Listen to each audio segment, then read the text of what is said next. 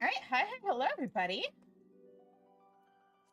I'm gonna get us logged in to Final Fantasy XIV so that we can get this show on the road.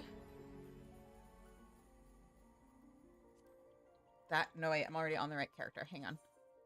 All right, logging in.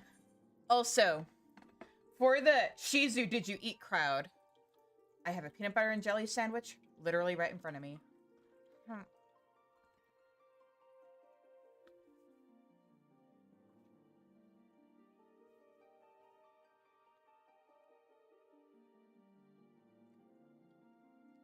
I'm gonna try and stay away from my mic while I'm chewing. I don't know if it's picking it up, but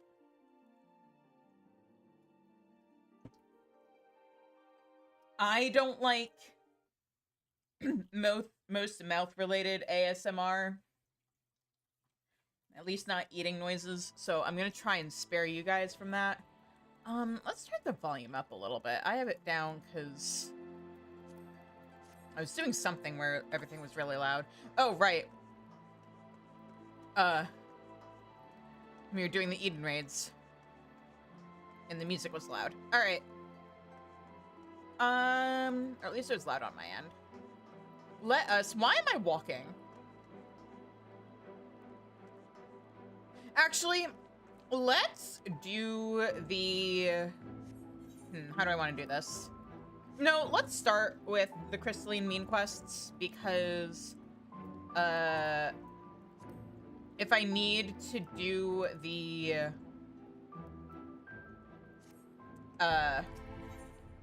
Allied Society quests to rank, or to level something up to make up for missing experience for anything, I'd rather save it for that. So, Crystalline Mean. What's this? Oh, right, I haven't unlocked leaves yet.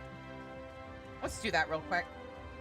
I don't know if I'm actually gonna do them, but still good to have in my back pocket. And also I want to get rid of this quest marker. Tradeswoman, eh?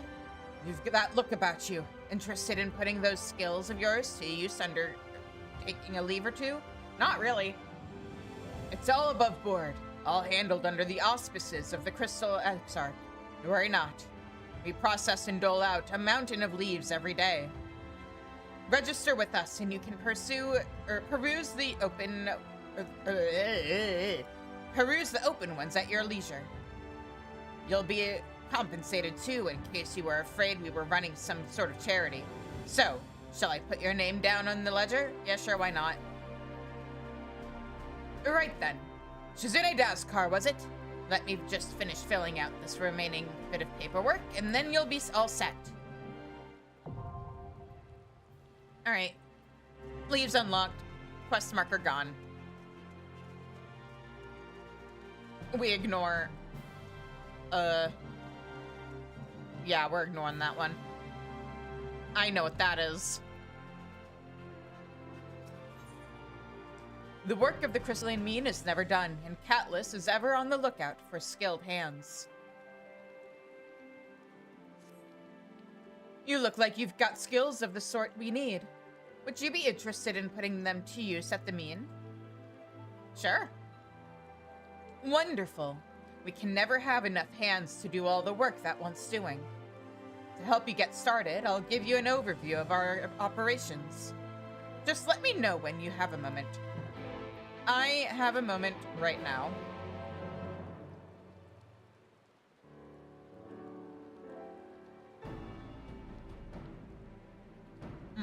Uh-oh, wait a minute.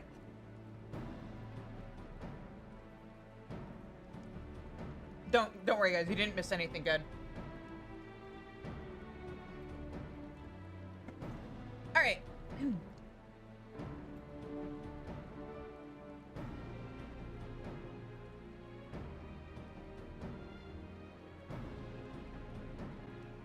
Ready to learn about our operations? Good, good. So, as I may have already told you, the Crystalline Mean is a center for the procurement and production of those items that make city life possible. From daily necessities to military provisions, we deal in just about anything. A storehouse and workshop rolled into one, we are. Now, the Mean is composed of 5 facets. That's our fancy name for divisions. Each facet is a collective of folk skilled in certain fields, who work together to provide for the Crystarium. Firstly, there's the facet of forging. As you can probably glean from the name, its members are experts in metalworking. The woman you see there is Lola. Oh wait, that's not an L. Iola, the proprietress of the Iron Bellows. I'm told she's been sorely pressed for help lately. Next, we have the facet of crafting, which brings together artisans who work with leather, cloth, and wood. Among them, there's even a lass who specializes in the restoration of artwork and traditional handicrafts. She doesn't appear to be present at the moment, though. Moving on, we have the facet of nourishing, whose mission is to ensure that our denizens are fed and healthy. And I speak not only of people. Bethric there is the resident veterinarian, and he's charged with looking after our trusty Amaro.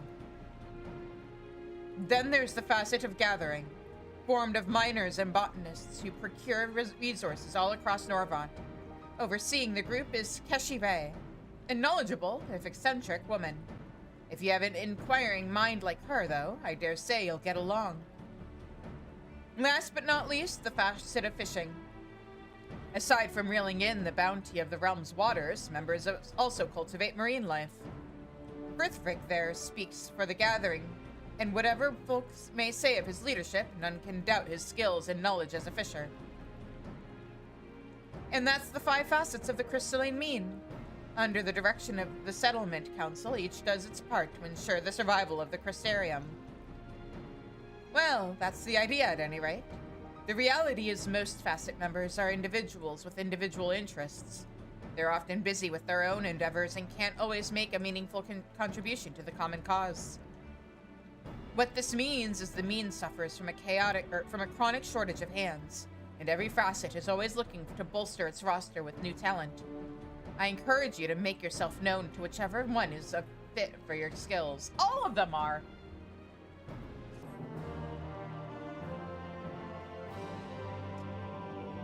You can now offer your services to each of the facets of the Crystalline Mean. Huzzah! All right.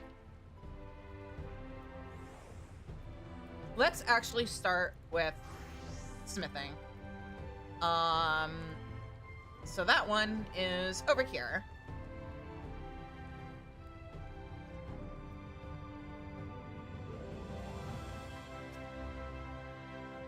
Upon completing this quest, you will be able to undertake Crystarium deliveries for the facet of forging. You must be a blacksmith, armorer, or goldsmith of level 60 or above, or 70 or above to proceed. Oh wait, no, actually I want to do this on goldsmith, because I just have a thing about goldsmithing. It was the first crafter I ever leveled up on my main. Iola seems perturbed by a crafting conundrum.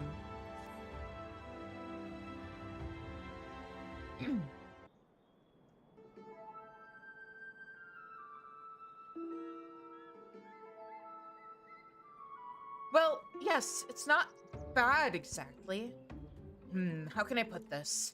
It's just lacking a certain originality. I'm not sure I understand. Our goal here is to attract a new customer base with innovative and eye-catching craftsmanship. And we won't succeed by retreading the same tired ground as... Oh, who have we here? A stranger to our fair city, and an artisan too, if I'm not mistaken. That's right. The name's Iola. I'm affiliated with the facet of forging, but I also run a private forge, the Iron Bellows it's called. There was a time when we boasted a gathering of the finest metalworkers in the trade, and then business in the Crystarium started going downhill.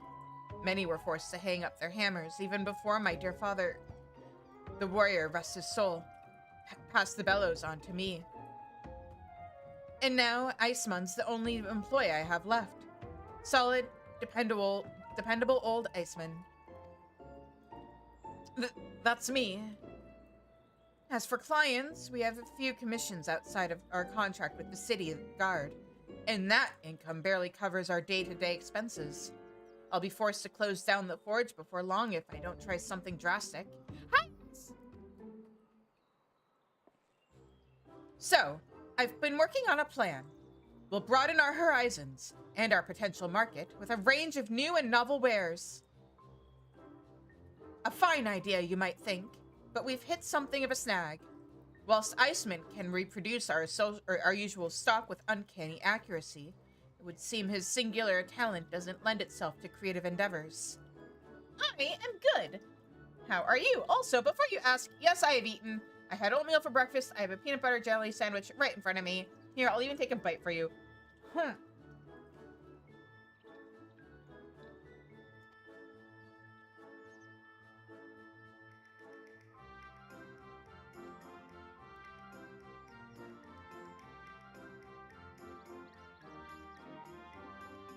Yeah. I have to follow the design. I can't help it. But that's enough of my rambling. Where did you say you were from? The same. I share a homeland with the Crystal Exarch. The same place as the Exarch? Interesting. Wait, no, not interesting. This is marvelous. Don't you see? You must have knowledge of a dozen techniques that we've never even heard of. Good. Please, help us develop our new wares, and I'll gladly pay you. It will have to be in crafter's scripts, but still. What do you say? I'll do it. Well, we're saved! Phew! Now, before you do anything, we need to go and parley with the Zune. Why? You have no idea what I'm talking about. Upright lizard people? There's a tribe of them living here in the city. I mean, I know that. I just don't know why we have to parley with them. We've not had much trade with the Zune thus far, but I'm aimed to change all that. Assuming we can devise a product which catches their interest, we'll be dipping into a well of untapped profit. Come on, let's head over to the Amuro launch and learn a few things about our prospective customers. It's time to get the Iron Fellows back on track. Good luck.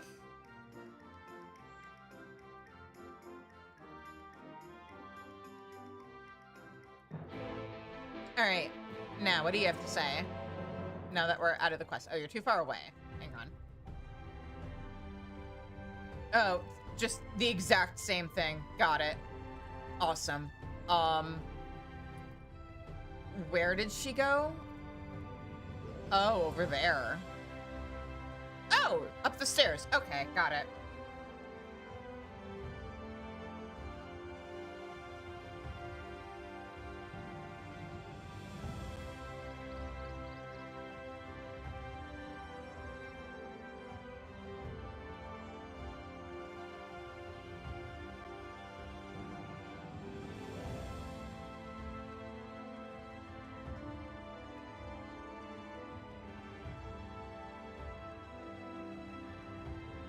Literally was hydrating when you redeemed that. But still, thank you, Ash. If we're going to make something that appeals to the Zune, we should talk to one of their Amuro tamers. What do you want with me? This may seem like an odd request, but I was hoping you might help me gain a better understanding of your people. I'm working to expand my range of goods, you see, and any insight you can offer would be appreciated. You're one of the Crystarium artisans. Then I would not deny a sincere desire to learn. We of the Zune earn a living as Amuro breeders, and clothe ourselves with their hide and bone. Such has been our tradition since we roamed the land as nomads. Is it difficult to raise such large animals? There are risks. When the females are with young, they become temperamental and have been known to bite their handlers. Ouch! I imagine those jaws would inflict some nasty injuries. Yes. The wounds often lead to fever, illness, and even death. Any item you could craft that would help prevent such tragedies would find no few interested parties. Leave it to me. The Iron Bellows will strive to provide you with everything you need. Let's head back to the mine.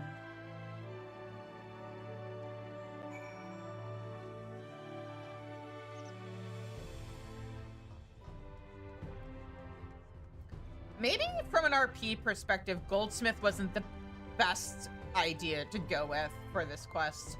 Oh well, too late.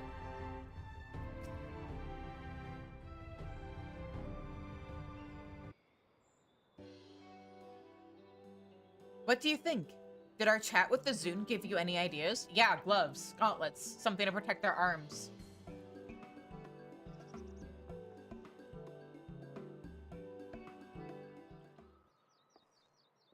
Well, well. To what do I owe the pleasure? We've just come to collect our old tools. Then we'll be out on our way. The facet of forging has plenty of jobs for enterprising individuals, and I'd rather work than starve. No offense. None taken.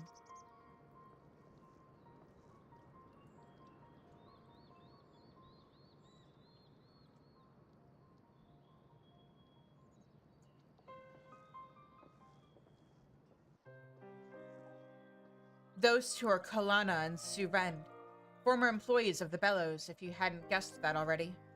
They used to look out for me like I was their little sister. But when the business fell on hard times, they struck out on their own. I can hardly blame them. They have families to feed, and the facet of forging has paying contracts. Which is why this new endeavor is so important. If it succeeds, then maybe I can convince them both to come back to the Bellows. And maybe, just maybe, I can buy back the ring we lost to pay back our borrowed coin. Or am I being too greedy now? What's this about a ring?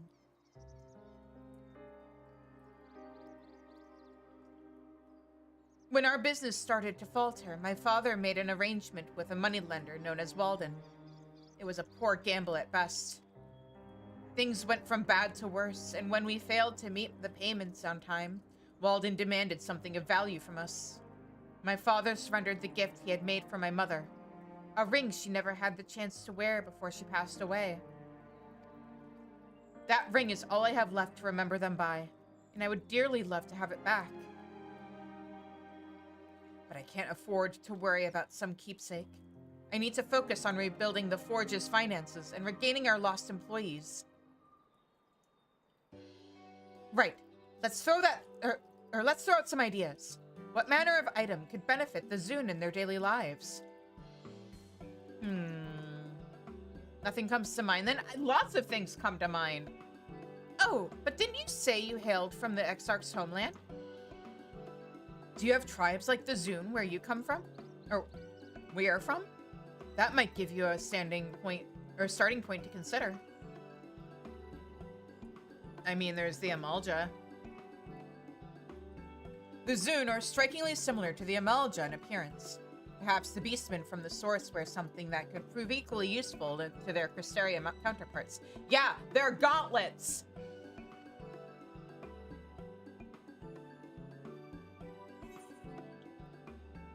Metal Amuro sculptors.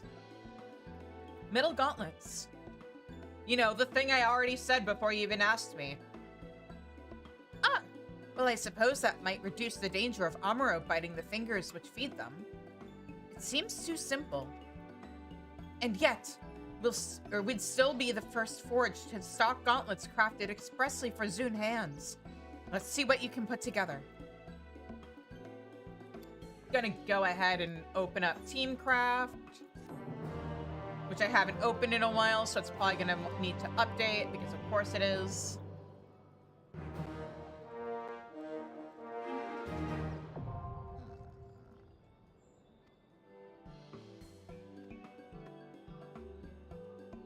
All right.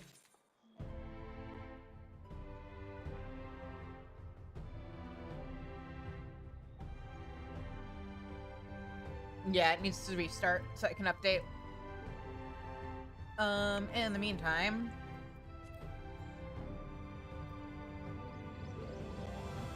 No, wait, class. There we go. Crystalline or Crystarium deliveries. Metal gauntlets.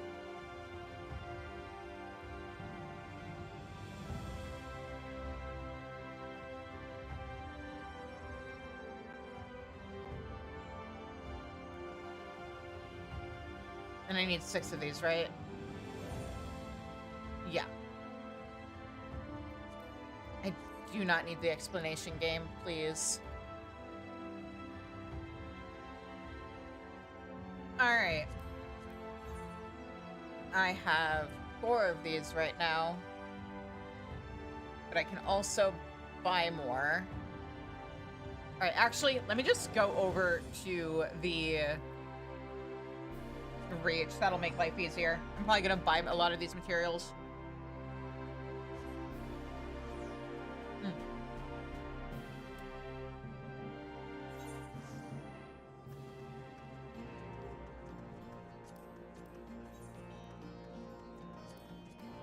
Actually, I think I can buy all of them.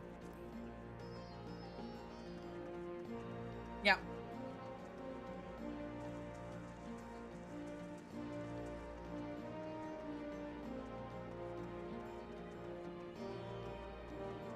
And now that I don't have to read, I can really dive into my sandwich.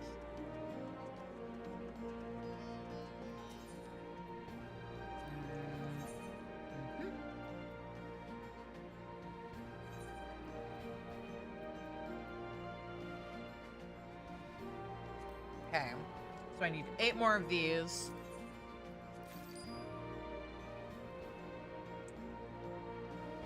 Ruby cotton yarn. I need 6 of those.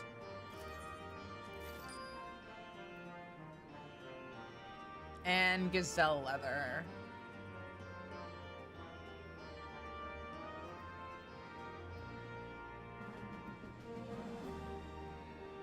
Oh, there it is. I need 12 of those.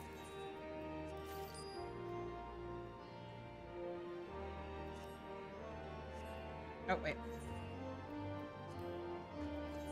Okay.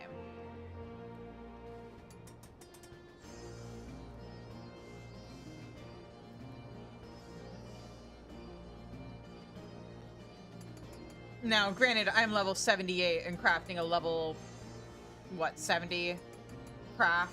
So this should be easy enough to max out.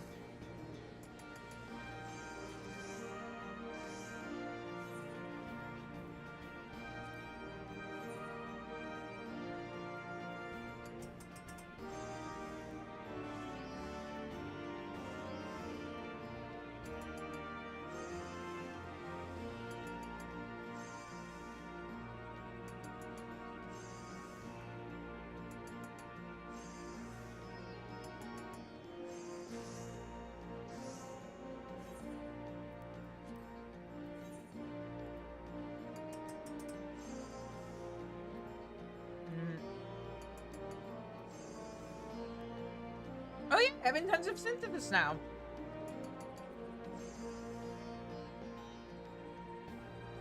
Because it's level 78 skill. Nice. I'm gonna go ahead and use that.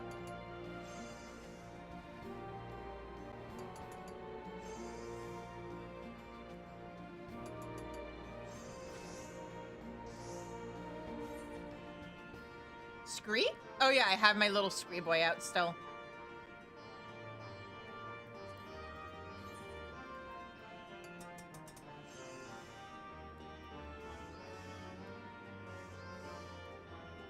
I know I probably don't really need to be using manipulation right now, but like, I'd rather be in the habit than completely forget when I need it.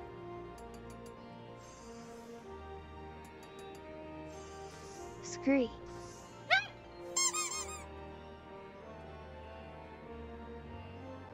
That actually kind of scared me. Thank you for the 500 bits, Ash.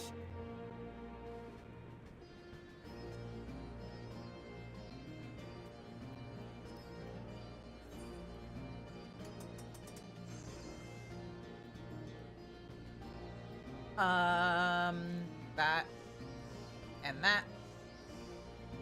there will be more Scree later because I do also need to rank up my allied societies today.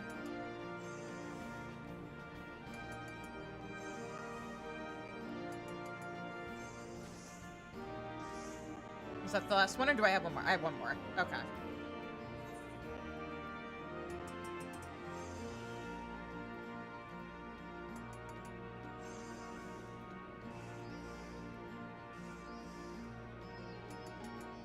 Nice. I still need to do my daily stuff on my main, but I'll do it later. All right. Now, what do I have as my home point? The Crystarium. Perfect.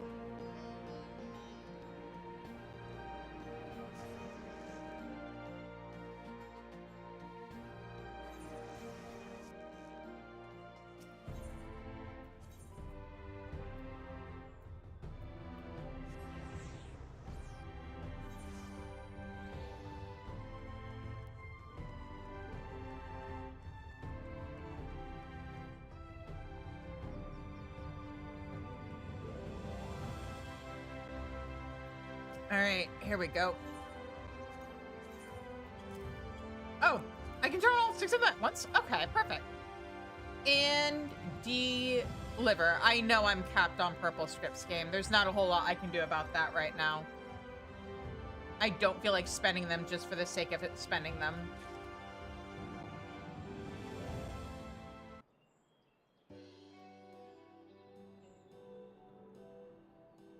Oh, hang on.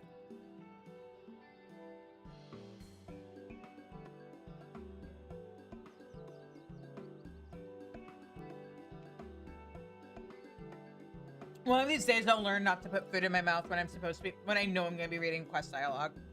All right. I've delivered your gauntlets to the Zune for their appraisal. I can only hope they're as impressed as I was. A word with you, please.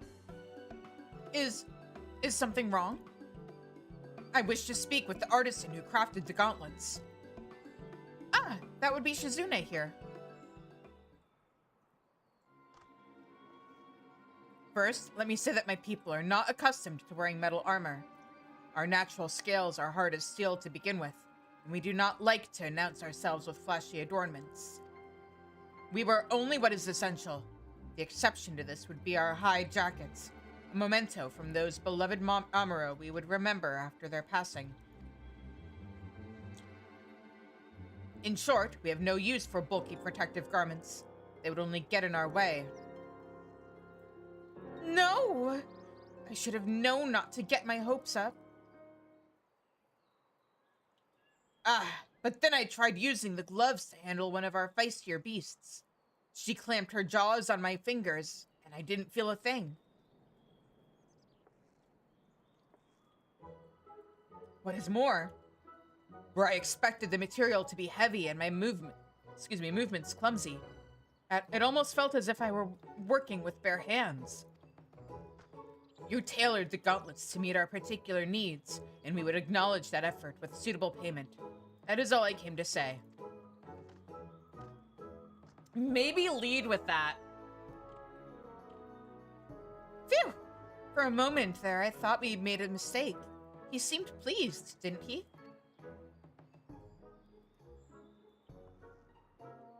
More than that, he was delighted. I have an eye for artisans, but I didn't realize you were this talented. I mean, you've only crafted one new design, and already my business with the Zune is off to a grand start. I might even be able to pay Iceman his wages this year. This year? Oh, he's so excited in the background. I feel like with you here, bringing back my old employees is not the distant dream it once was. Please say you'll stay and help. Keep your tools at the ready, and I'll find us some more customers to impress. Ma'am, do you only pay your employees once a year and then make them have to, like, budget for the rest of the year? I mean, sure, I'm sure a year's wages all at once is a great dopamine hit, but, like... It was bad enough when I was being paid every other week. It's bad enough with Twitch where I'm being only paid once a month.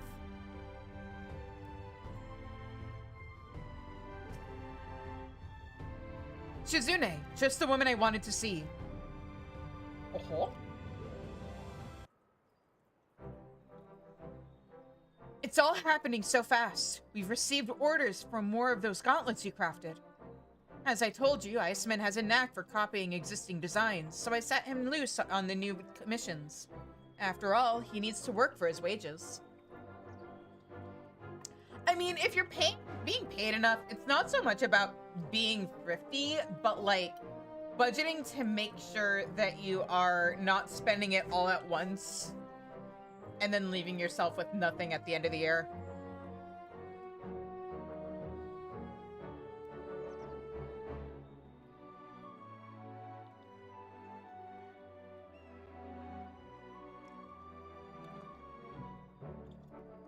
Yeah, you wouldn't want to be paid like tens of thousands of dollars at the beginning of the year and then spend it all on your favorite VTuber and then realize, oh shit. And this is where I remind everybody to take care of yourselves before throwing money at me. I appreciate you all, and I want you guys to take care of yourselves. As I told you, I already read that. Makes a change from working for nothing. There you go, Ash. Those wages. And as for you, I need another crafting miracle to... Whoa. What? Huh? What? What just... Thank you so much for the coffee. Thank you for the cocoa. Reminder to everybody, if we make our cocoa goal, also, why are the coffee notifications the like only thing that goes through on YouTube?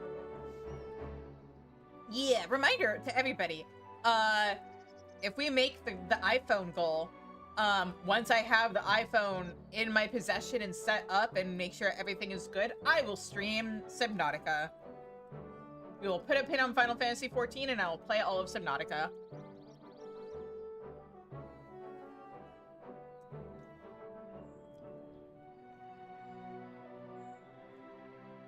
And probably be a big baby about it. And as for you, I need another crafting miracle to impress our next potential client, the Mord.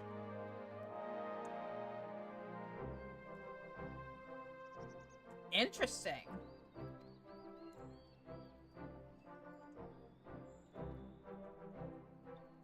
Have you been to Amarang? The Mord people have a city there, founded on mining and trading. I went myself to do some groundwork, but talking about new wares they might need wasn't high on the agenda. Let me guess, they're trying to sell you shit. No, the Mord seemed more intent on feeding me worms, a local delicacy, or so they said. I could barely choke one down. They're not so bad, they're a good source of protein. I, at least in theory, wouldn't mind trying eating bugs. Depending on the bug. Like, if you think about it, shrimp and, like, crab and... Maybe not, well, kind of crab, but, like, shrimp and lobster and other seafood like that are basically water bugs. So I can't imagine grasshoppers being much different.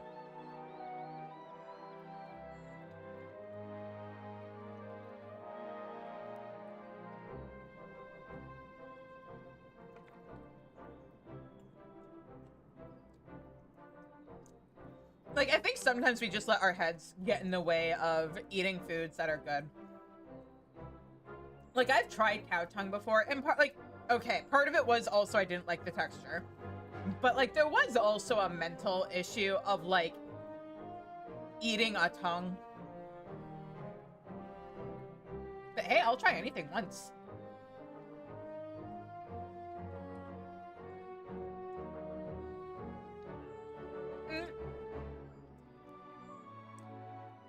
See, but Ash, how is that any different from eating soft-shell crab?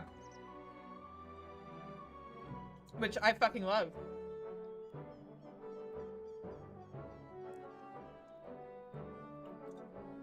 You don't, though? That's fair, but I do. Really? The taste started to grow on me after a while. I must have eaten a couple of buckets worth while I was still waiting to get paid. I'm so sorry, Iceman. I truly am. Well, my visit to the Mord was something of a loss, but mayhap you have some insight that we could build upon? But yeah, I do think there is, like, a mental thing. I try, like, my only issue is I can't eat spicy food. Like, I have a bad time with it. I am, like, hypersensitive to capsaicin, apparently, or something. I don't know. But I will try anything once. The Mord are strikingly similar to the kobolds in appearance. Perhaps the beastmen of this, or from the source, make use of something that would, or could provide equally beneficial to their Amarang counterparts.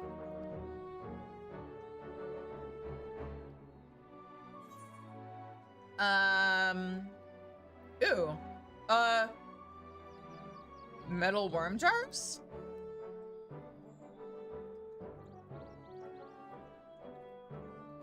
Something to keep their squirmy treats safe? I don't know how the Mord will react to that, but I suppose it's worth a try. Make me a worm jar, if you please. Like, some people get grossed out by the idea of sushi, but I fucking love sushi.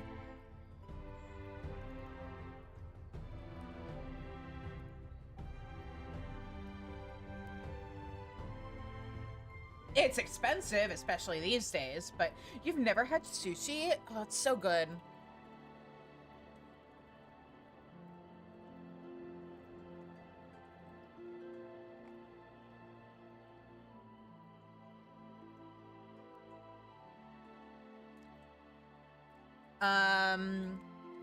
Let's see here. Metal worm jar.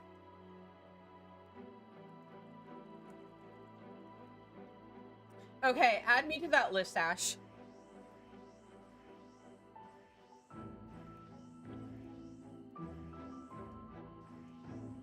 Alright, I actually have enough of one of the materials. Actually, I'm just gonna go back to my house, because I might need to buy some stuff. Apartment. By house, I do mean apartment. But yeah, like, some people get creeped out by the idea of eating raw fish and, seaweed. But I don't know, I think it's good. Sushi, onigiri. I'm sure if people knew how, like, authentic ramen is cooked, there'd be some people who'd get kind of squeamish over it. There is a type of ramen called white ramen, and it gets its color because you boil bones until, like, the marrow basically colors the broth.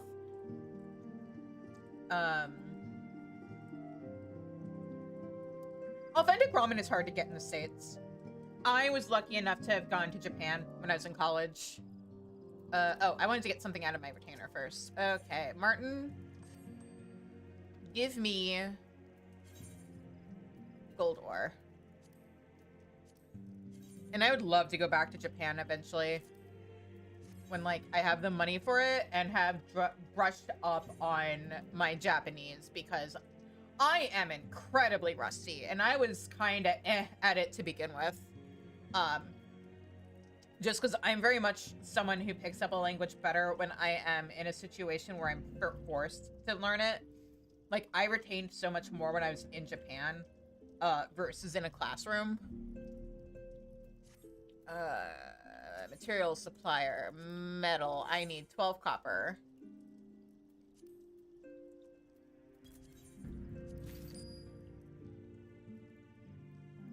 Okay. And then I need, I need so much true gold ore. Oh my god. Okay.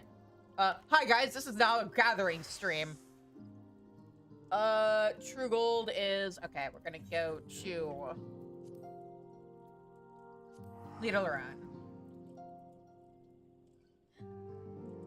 Oh, not anytime soon. There's so much other stuff I'd rather spend money on.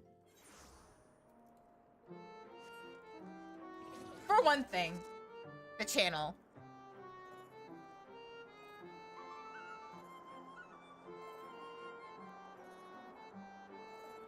Because, yeah, we, like, once we get the iPhone thing, dealt with, I owe you guys so many emotes. I need money so that I can DM Buppy on Blue Sky and be like, hey, friend. A, please take care of yourself. B, I have perused your emote bases like a menu at a restaurant, and I'd like this, and this, please. And then, like, I want to get, like, proper panels for the channel so that things look a little more professional. Overlays and stuff like that. I do also have cats that need spoiling. That is true. But not my main priority right now. I mean, they get spoiled enough as it is. And honestly, like, there are some candy wrappers from some candy that my mom got during the holidays that Luca likes more than his actual cat toys. Because of course. So...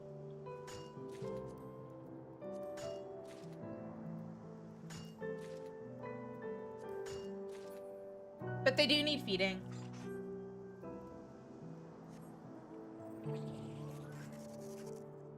Fortunately, there's some stuff that is cat care related that I just buy in bulk. So, like, I'm good on certain supplies for probably a good year. What am I doing? Oh, right. I need to do a thing. Hang on.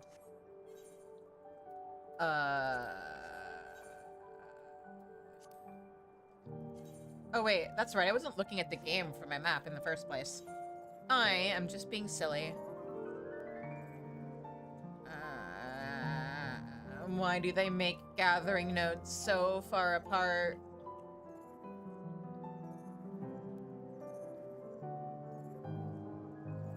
Okay. Now, my little secret for... I'm gonna put a B here. For gathering.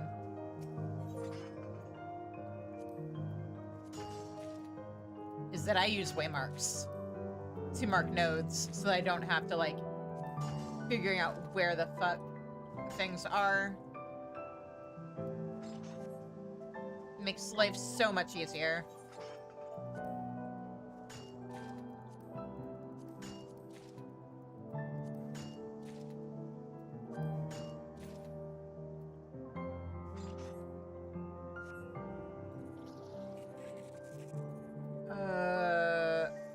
Over here.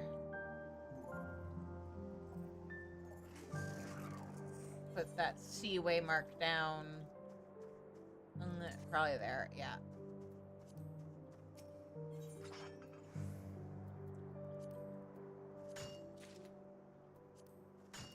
But yeah, master plan for the channel is iPhone emotes,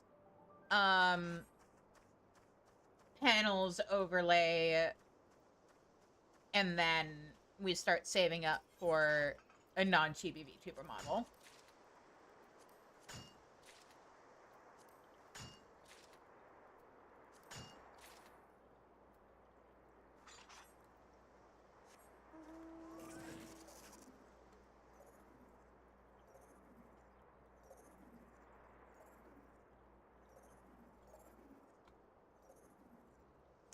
And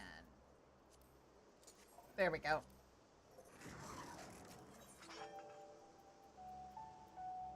Do I? Oh, I do have some. Hang on.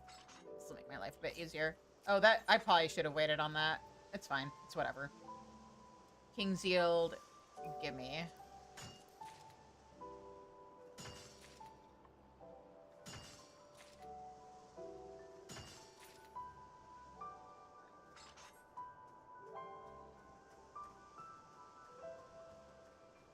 Okay, and for those playing along at home... iPhone, you said? Thank you for the 500 bits, Ash! But yes, iPhone for VTuber tracking... Oh, wait, what? Ah! Ash! Thank you! What?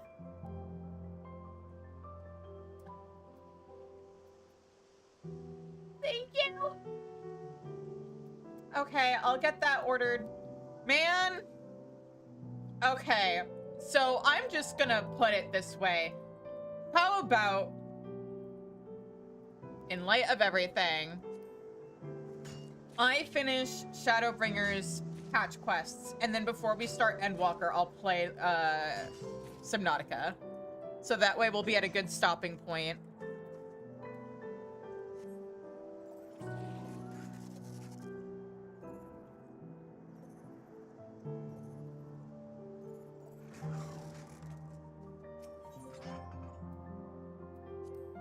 But yeah, thank you, Ash, so much.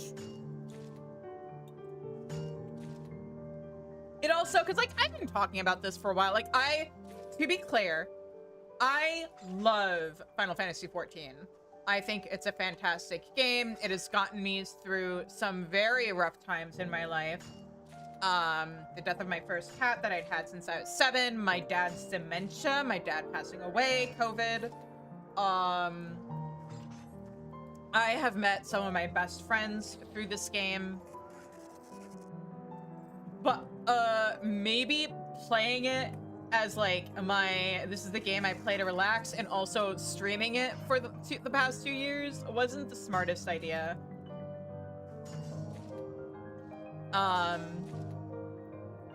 Because I am... No. Okay, first of all, technically, me meeting you was because, I and the others peer pressured me into playing Phasmophobia, and then you saw that I had shorts for me playing Final Fantasy as well. So 14 is not to blame, Phasmophobia is to blame. Also because he was the one who was originally like, you should play Phasmo, and I was like, okay, if you guys pay for it, I will buy Phasmo and we'll play it together. And then they paid for it.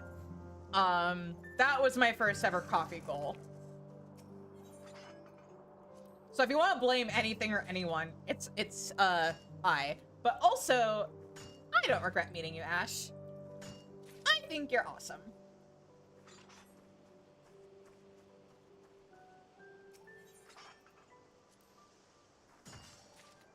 So yeah.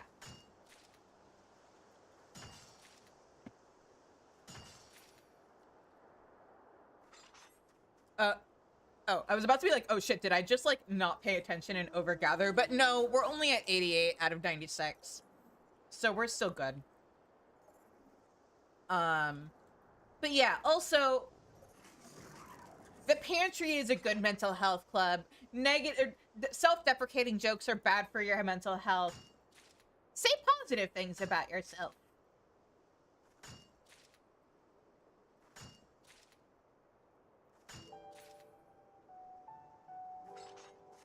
Oh, the other one is... What? Oh, there. Okay. Positive things, yes. Say good things about you.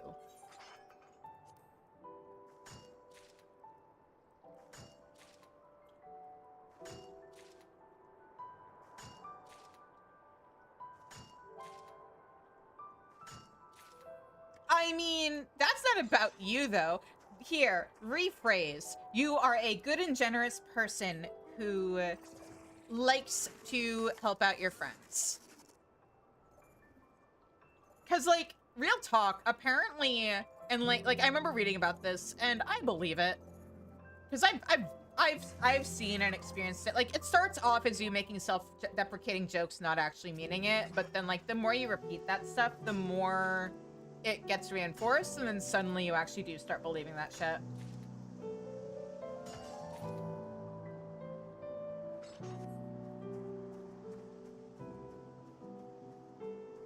It's the same deal with, like, how suicide jokes are actually really bad for people's mental health, and, like... Oh, I overgathered. Whoops. It's fine. I'm sure I'll need a bunch more true gold for something at some point. Alright, let's go back to the Crystarium.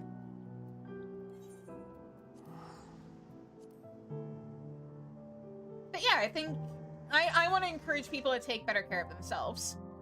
The pantry is a space of hope and all that good shit. And, like, I know toxic positivity is a thing, and that's not what we're here for. If I fuck up, tell me I fucked up. But, like,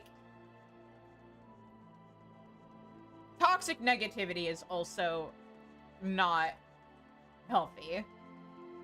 And I am all about my community taking care of themselves and being in a good place.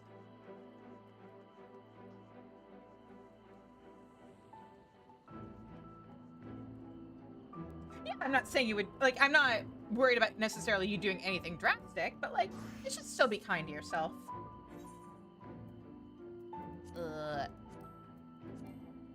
Oh. Smithing. Okay. You know what? I'm gonna craft one of these on blacksmith. And then one on armor smith, just so that I get that crafting credit on both of them for my crafting log.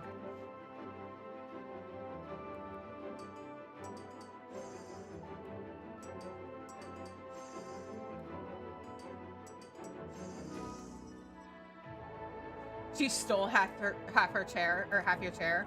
I believe what you mean, Ash, is that she's allowing you to sit on half of her chair.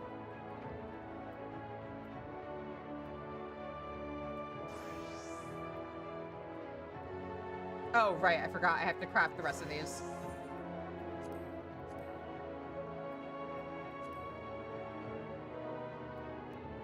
Nope.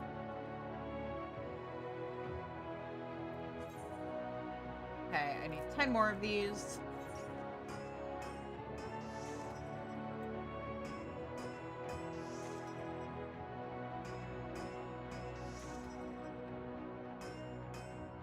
I do have to occasionally remind Saya, when she gets grumpy about Luca being in my bed, that it is actually my bed that I let the both of them share. And it's a queen-size bed, so they should be able to, like, both be on it without waging a war. That, unfortunately, doesn't always happen. And I really need to figure out how to repair their relationship, because, like, I think part of what is starting to happen is, okay, so Luca was a little shit when they were kids and ignored some boundaries, and so Saya now has trust issues around him. The problem is now, like, Saya will growl at him, which will put Luca on edge, which results in him then picking a fight with her, and so it just ends up being this really toxic feedback loop, and I need to figure out how to fix.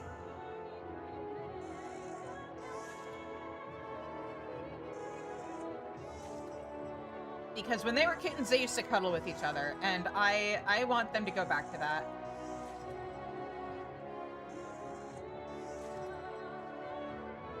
And, like, I realize some of it is kind of just normal sibling stuff. Like, anybody with a sibling would probably be like, yeah, that's normal. That's just siblings being siblings. But, like, I can have a conversation with human siblings to be like, hey, knock it the fuck off. Cats, unfortunately, are literal babies who I don't think understand. Like, I think they recognize the sound of their names, but... Oh, right. I have to actually craft this shit. So I'm gonna craft, and we will continue with the actual quest after the ads.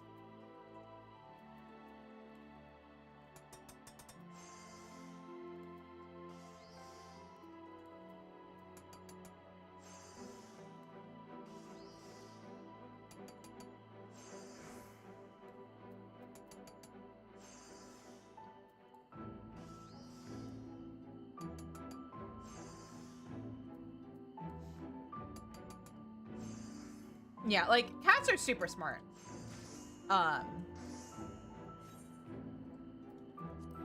And people definitely need to give them more credit. Because they're little smarty pants. But... oh, fuck. I hit wrong button.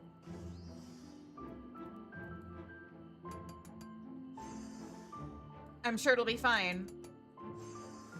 Because I am multiple levels above what this craft is, but... oh yeah, we're gonna be fine. There we go.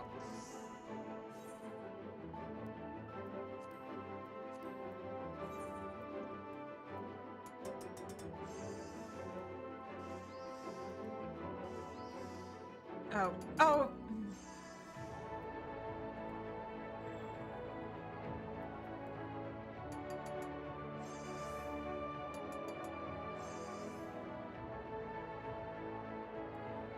Oh! That's so cute. Also, it's an ad, so I'm actually gonna bio real quick. I will be right back.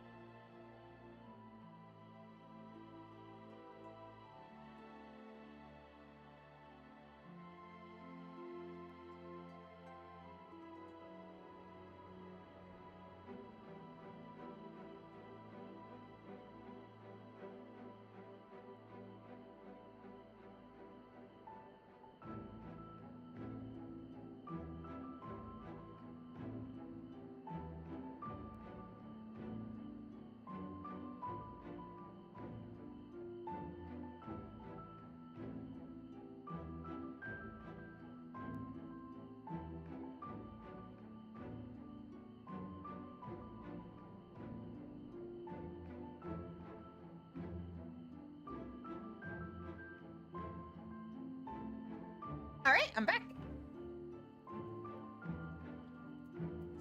Oh, what am I doing wrong? Oh, there we go.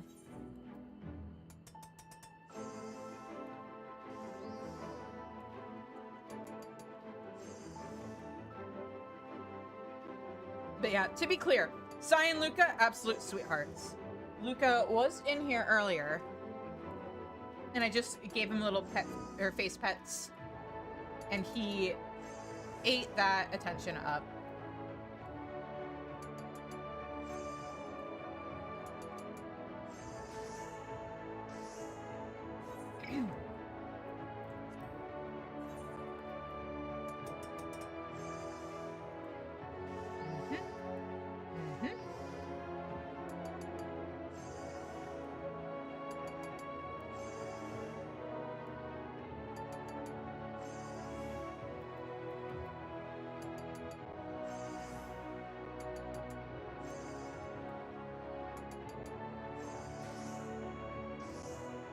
All right, I think we need, yeah, we need one more.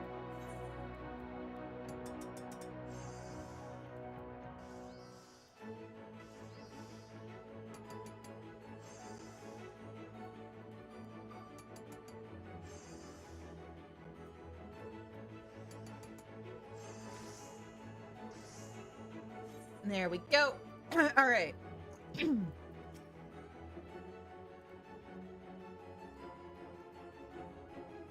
I wish I could do more to revive the bellows myself, but it's your crafting prowess that will truly make the difference. I'm grateful for your help. Let's turn in all of those. Deliver. Yes, I know I can't carry any more crafter script. Thank you, game. Thank you. A container of this quality should keep those wriggling morsels safe and fresh. Not that I ever want to eat them. Yeah! One more level and then maybe I can spend some scripts. Right. I've done my part and delivered your work to our potential clients in Mordsuk. Hopefully they like what they see. Actually, I could probably start buying books. This is the forge where the metal jars were made, yes? I wanted to talk to the makers. Welcome, welcome. You've come to the right place. Welcome back, Ash. What did you wish to discuss? For white earthworms, freshness is best. They fare poorly in sunlight. Death follows soon. They don't keep well. They do taste better fresh from the dirt, that's true. What is with you and worms, Iceman? I'm beginning to think you're Mord in disguise. We never tried to store earthworms before, but when we put them in your new jar, they stayed happy in the dark, safe and squirming and delicious. Okay, but if they're metal, wouldn't the sun heat them up? Like, wouldn't that just end up becoming like a handheld bug oven? And since the jar is made of metal, it doubles as a cooking pot. There we go. Exactly. I should have kept reading. Over the fire and dinner is served. Whoever made such a wonderful utensil understands the Mord, understands worms. If you have any more jars, we would make you an offer. We have much to trade, coins to buy.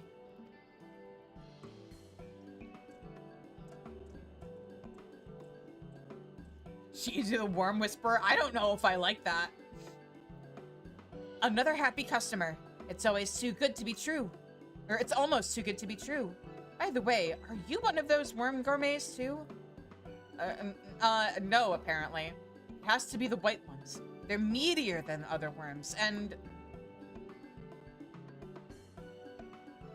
You've proven your crafting expertise once again, Shizune. And thanks to the stability you've given us, I've managed to convince an old friend to return. Aww. I'm Kalana. You might have heard from Iola, but I was working at the bellows until I couldn't anymore. After all Iola's father did for us, abandoning the forge never sat well with me. So I'm glad to have another chance to help the business succeed. And we're incredibly glad to have you. You can work with Iceman, crafting stock for all these extra commissions. Did you hear that, Iceman? There's plenty of work to be done, so don't think you can take it easy just because I'm back. Now, the reason the white earthworms are meteor has to do with how they survive the arid conditions of Amarang. Why are you still talking about worms? What is this dolt babbling about? Anyway, now all that's left is to convince Sue Red to return. I'll scout out a new client, And when you can amaze them with your art, and then you can amaze them with your artisanal brilliance.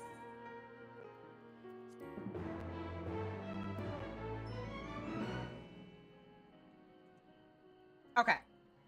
Now, before I do anything, let me actually, like, legit check which books I have and don't have. Because I know I spent some scripts on books, and then... Oh, I forgot I got this from my retainer earlier. New minion. Haha. I think I stored them in John? Yes, which makes sense if you're familiar with the Magnus Archives and know John's, like, whole deal.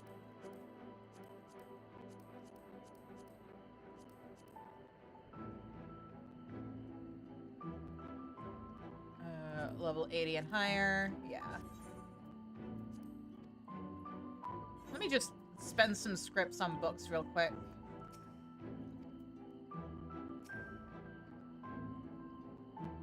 Oh, wait. Oh, do I have to... Hang on. Let me, Oh, do I hope I don't need to be level 80 to... No, I think yeah, I just need to talk to a certain someone. Hey, Moen.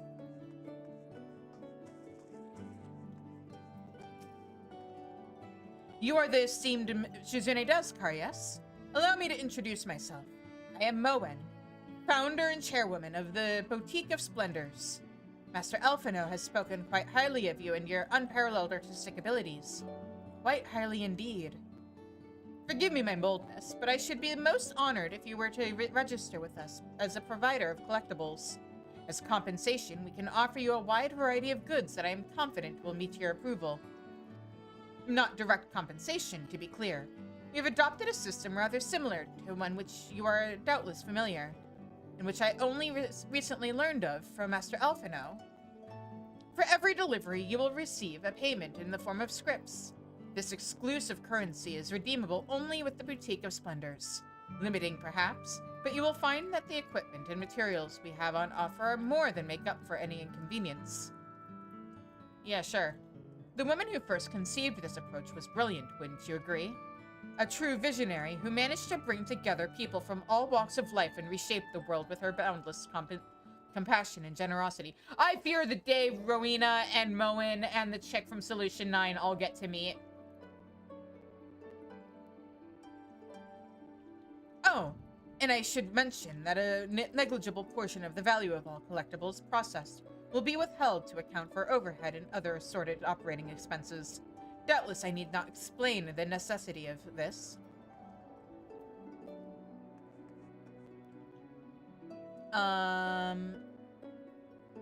Script exchange.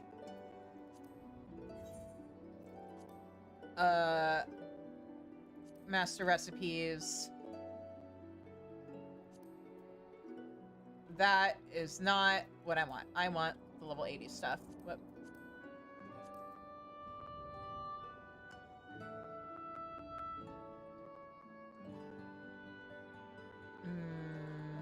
So I want... Okay.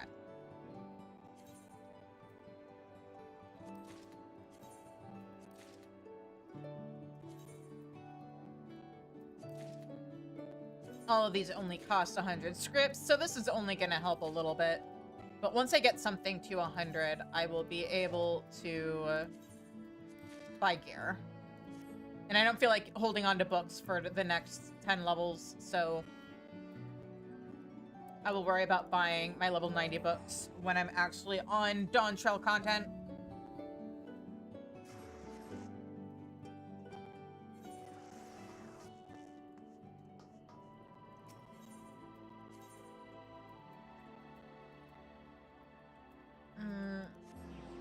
The bean. Here we go.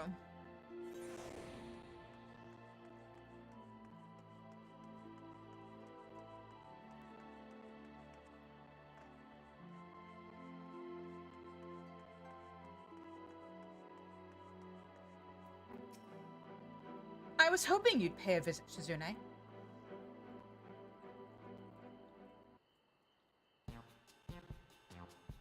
Those jars you designed are selling like wildfire.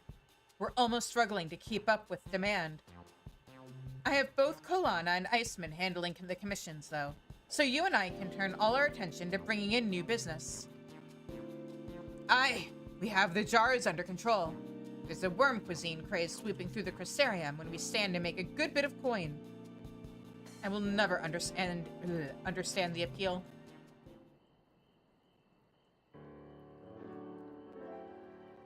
But enough about worms. Let's discuss our next client, shall we?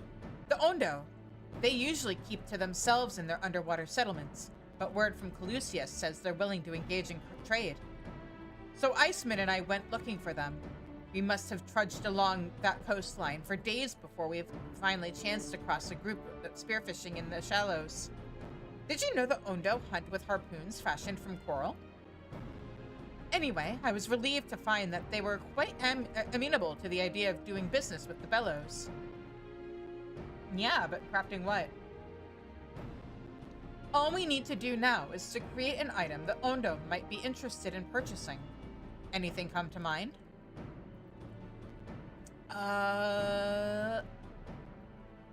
From what Iola has told you, the Ondo sound strikingly similar to the Sahagan. They are! You've literally met them! Perhaps the beastmen from the source can make use of something that could prove equally beneficial to their Calusian counterparts. Spears? Are we really just going to be making them spears? Metal flippers? Amazing. Tridents. I guess so. Ah, an improvement on those, or to those coral harpoons I mentioned. I think we're on the right track. But wouldn't the metal rust in the seawater? That would depend on the metal used, and I know a few tricks and treatments to ward off rust. Let me worry about that part. My dear Kolana, rough edges aside, you always did have a knack for the delicate use of ironwork. Well, Shizune, I can think of no other drawbacks to your trident idea. Craft us a three-pronged masterpiece that will have the Ondo forking out coin, and Sue Rend begging to rejoin our forging family.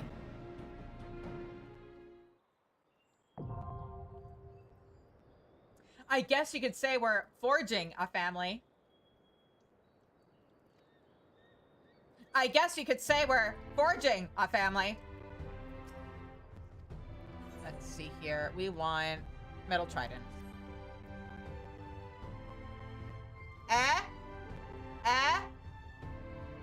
Laugh for me, chat.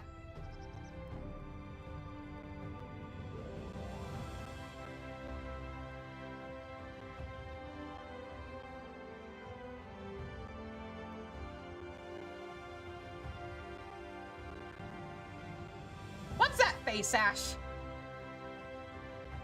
Is that your laughing face? Is that your Shizu, you're so funny with your jokes face? Okay, Martin. I need 3 stipper stone, please. Because that is what you have. You know what that face is for? Or I know what that face is for? Yes, I do. It is a face of delight. Because I am just so funny.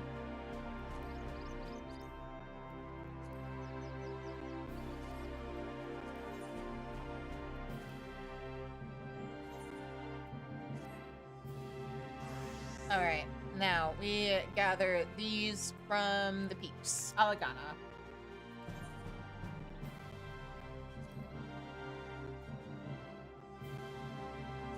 There we go.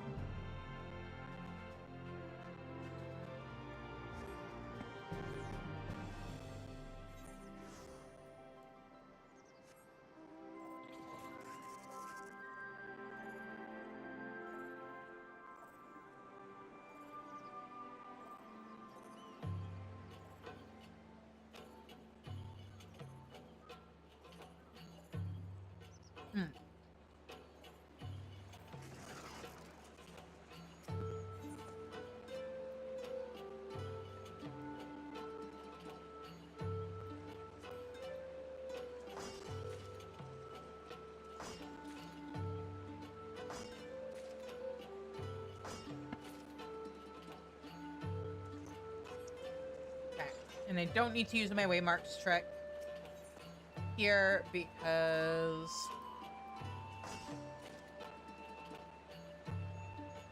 I'm gonna end up overgathering this anyway. But okay, that is all the Cypress Stone we need. Now, closest teleport is Fort Job for Blue Spirit ore.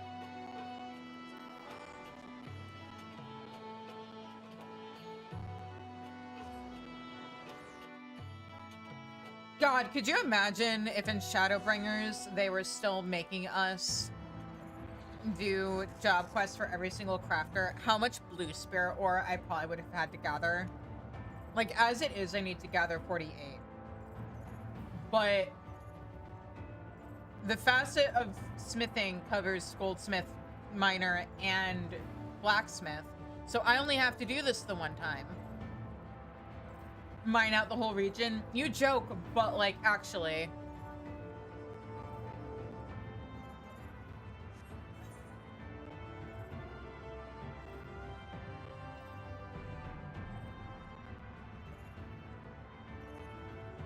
Like, this stream is already probably going to be kind of long because we're doing all of the facets tonight.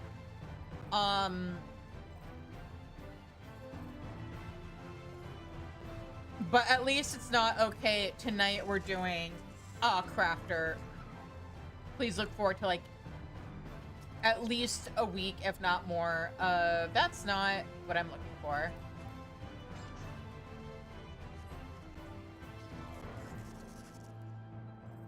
Of doing like individual crafting quests. And I tried as best I could to like free craft for that stuff. But then in Stormblood, they... Well, no, at least in Stormblood, they gave us the materials. So I didn't have to do a fuck ton of gathering. That was nice.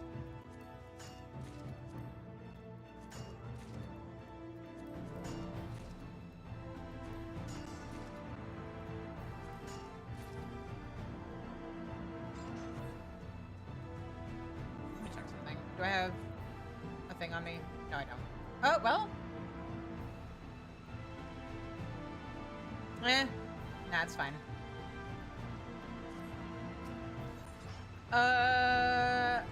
We're gonna use King's Seal just to speed that up a little. And quick gathering.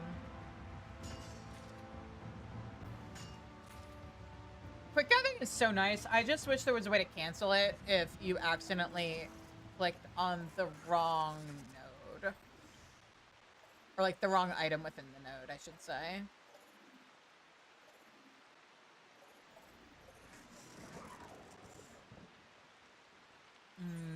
And this will be B.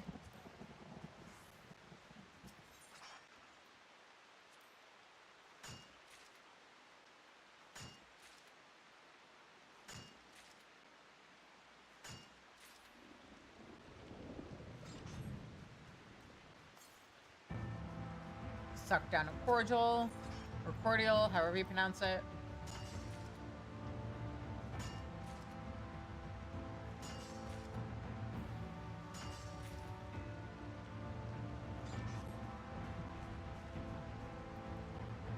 And then if I just follow this wall, will I found the third one? Yes.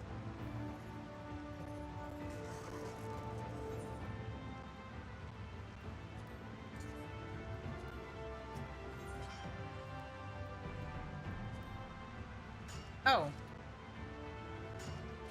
I forgot to actually use the skill. Oh my god. Cordial completely wasted.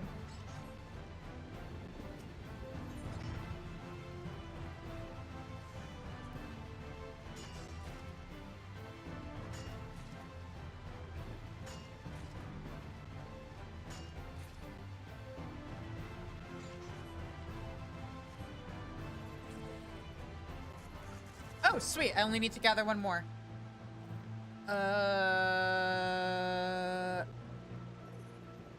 Land here, because we're at 47 out of 48. That's not so bad. Unclick that. Yes, it didn't overgather. And then white ash I can get from Raktika. We want to get a slither bow.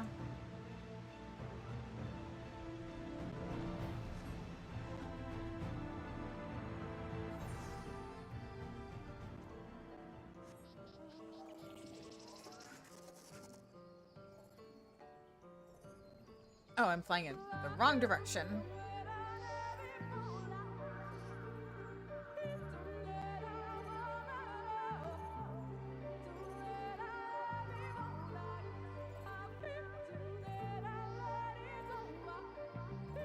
We want to go...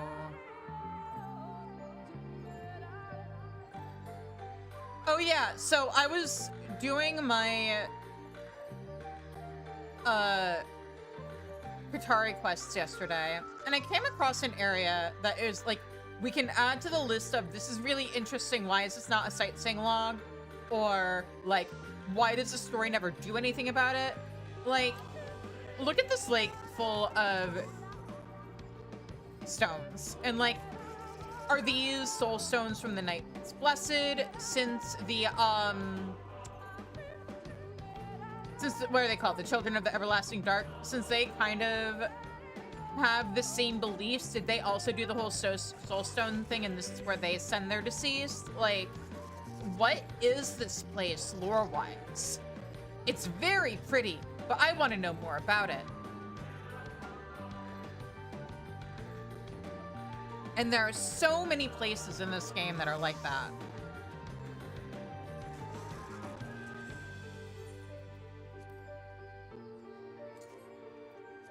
And I'd settle for a sightseeing log to just, like, give me the info dump.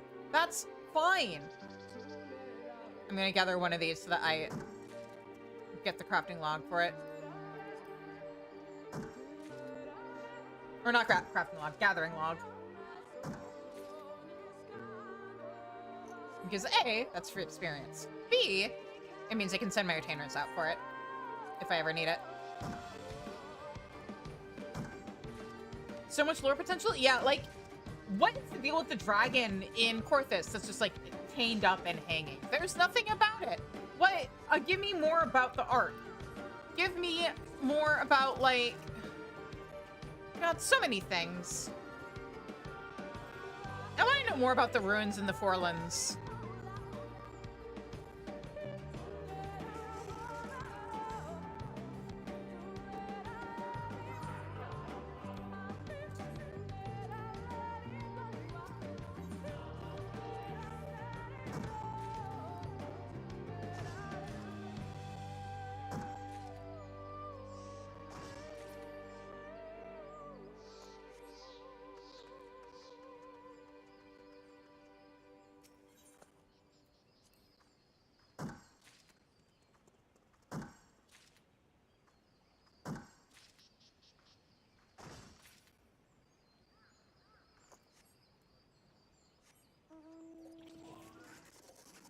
Here we go.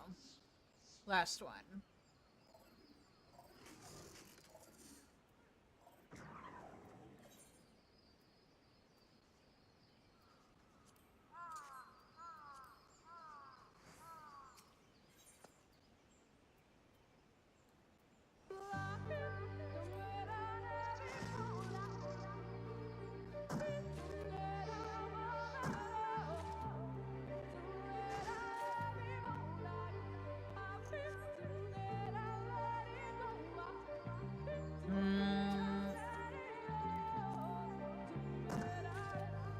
I think I'm about to finish a challenge log thing, which is fun.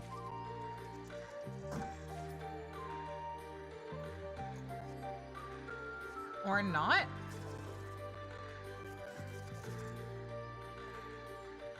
Why did you tell me that something was almost complete?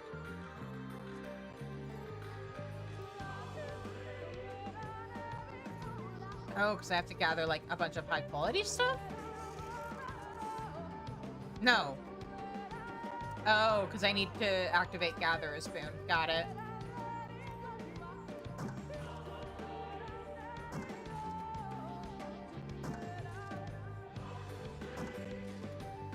I'll admit, I haven't chased... There we go. the challenge log stuff for gathering in a really long time. Oh wait, what am I doing? Last node is over here. I just need 3 from here.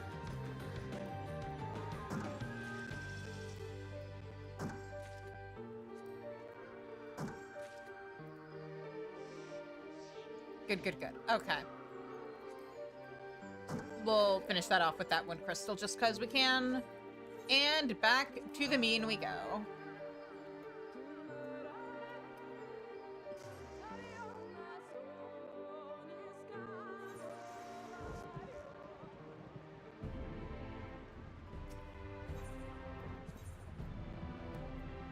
Oh, right. Of course, if it's raining in the lakeland, it would be raining here. That makes sense.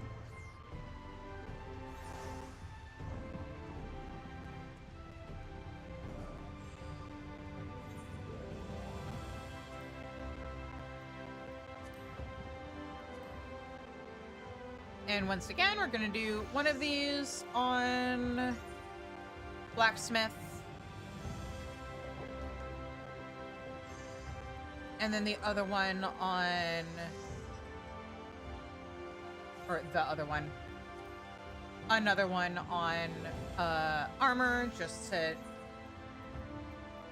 knock out that particular crafting log.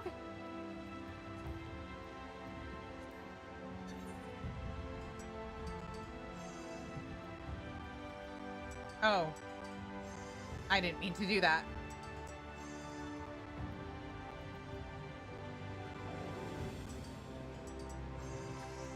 There we go. I forgot. This is only level 48. Oh, I guess it doesn't really matter. Hang on. Oh, kind of matters. Just in terms of what I get experience on. Okay.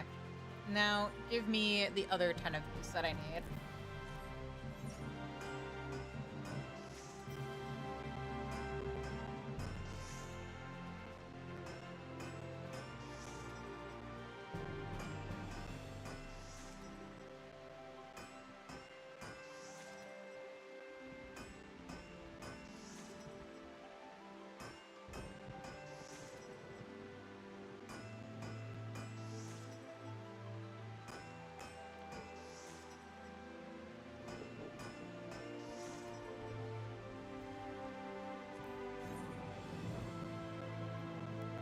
All right, and then we need white ash lumber. Oh, right, I can't speedcraft that just yet. Now I can.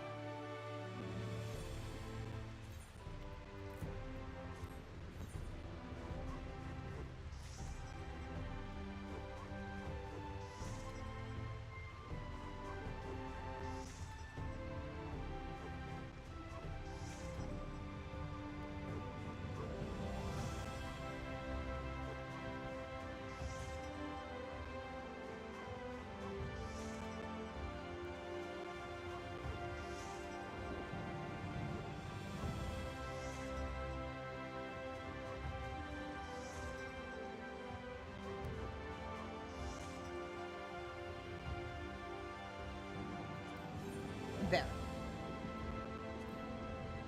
And now...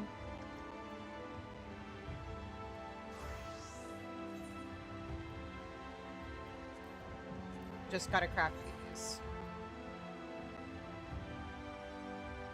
Oh, right. That's level 80, not level 79. God damn it. I had so many hopes and dreams.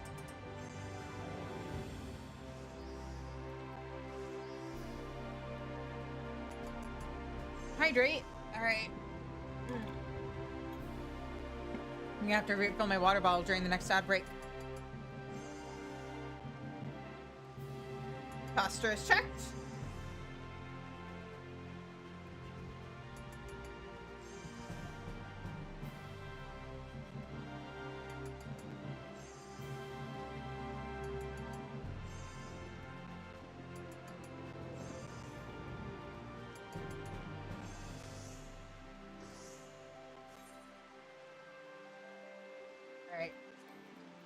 Wait.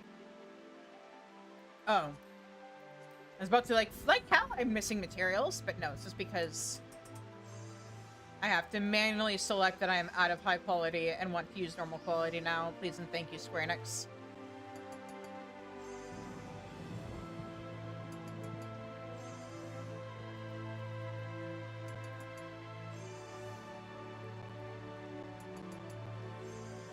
Oh, wait a minute. I'm like too short of 100%. There we go. Much better. We want to guarantee that high quality. Because as any crafter will tell you, anything below 100% might as well be 100%.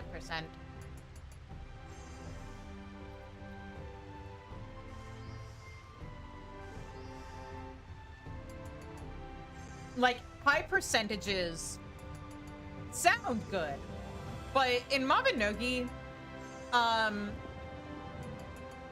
okay, so the way durability worked in Mabinogi is that, like, you had to have an NPC repair your gear, but there was a chance of the repair failing and your gear breaking, which usually meant, like, you would lose maybe 1 or 2 durability on your gear. The NPC whose repair rate was 90%, just like straight up, both in and out of lore, there was a running joke about him destroying your gear and like constantly breaking it. Why are we here? Oh. Good old Fergus.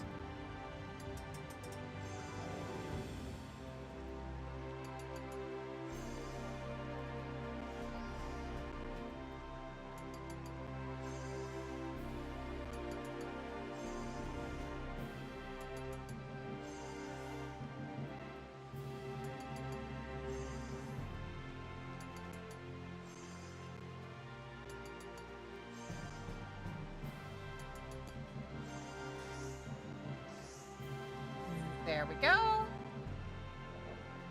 This should get me to 100 though, which is exciting.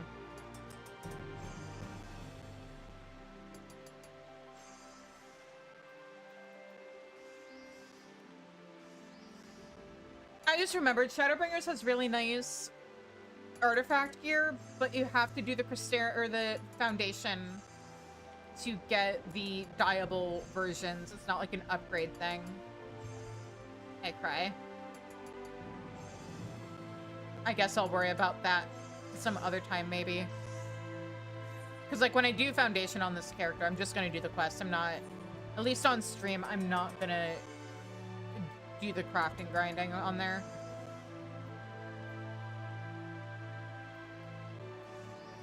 I think 1 character is enough for trying to get to Pteranodon Mount.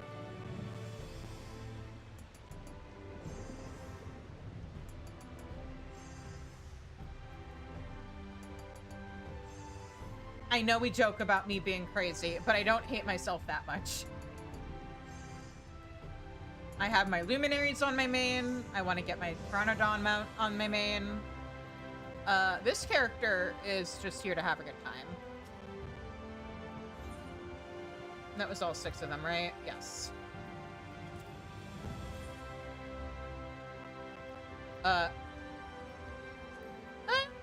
You know what? Let's do this one at a time. Just to see what gets me to level.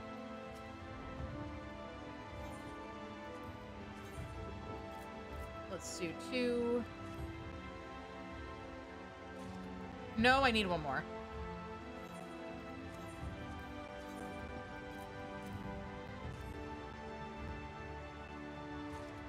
There we go. Part of Gold 8. Now I am gonna buy better gear.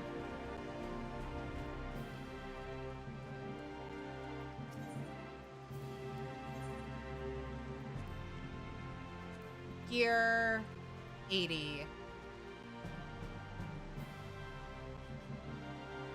Hang on, then what's this?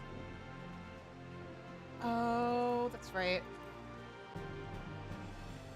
I don't even need to worry about... Okay, that's right. I forgot about the lands. Wait, oh, this is Gatherer. Hang on.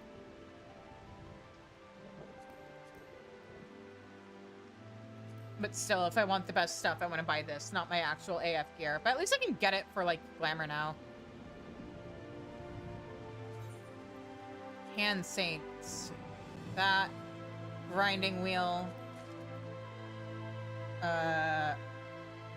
Let's buy the actual gear.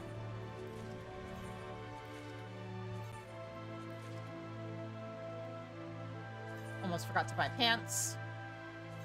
That I already have. Hang on. Wait, no, back up.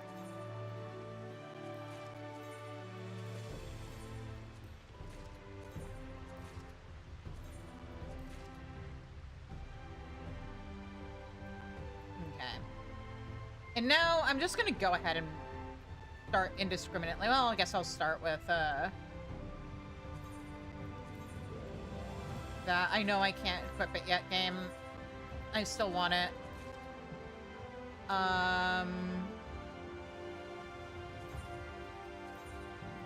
Starting with the jobs I plan on actually doing the quests on. Alright. Now we're just gonna go down the list.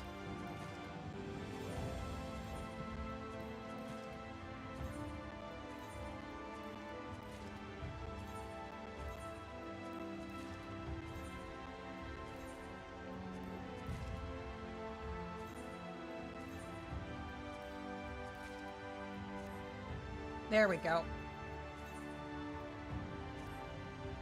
Oh, hang on. I forgot about the most fun part of that. Let me... Attributes. Okay, take note of those numbers, guys. Now, let's make numbers go up.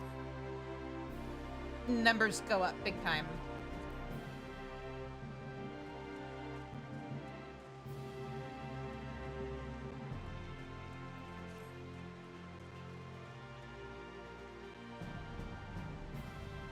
Numbers big go up. Can we dye this to look a little nicer? What? Oh, it's not the green that dyes? Boo. Boo! Okay, never mind. Can I at least dye the pants black? It doesn't even look that good. Alright. Whatever.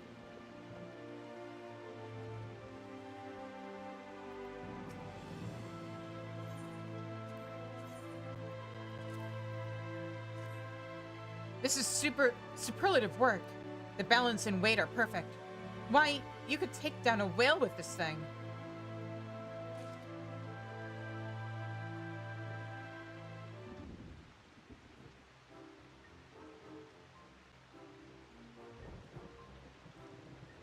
I've delivered your tridents to the Ondo, and now we wait for their verdict.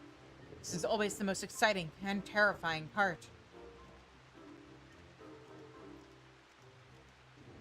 This is the Iron Bellows. It certainly is, good sir.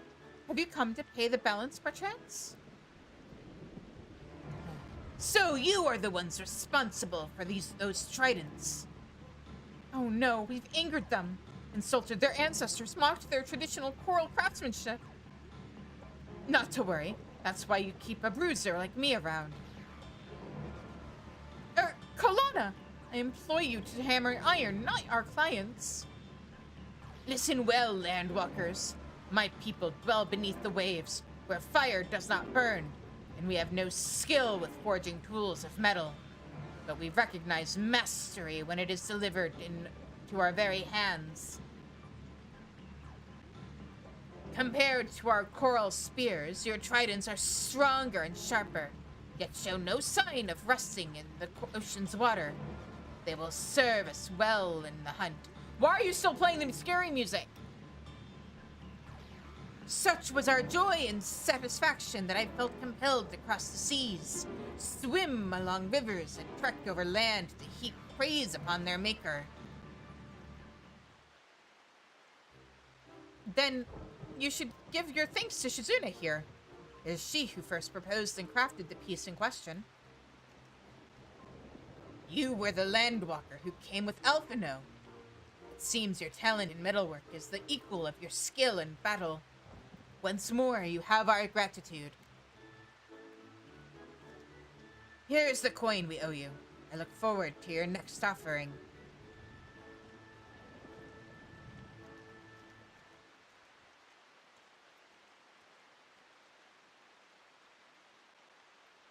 Well, well. Things appear to be going... I'm sorry. Well, well. Things appear to be going swimmingly for the Bellows these days. In fact, I might almost believe my expertise was no longer required.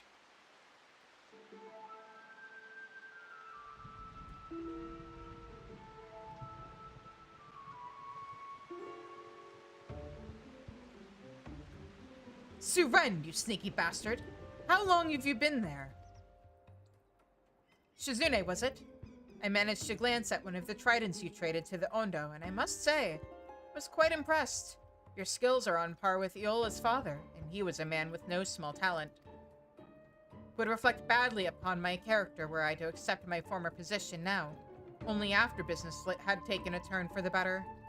And yet, I cannot pass up this opportunity to work alongside an artisan of your caliber. Or maybe you just can't stand to be away from me. I've got you pegged, friend.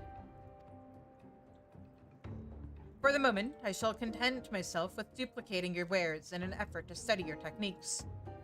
I assume my assistance will not be turned away.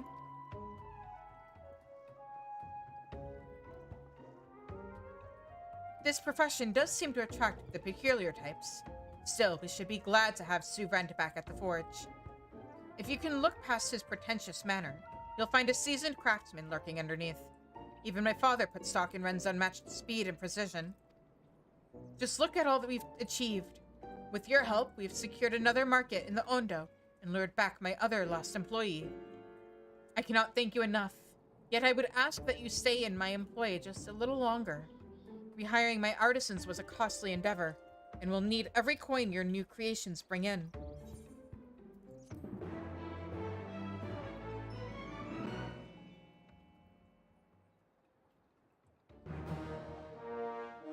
Yeah, I'm now an ace in the hole.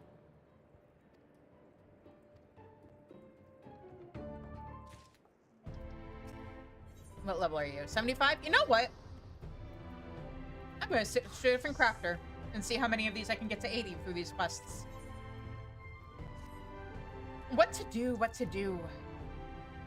Probably should have done that with my last two turn-ins on, instead of using them on Goldsmith, but oh well. Shizune, I could use an ear if you have a moment to listen. Now, between your craft and my negotiations, we've managed to secure contracts with the Zune, the Mord, and even the Ondo. Compared to our previous client list of one whole customer, business has improved by leaps and bounds. It's just, after paying regular wages to Iceman and putting up the coin to hire back Polana and Suren, I'm afraid the forge's coffers are close to empty again. I can only think of two solutions to this problem. One, we seek out a new client with a large-scale commission and a fat purse. Or two, I start paying Iceman less than he's worth. Iceman probably wouldn't complain. I'm pretty sure he would. He hasn't exactly been subtle this entire time. Let's keep expanding our client list. Yes, that's probably the best option. Thank you, Shizune.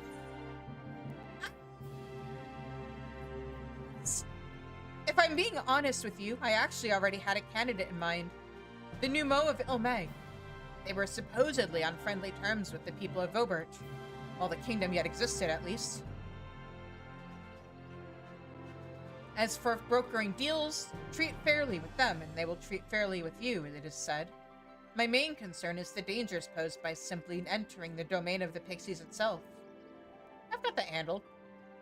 What we need is an escort to the bargaining table, someone whom the Pixies already know and trust. I don't suppose you know anyone like that, do you? Me! I'm known to the Numo. What? Or what? You? I can't believe the perfect ambassador for the Bellows was under my nose this entire time. Well then, Let's not waste another moment. I'll put my traveling pack together and meet you on the road for Ilmag.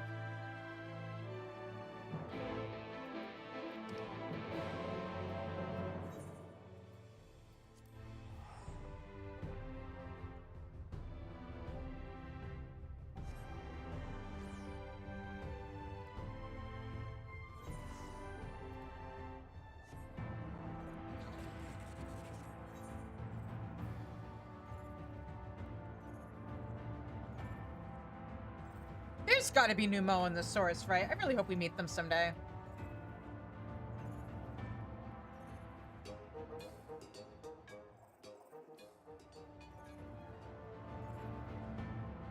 Oh, what am I doing? Why was I going towards the fate instead of the quest marker?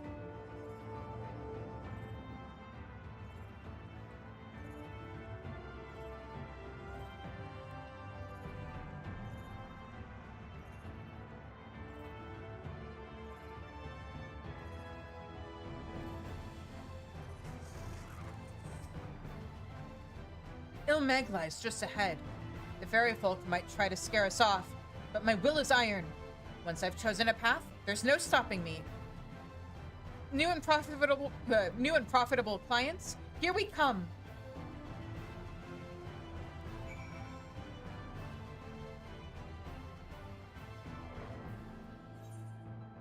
Just gonna go ahead and teleport.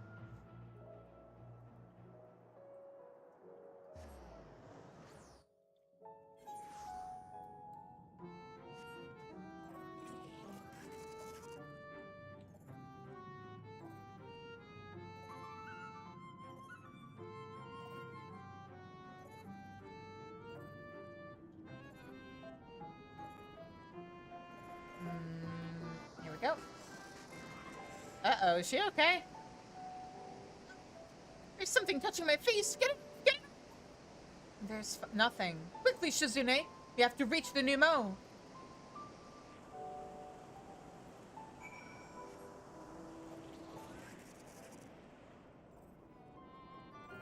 You're fine. You're just being bullied because they think it's funny.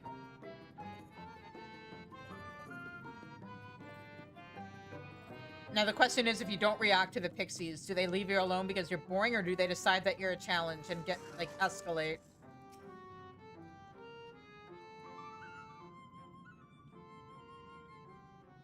God, this is still one of my favorite settlements in the game.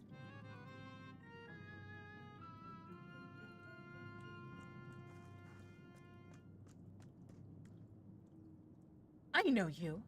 You won the scepter from the Elder. And this young lady is a friend of yours? That's right. Yes. I've come to trade. Your people once served the kingdom of Robert, and I hoped to provide goods on which to spend your stash of Robert coin. Or Robert gold. You do have gold, don't you? Ah, you desire an exchange.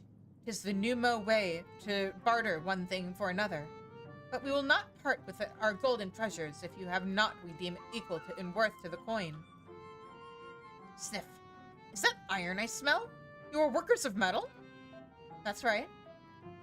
Then mayhap you have something to offer us after all. Since the fall of Vobert and this scattering of its people, we have been hard-pressed to obtain new sensors. Sensors? We can forge sensors. Why, the Iron Bellows will craft you the finest sensors you've ever seen. I mean, once our artisans decide upon a design. Sure, it's no biggie. Wonderful. I shall come to you upon completion of the first piece. Right then. Shizune, we should get straight to work. Back to the mean we go. Now, we're on level 75, which means... Is this quest going to be the one where they give me a material, or is this... Nope. There we go. Yes, it is. Okay. Right, because the tridents were the actual normal 75 quest. Got it, got it. Uh-oh, I should have turned in those 2 tridents on Blacksmith for real, because the next one is level 78. Oh well.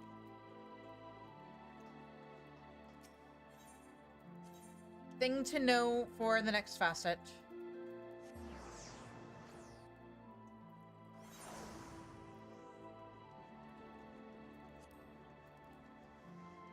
I'm not going to stress too much about it. If I could get this to 78 in time, that'd be nice, but... Welcome back, Shizune. You know, I've heard stories about the new Mo, but that was the first time I'd seen one in the flesh. They were a little more intimidating than the adorable puppy people I'd imagined. Still, if all goes well, we stand to rake in a stack or two of Vobertite honors. That should take the pressure off the Bellows' finances for a good long while. So, let's put together one spectacular sensor, shall we? If you find yourself needing more materials, Iceman will provide. Oh yeah, I haven't talked to you guys in a while. If you happen to run out of materials, I can have a look through our stock. We have some spare bits and pieces lying around. I imagine you were quite concerned for the future of the Bellows, what with the forge being manned by these dullards. But you need not fear, now that Monsieur Rend is here.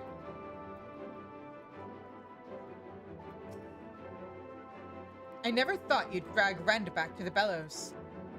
With the three of us together again, it'll be just like old times.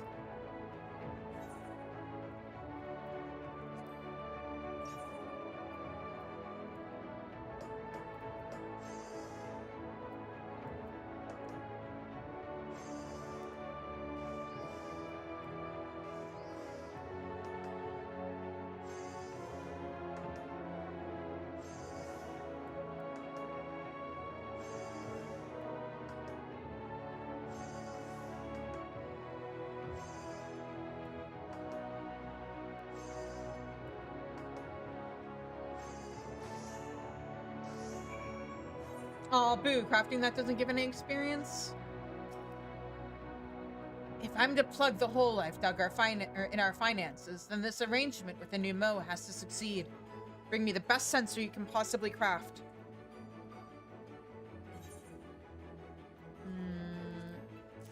Here you go.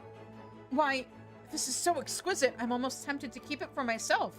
Our client will be pleased indeed. Now we just wait until Marn arrives to inspect the sensor. Fancy a game of cards? You don't want to play against me.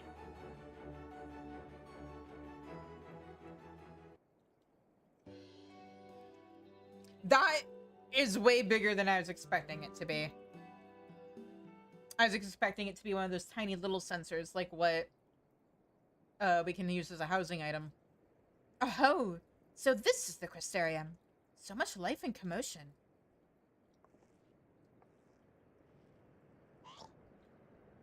Ah! Baby! Quick! Someone pinch me with a pair of pliers. Either I'm dreaming, or that's a flying talking pig. I promise you, you're fully awake. It is I, Marn, and this porcine fellow is my familiar. We new Mo are bound strongly to the magics of Ilmeg, and straying beyond its borders is unnerving to say the least. I hope you don't mind if I inspect the sensor by proxy. Snort. The design is unfamiliar, but entrancing. And the metal construction should render it quite durable. Yes, those nasty pests are in for a smoky surprise. Nasty pests? Are you suffering from some matter of invasion? Our home, Plaeni, is a humid place, and it attracts swarms of gnats and the like. So many winged nuisances, in fact, that the buzzing is distracting us from our meditations. But with a sensor like this to fill the air with scented smoke, peace and quiet will soon be ours once more. This is a problem we would have taken to the Vobertites once upon a time. Now we have no artisans nearby with whom to trade our shiny coins. So, you're saying these gold pieces are just piling up in a corner, taking up room? I'm sure my forge can offer you a way to rid yourselves of some of that clutter. Snort. Your concern for our domestic tidiness is touching. Assuming you can provide more exceptional goods such as this one, then we shall be glad to feed your golden hunger. Until we meet again. I think we made a favorable impression with Nimarn. I seemed to amuse them, and your craft sealed the deal. With the new Mo as our clients, I can run the Iron Bellows the way we used to. No more worrying about wages. Everything back in its rightful place. Everything?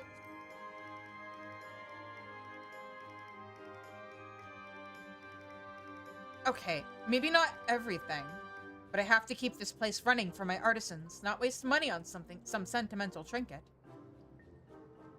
They heard that. We walked away when the things got tough, left her to rebuild the Bellows alone. It's about time we returned the favor. Trite, but true. Mayhap there is something we can do. And in the meantime, I forget his name, but the elf guy is just like, what do you mean we?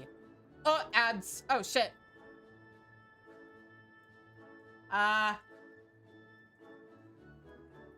since I'm stuck on this line of dialogue for the next 3 minutes, I'm gonna go grab some food.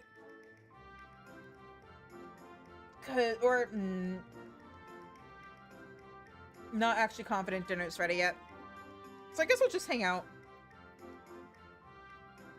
Oh, you know what I can do?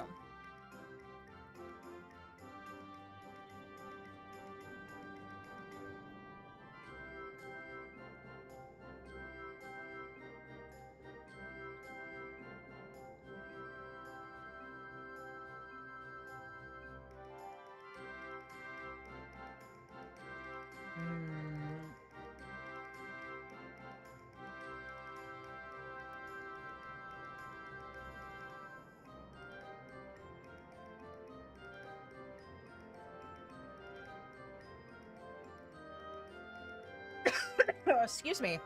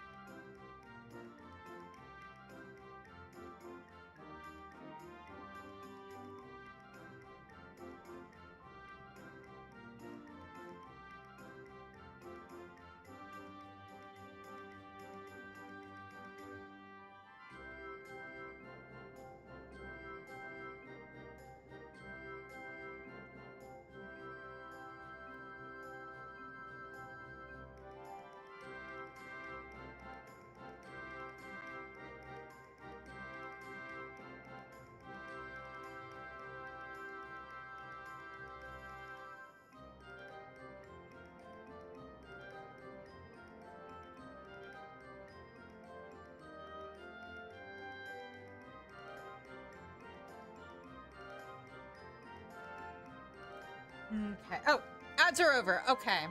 I was just looking into a thing during the ads. All right. So, to continue our story, I'm ready to put the next stage of my revival plan in motion. If this goes well, then any lingering fear that the Bellows will go belly up can finally be put to rest. I actually already have the client picked out, but I need to make a few preparations first. I'll share the details with you soon. Okay, what kind of experience did I get out of that?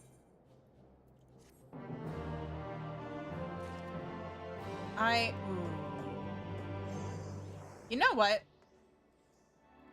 For the sake of... Well, let's see here. Greetings, Shizune. All ready to conjure up another fantastic new convenience? Yeah, sure. I want to see if I can't manage to get this to level 78 in time to actually turn in the quest. Look at them. Those three have certainly taken to the work with a passion, which I suppose is to be expected from some veteran artisans, or such veteran artisans. Anyway, let's get started on our final project, shall we? Our client this time around is the Crystarium's own city guard. I may have mentioned this before, but they've been the only customer that's stuck with us through thick and thin, since the time my father ran the bellows. The problem is, Father would accept the guard's commissions regardless of the losses we stood to make, and that hit to our profit margin became a major factor in the Forge's decline. I understand why he did what he did. The guards protect us from the Sin Eaters, and he wanted to outfit them with the best equipment we could provide. A sharper sword, a sturdier shield. The slightest edge might help against the monsters which took my mother from us. Now more than ever, the Bellows is in a position to supply the Crystarium's defenders in the way my father would have wanted. You remember Nimarn? They recently told me of a special gemstone which can only be found in Lakeland. It seems Vobertite Knights used to carry such a jewel to ward off hostile magics. A talisman of sorts. Well, call it fate, but the city's guards and vulnerability to the arcane was the last project to consume my father's attention before he died. He wanted to fix the flaw he perceived in their armor, and it falls to me to complete his legacy. As such, the item I would have you craft is already decided. A neck piece set with the gemstone from Lakeland. This is it, Shizune. Our final collaboration. I look forward to seeing what masterpiece you devise to protect our soldiers from fell sorcery.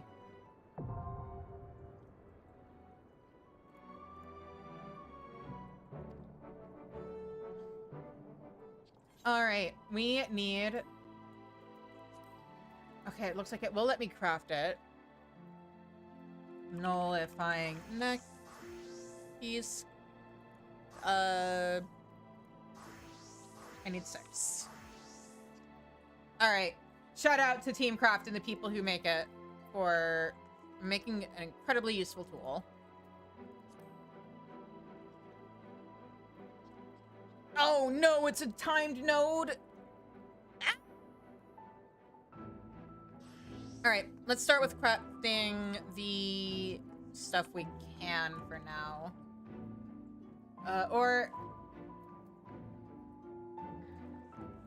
Let me go over to a market board and see how much raw petalite, or even crafted petalite is.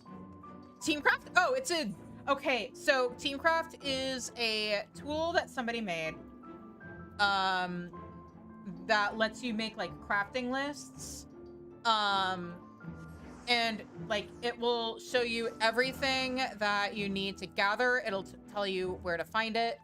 It categorizes all of the stuff that you need to gather based off of what can be bought from NPCs, what zones stuff can be gathered from. It'll tell you how much you need to buy it, if it needs to be bought with something. Which is why you don't see me constantly checking my, like, in-game what I need to craft stuff, because I just have it on one of my monitors on Teamcraft.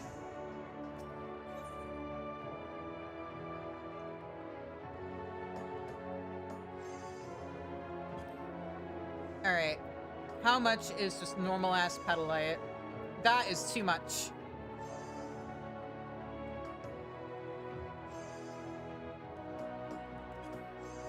What about raw petalite? I just need 18.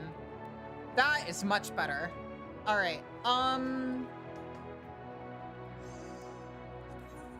since I need 18, 12 plus 6. There we go.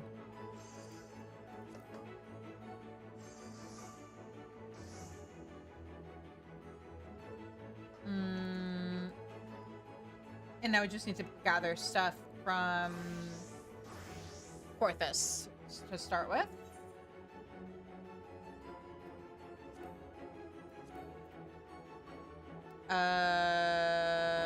Which means Falcon's Nest.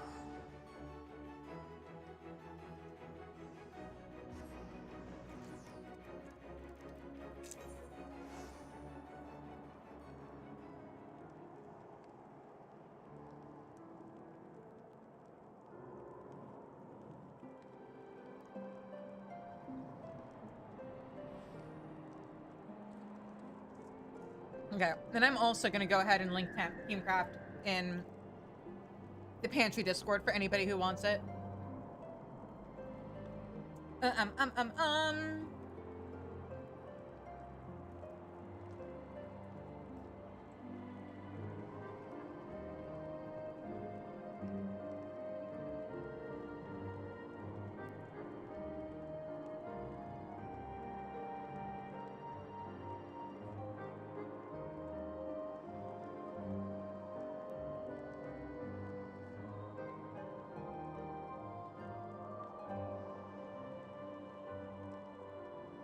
Okay. But yeah, genuinely, I do not, like... I'd say I do not know how I'd function without Teamcraft, but, back in the old days, I just kept a notebook for my MMO crafting needs. And I'd basically do all the work that Teamcraft does for me manually. It was kind of miserable.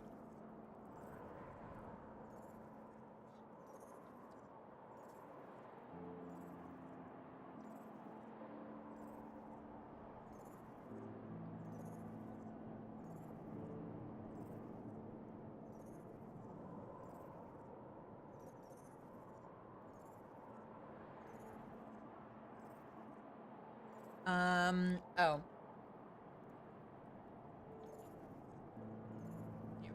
That's also why you're not seeing me, like, look up locations of stuff in-game, is because I can literally pull up a map in Teamcraft that shows me exactly where the thing I want to gather is.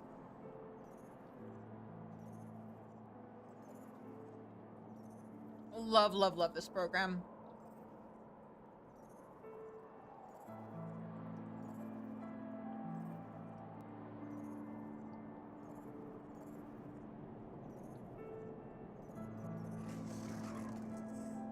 It is the best, and considering the number of useful websites and tools I have seen either explode or implode in this game over the last decade, I am constantly praying that that doesn't happen with the people who make Thiefcraft. Oh, I didn't need to gather that much. Oh well, it's fine. I'm sure I'll have it used for mithril sand again eventually. Volcanic Tuff, I know exactly where that is. That is by Tomra.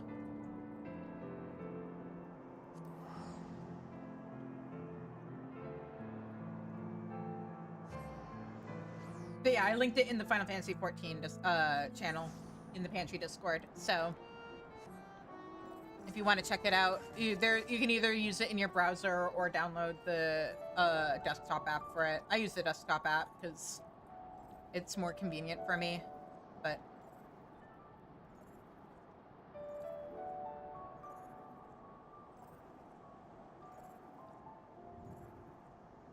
yeah, it also has like alarms for gathering stuff. It has like, they've added island sanctuary stuff that I haven't even really properly looked into.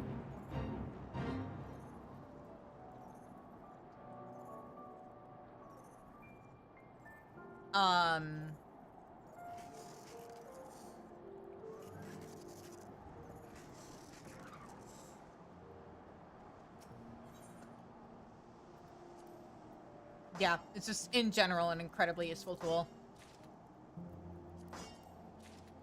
I need 18 of these.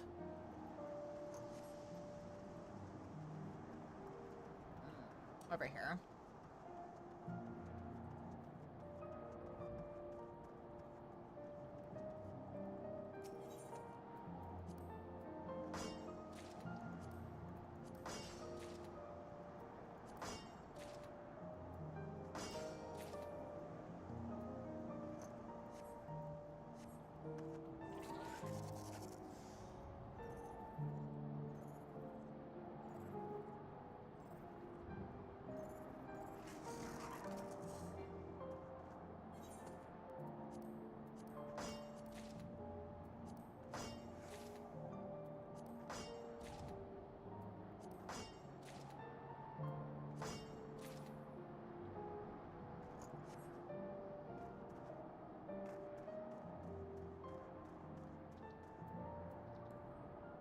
Or is it?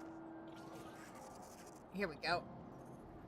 Oh, there's a B rank. Hang on. Let me shout that out in case anybody's looking for it.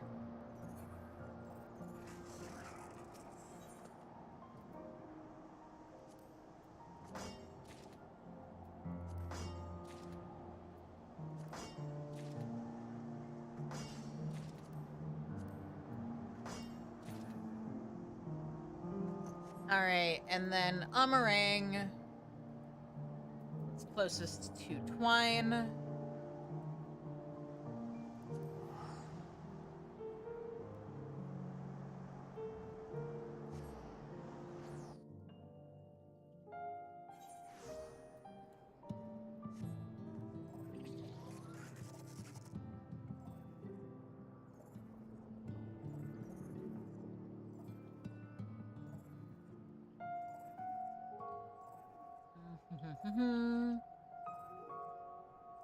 Oh, here we go.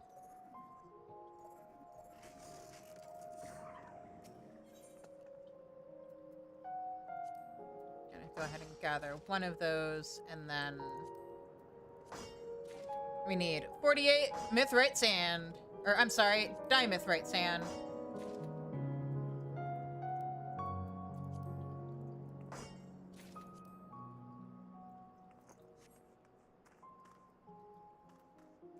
Which means I will be planting that marker there.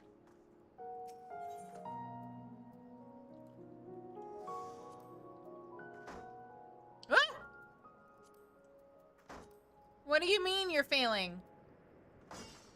There we go. Rude.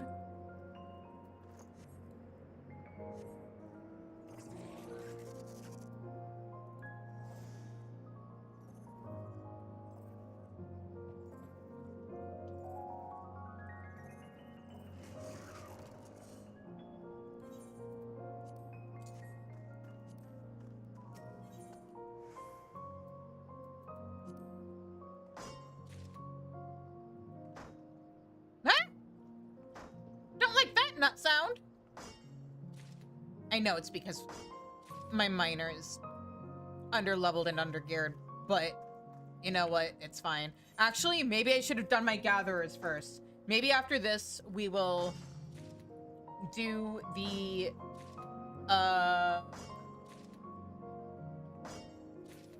facet of gathering just so that I can get some stuff taken care of. Because I didn't even think about that. But yeah, of course, like, I'd run into this problem if I did the crafters first. Let's see.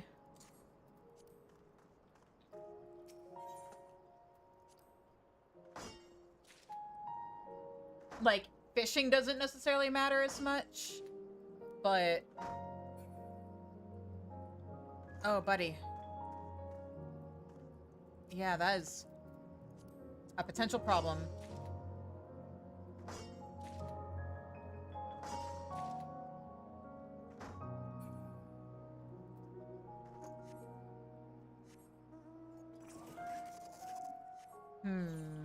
I hope that's not going to interfere with me doing the level 100 quest. Or not 100, oh my god, level 80.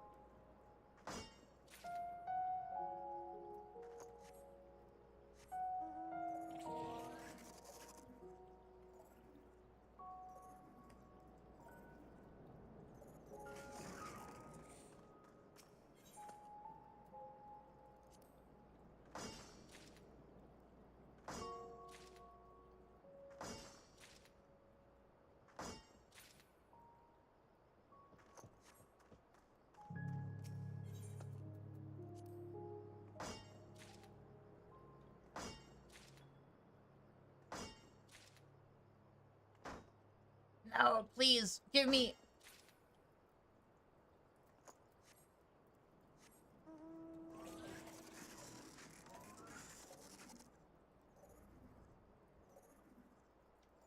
I know it's a Dawn Trail trait, but I'm so used to occasionally my nodes just, like, refreshing themselves when I'm at the end of a gather. And, of course, it always happens when, I've already gathered enough. And then someone's like, what's that? You want more? And it's like, no. No, this was the last node I needed to gather from. But, thank you. Fuck you, game.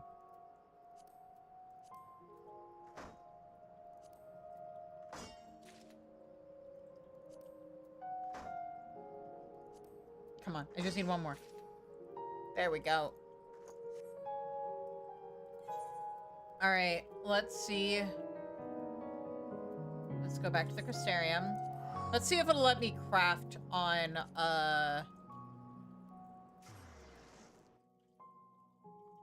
let's see if I can craft this on my level 87 job. Class, whatever. Is this the one I wanted? Yes.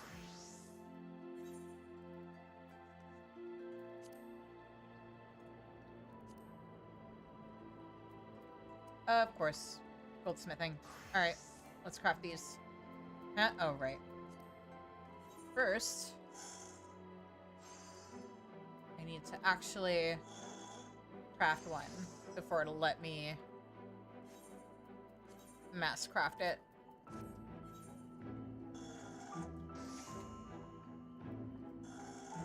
Oh, my poor inventory.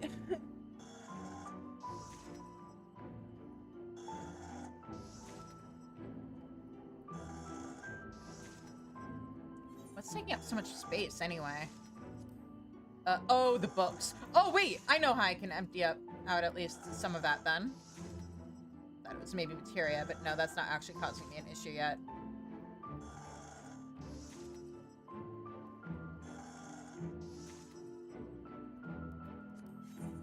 Okay, while we are here, carpenter, blacksmith, armor, goldsmith, I will use that. And then that.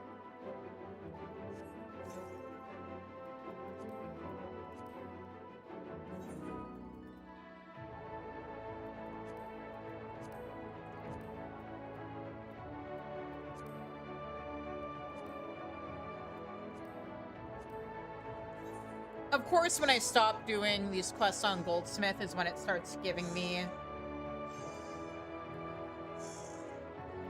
a whole bunch of, like, Goldsmith-related stuff. I mean, I know I can craft it on anything, but... or, like, any of the related jobs, but RP-wise, it feels off. Was crafting stuff that could have been done with a blacksmith on Goldsmith, and now I'm doing stuff on blacksmith instead of Goldsmith, when it would have made more sense lore-wise to do it on Goldsmith. Ooh, I hit my caps lock. Whoops. There we go. Oh, right.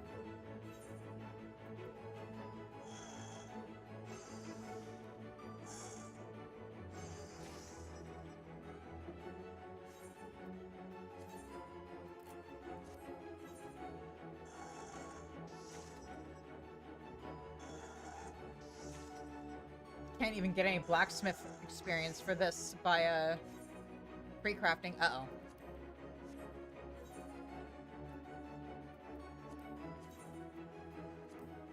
I have to lower the quality of that just to get access to inventory space for crafting the rest of these.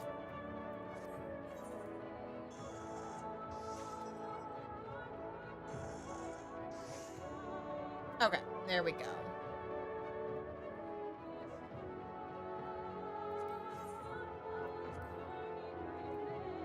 Now, will it let me craft these on blacksmith? Yes. Will it let me craft these well on blacksmith? Possibly.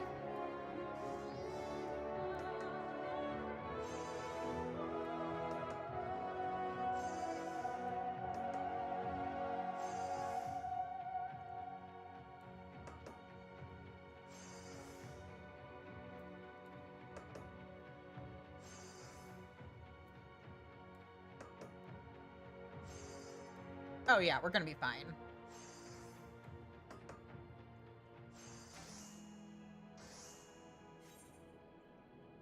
Now, will it let me turn this in at level 77? That's the other question. Oh. Thank you for telling me I can't teleport from the Aetheryte to the Aetheryte game. I genuinely appreciate that. Not that I have a history of teleporting, say, from my house or FC house to my house or FC house or anything like that. But, you know. Please, let me turn it in. Damn it!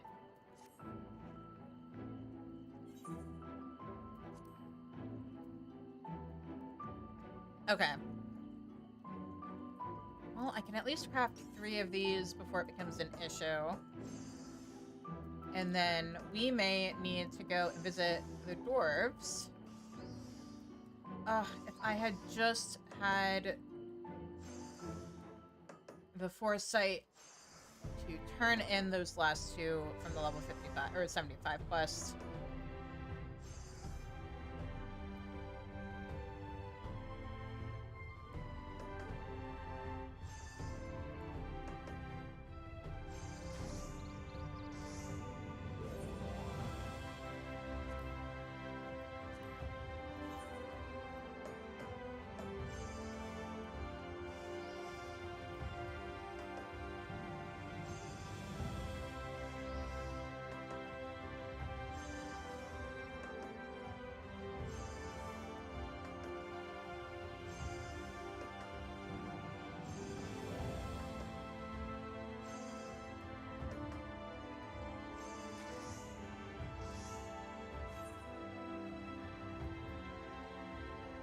Okay.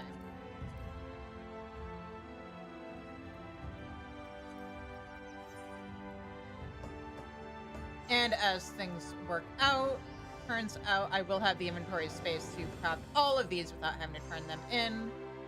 Not that it's going to do much in terms of my ability to actually turn them in at this level.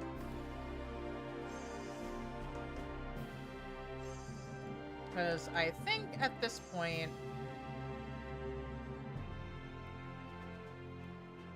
I wonder if I have anything I can synthesize or desynthesize that... You know what? Sure. Let's look into that first.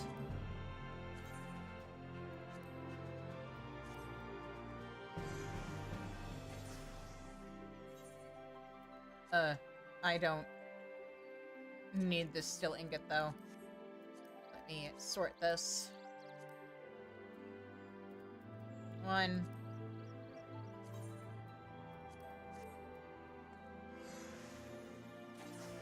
2.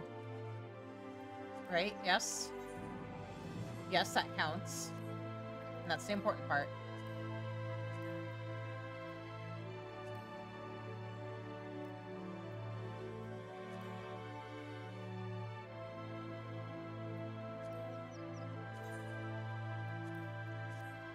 Decent. Oh, I could actually use that. Rose gold, that's always useful. Icon cloth, Also toss that. Nabath scarf of aiming, yeah.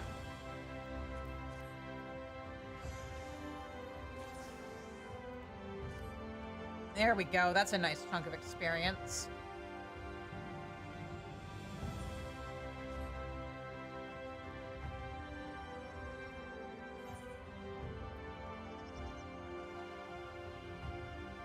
And everything else is fishing related. Awesome. Oh, do I have space for this? I do. And that. Hang on.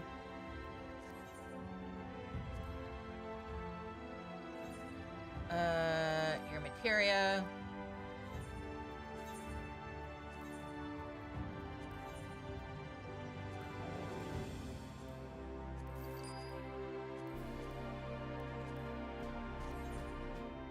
There we go.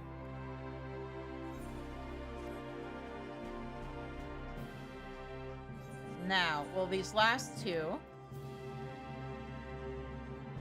get me to 78, or am I gonna have to visit the dwarves before we continue? I know I could just finish these on Goldsmith, but at this point, I'm so close to not needing to. And it'd be nice to be able to use these to get 2 jobs to 90.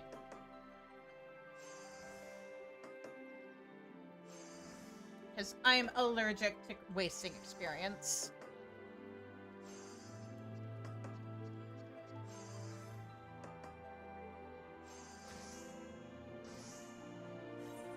No, I think I'm gonna have to go to the dwarves. Alright.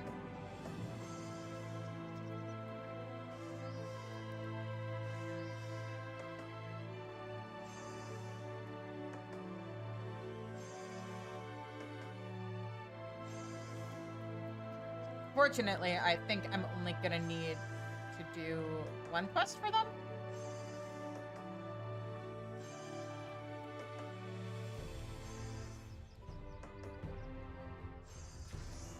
Oh, you know what, though? You know what I'm actually gonna do? I'm gonna do the rank up quest for them. Because why not? And then all that experience, that rank experience, not rank experience, but the like, reputation, that can go to the next rank. So. All still imperative. Surely this quest will do what I need it to do.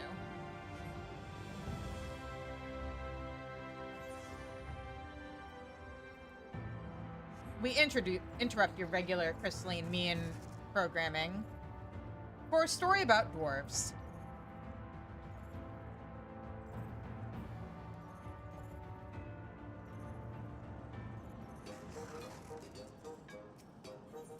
Because your streamer is allergic to wasting experience. Ronnie has overlooked something rather important. What? Not only are you talented, but you're hardworking, too.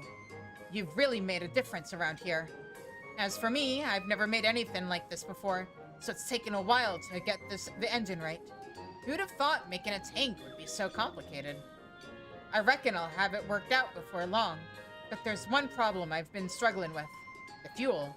Suppose it wouldn't hurt to ask the others if they've got any ideas. Please don't tell me you guys are going to try to fuel this thing with ale. Just because you guys run on it doesn't mean your vehicle will.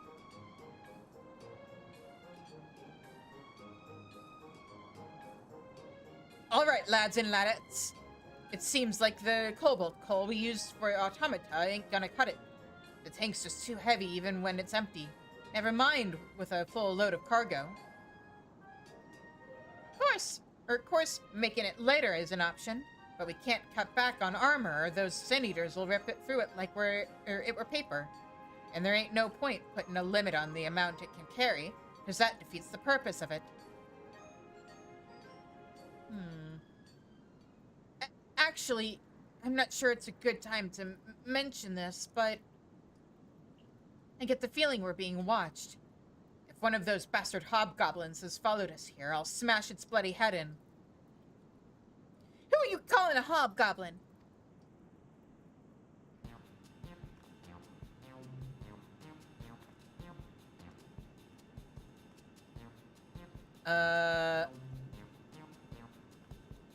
I've no time to deal with underlings. It's the twice, nay thrice cursed Ronnie I seek. I, Ozog the Gog, proud descendant of the great Watts, challenge you to a test of skill, with Watts' hammer on the line. What the hells are you talking about? If you're a descendant of Watts, I'm a two-headed Amaro. His blood goes in my veins, not yours. Besides, can't you say I'm busy? I'm trying to build a prototype of the Roland Tankard. A what? I don't have a clue what you mean, but it sounds fascinating. Not that I care what any of you and your band of dunderheads are up to. All I want is to challenge you and prove who's the better engineer. Surely your pride compels you to accept? Unless you're scared, that is. I ain't scared of nothing. It's just a show, or if it's a showdown you're after, a showdown's what you'll get. But not until I finish this tank. Of course, the quicker it gets done, the quicker you can pit your skill against mine.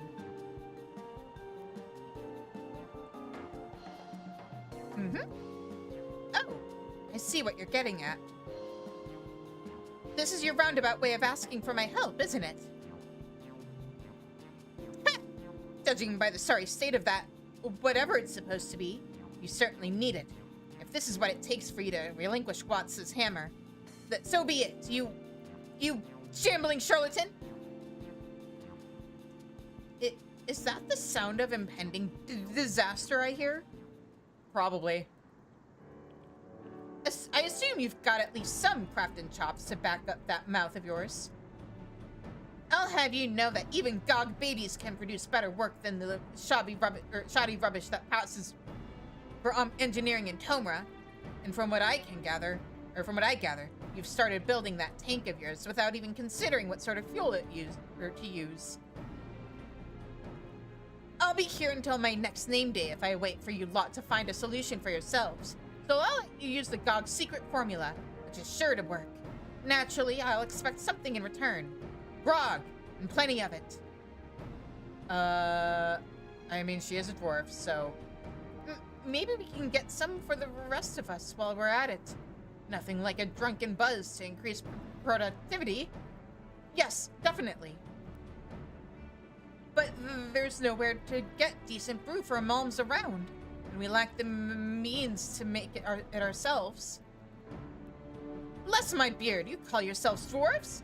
Tell you what, I'll build you a brewing machine, on the condition I can have grog from it whenever I want. Agreed? I'll need an assistant, though. You over there, lend me your hand, would you? Me? I've heard some convoluted schemes in my time, a few of them my own, but this is something else. Well, as long as it doesn't interfere with my work, I can give a Hobbs ours what she does. I think we can spare you for a bit, so why not humor her? Alright. I'll be installing the machinery at the top of those steps, so when you're ready to see a real engineer in action, just say the word. And if you even think about sabotaging it to make me look bad, I shall be very cross. Oh no, whatever shall I do? I don't know how I could go on if you got very cross at me.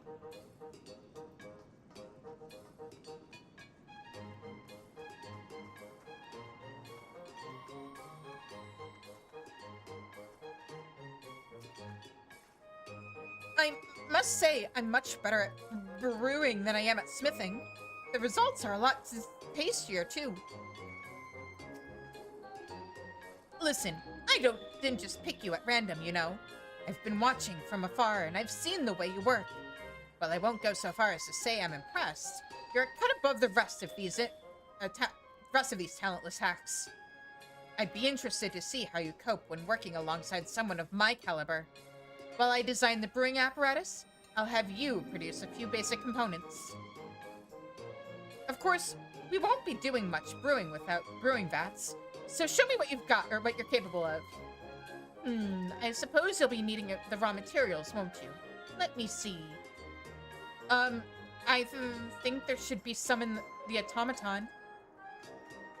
Yeah, the dwarf crests are pretty great. Problem solved. It seems the Thol's habit of carrying a load of rubbish around with them actually paid off for once. Well then, what are you waiting for? I'm keen to show this bunch of reprobates what proper grog tastes like. And we're keen to do the tasting. Let's get to work, shall we? I can't tell if he actually has a stutter or if it's alcohol withdrawal. I must say, I'm much better at brewing than I am at smithing. Oh, he's saying the same thing. Okay. You won't be making much of anything without proper materials. Now hurry up and get some from that bucket of rust they call an automaton.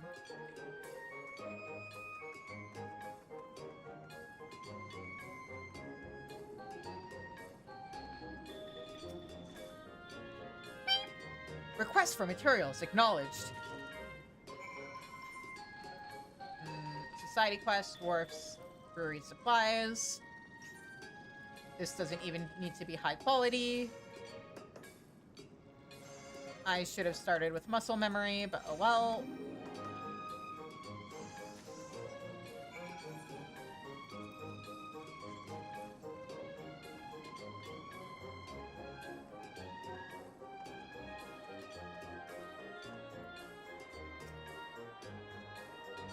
No, you're still saying the same thing. All right. Done, are you? Yep, here you go. A selection of parts and materials needed to build a brewery in the traditional GOG style. That is to say, immediately adjacent to a place where heavy engineering takes place, thereby enabling the workers to drink themselves silly whenever it pleases them. That sounds safe. I can't imagine how anything could go wrong with that.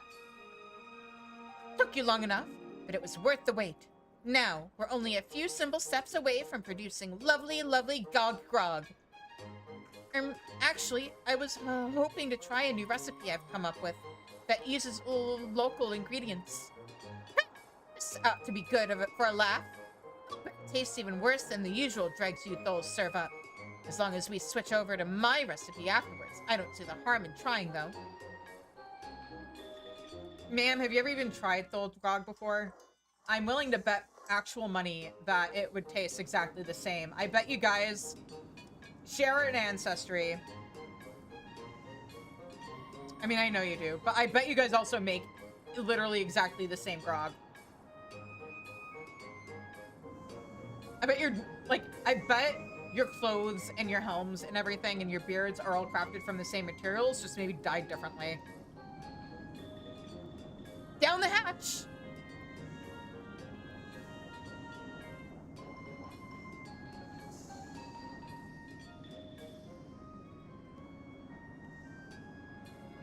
Plot twist. The split between the thulls and the thulls and the what are they called? Oh, under Ozog's watchful eye, Watts' anvil is now equipped with a fully functioning brewery and an essential part of any tank building facility. The GOGs, yeah, the thulls and the GOGs. Like, I bet the split is there were like two siblings and they got into a fight over their favorite color. Family feud ensued. Suddenly, a few generations later, and they think that, or they hate each other, and they don't even remember why. Under Ozog's watchful eye, Watts' anvil is now equipped with a fully functioning brewery, an essential part of any tank building facility.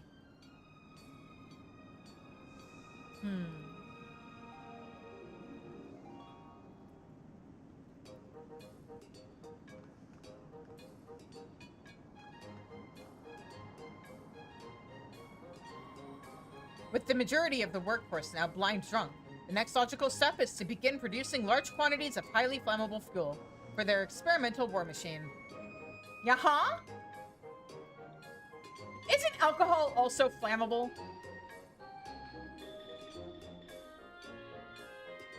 Isn't this whole situation kind of a massive safety hazard? One wrong move and somebody's gonna create a crater. Literally from the people who brought you Watts' anvil. Watts' crater. I wonder what sort of grog we could make from local ingredients. I don't really fancy traveling all the way back to Homer every time we run out. These thulls certainly seem to be enjoying the booze. I suppose I could do them the honor of passing a little across my palate. Uh-huh. So how is it? Ooh, bread. By Watts' beard! This is incredible! In fact, it might be even better than the ale we make in Comra. Though the recipe is my own invention, your brewing techniques are the key to its unique flavor, Ozog. Imagine the, engineering and mining powerhouse Calusia would have if the thulls and the GOGs would actually get along. I don't care if it involves them literally burying a hatchet. I hope you don't mind me interrupting. Sorry. I hope you don't mind me interrupting this knees up to discuss our side of, or your side of the bargain. What are you planning to do about my tank fuel, eh? Planning? Why, it's already been dealt with. Take a closer look.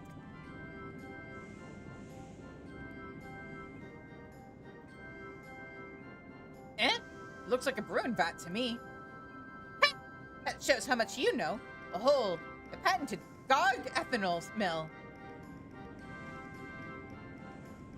By fermenting various forms of vegetation, like dry grass and so on, then distilling it a few times, we're able to produce fuel that can be used in a range of machines. What do you think of that, you simple-minded simpletons? That's bloody brilliant! And you started work on it before we even gave you your grog? You don't waste any time, that's for sure. It really is quite remarkable. I'd say our doubts have been laid to rest, at least as far as her skills as an engineer are concerned. Let this be a lesson to you all, or to all you naysayers. But the proof, as you say, is in the pudding, and you'll see the true extent of my genius once you feast your eyes on the power of ethanol fuel. Yeah, let's not get ahead of ourselves. For all we know, the whole thing might blow up in our faces. Please don't do that. I was joking about Watts' crater. I suppose it would be poor form not to express my appreciation, so thanks, Azog. Try not to sound too enthusiastic about it, but if you're in the mood for giving praise, I reckon Shizune deserves some too. Yeah, gimme. Yes, all right. I hadn't forgotten. Good work, Shizune. Azog couldn't have done it without you. No, she couldn't have. Okay. Do I get level? Yeah. Hang on. Oh, what just happened? There we go. The benefits of being a fake cat girl. Okay, hoodie back up. You have achieved trusted reputation with Watts' Anvil. New quests, blah, blah, blah. Wider selection of goods. And that did, in fact, level me.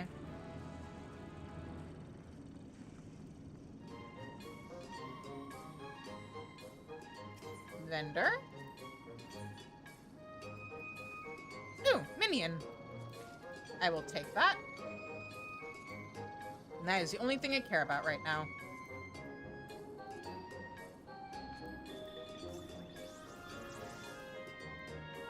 Alright, back to the Crystarium.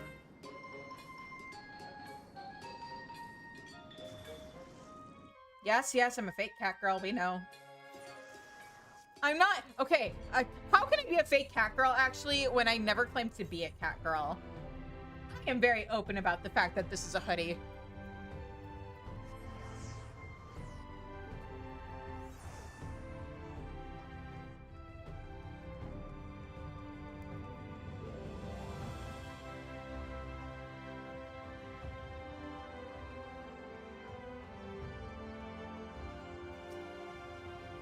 When this product is finished, I imagine you'll be off to help someone new. Or project is finished, I imagine you'll be off to help someone new. It's been selfish of me to hoard all your talent for myself.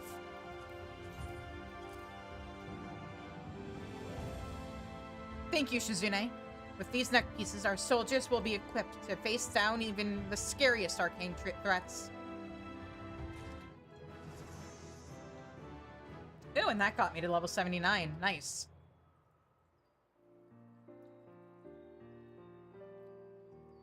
I've delivered your work to the city guard, so that's that.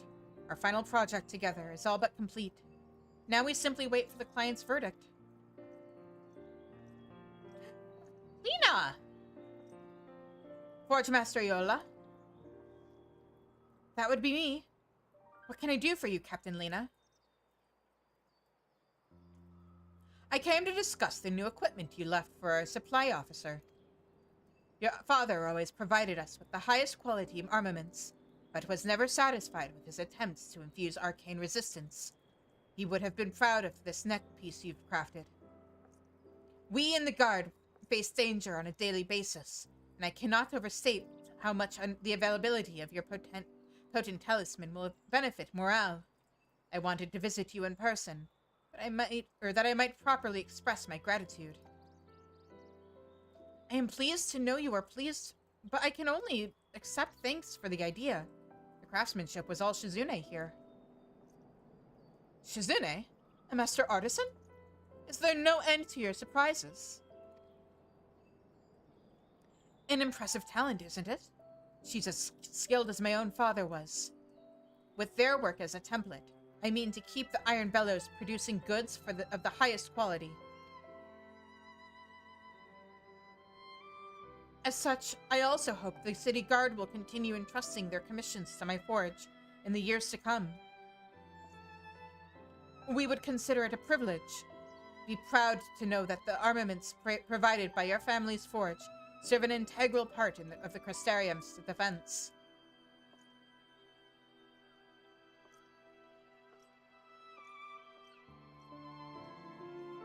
Did you hear that?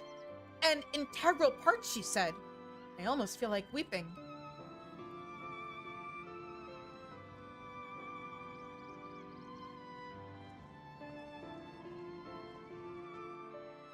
It's been a long road getting the Bellows back on track, and you've stood by me every step of the way. Rest well, Shizune. You deserve it.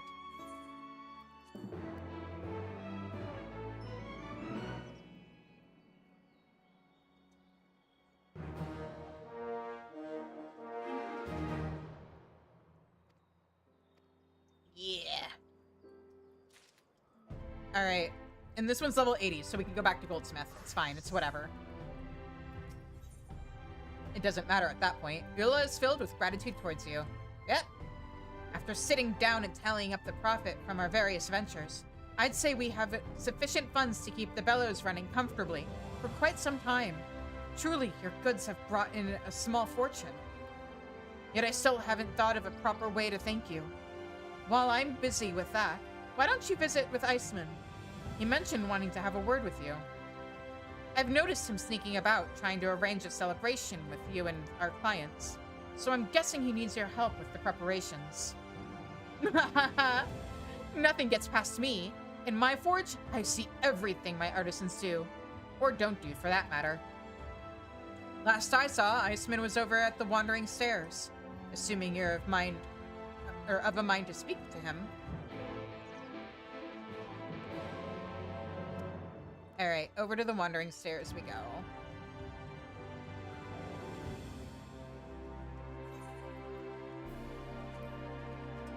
Unfortunately, I don't need to gather anything for this.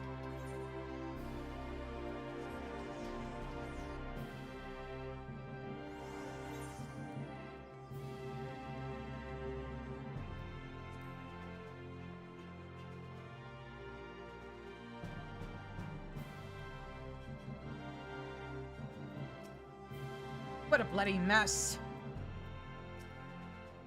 Found it all. Are you guys okay?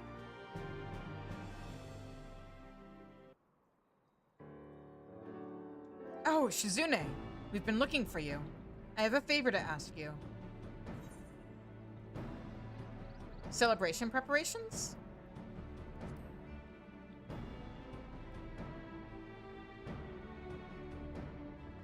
Wait, what? It was supposed to be a surprise. Iola's head might be filled with figures and finances, but she's got a sharp eye. Should I bop her with my hammer so she forgets what we're up to? Someone ought to bop you with a hammer, you uncultured brute. Come now, Iceman, spit it out. Was there not something specific you wish to share concerning the upcoming festivities? Oh, yes, of course. Part of our plan was to surprise Iola with a gift, something near and dear to her heart, but we're having trouble, acquiring the item in question. He's talking about the ring Iola's father lost to that bastard moneylender. The three of us have been working our fingers to the bone this past while, scrimping and saving what we could. Also, we'd have the coin to buy it back. Once we deemed our purse sufficiently hefty, we paid a visit to this nefarious usherer, a shifty fellow by the name of Walden. Yet even after we paid the villain his due, he refused to surrender the ring. Apparently, we'd failed to account for the interest accrued in the intervening years. A patently absurd amount. We're at a loss as to what to do next. I was hoping someone as well traveled as you might have some advice to give.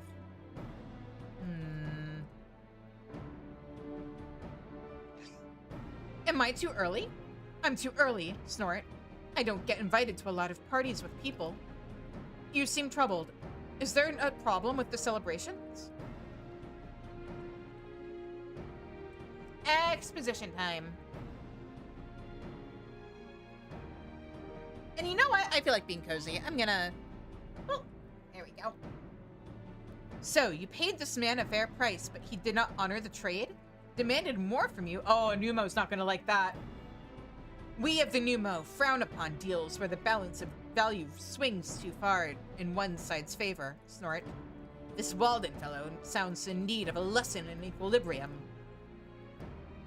Oh, I'd love to teach him a lesson, but the only one I can think of is like to leave me covered in blood and arrested by the guard. It might be worth it, though. Let us not attempt anything rash. Would only add to Iola's woes. Still, I'm afraid a civilized approach has already failed to persuade that unmannered churl to part with the ring. Snort, no violence will be necessary, my friends. I have an idea. This is your moment to shine, Shizune. I'm going to supply you with some materials. Use them to make a ring of finest quality, then give it to Iceman.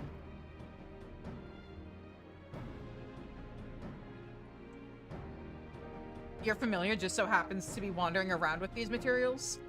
I realize this is all mysterious, but I ask that you trust me. Everything will be explained soon enough.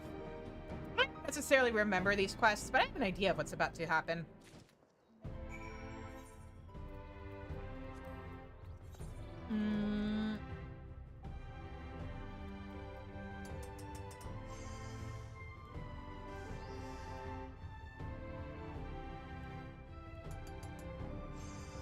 Oh, I should remember to... yeah, that.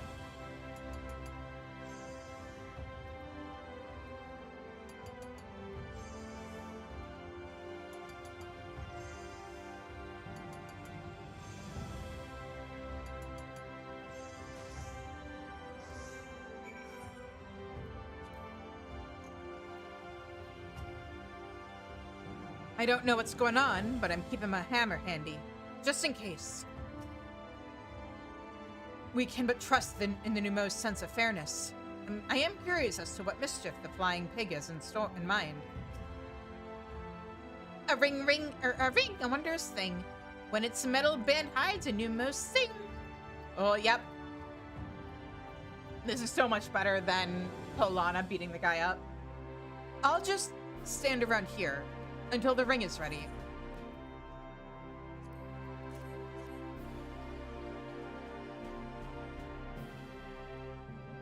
Oh, well that didn't take near as long as I thought it would. That's beautiful work, Shizune. Thank you. So, Nimarn, what exactly is the plan for this ring? The materials I provided Shizune were prepared with a minor enchantment. Walden will be so taken with our ring that he'll be willing to offer Iola's ring in trade. What, just like that? I have doubts as well, but I say we give it a try. Right then. Let's pay another visit to Walden. Will you come along, Shizune? He should be lurking around Musica Universalis.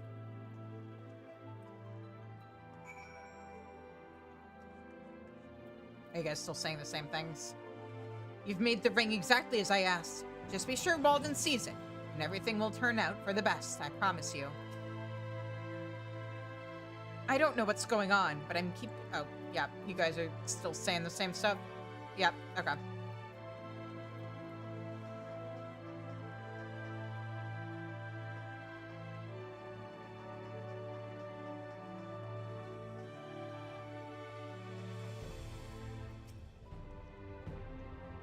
Hi, that's Walden. I really hate the part where he yells at me. I could do without the yelling. Let's see if we can finish this. You know what? Actually, this is cutting really close to the ad, so I'm actually gonna wait until after the ad is over to actually finish this quest. Gonna get a little stretchy, and in the meantime,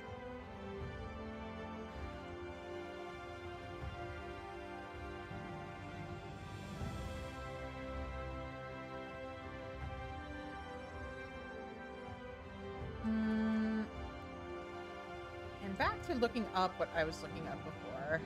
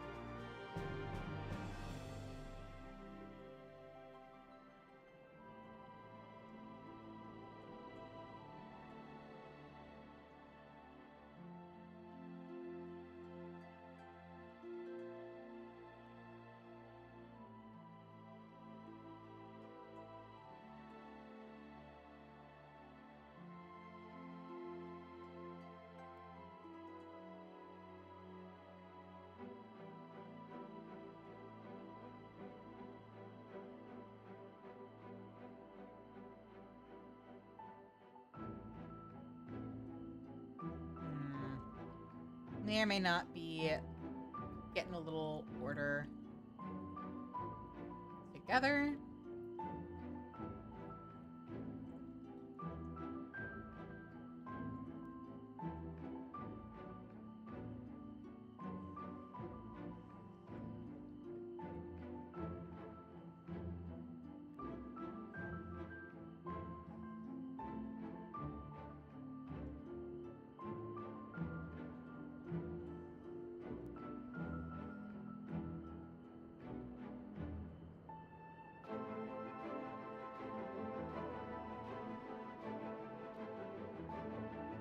Yeah.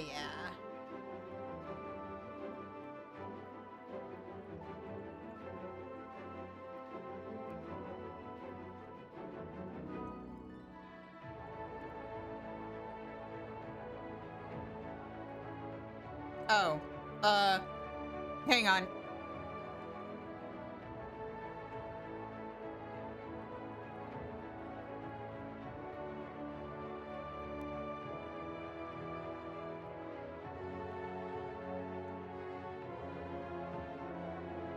I may or may not be live on stream getting that iPhone.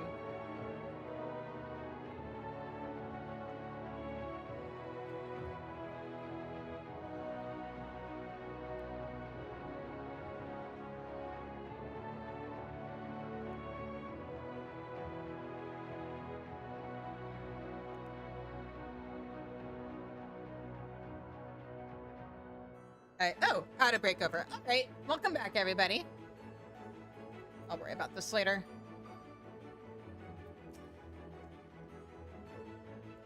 Okay, yeah, he doesn't like being yelled at. Let's talk to Walden. This will be fun.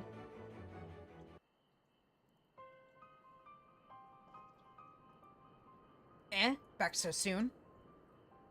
We came for the ring, Walden. We already paid you a fair price for its return. Let me spell it out for you again, boy. No money, no ring. You'll get naught but curses till you cough up the interest that what's owed me. We don't have that kind of money. We do have another ring you might be interested in. Care to trade?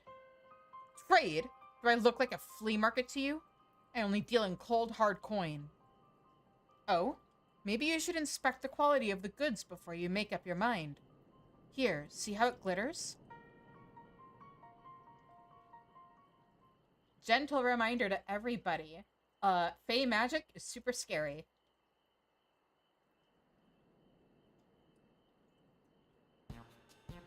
Oh, well, ain't that a pretty little thing? I had no idea such beauty still existed in this world. It's just so precious. I had a feeling you would appreciate the craftsmanship. Aye, it ain't often I get my hands on a proper treasure like this one. You've You've got yourself a deal, boy. Here, take your bleeding ring. Go on, take it.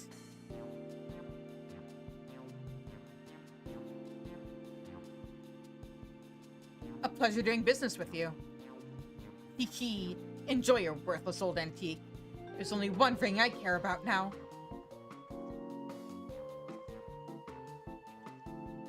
The way his eyes lit up was almost disturbing.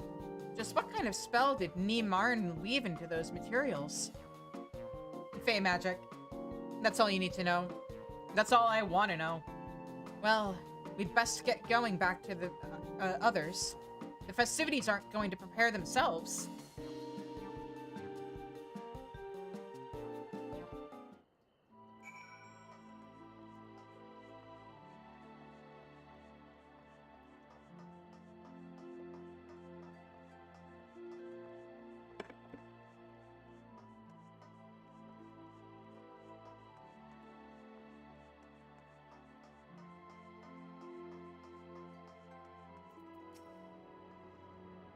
Huh. You got the ring back. I don't put much stock in wispy magics you can't even see, but they seem to have worked on Walden. I only hope that winning the ring back counts for something against the balance I owe Iola's family. Your efforts were successful, yes? What do you think? A strange business, that. But at least we have the ring Iola wanted. Now we can celebrate without a care. Although, we should probably finish up the preparations before the guests arrive.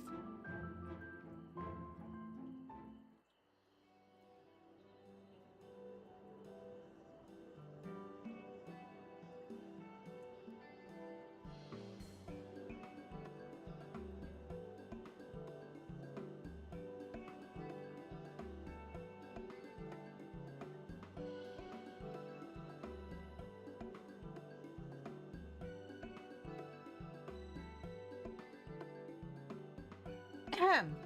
Iola, we have a gift for you. Ooh, a gift. Is it flowers? Some sweet treat from the markets? Ha!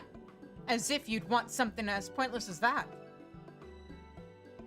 Indeed. Oh.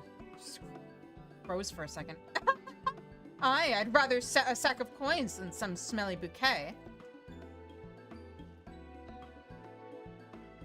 Not a sack of coins, I'm afraid, but it is a precious metal.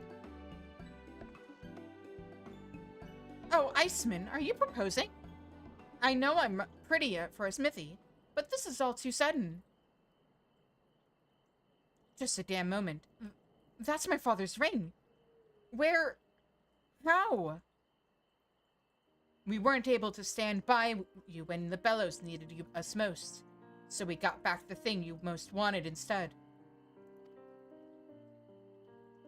Fittingly, your efforts to revive the forge were the reason we could earn enough money to buy that trinket back in the first place. That, and a dash of Shizune's exceptional craftsmanship.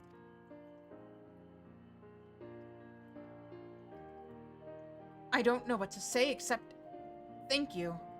I thought myself alone since my father died, but it seems I have family around me after all. Oh, she's crying.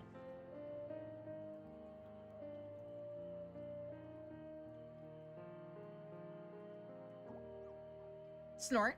And now we see the girl behind the Forge Master's mask. A bittersweet day. It's certainly been an interesting one. Speaking of which, you never did tell us what kind of enchantment you put on the moneylender's new ring. He all but snatched it out of my hand.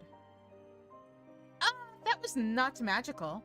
His desire for the ring was born entirely of mundane greed. I knew that a avaricious wretch such as Walden would soon see the value of Shizune's craft. My contribution was far less innocuous. A little curse of misfortune to punish his unfair weighting of the scales. That man's financial luck is about to take a decidedly ugly turn for the worse. You needn't look so worried. I would never weave curses upon an upstanding trading partner such as you. Keep the balance and all will be well between us. Yeah, don't fuck with the Fae.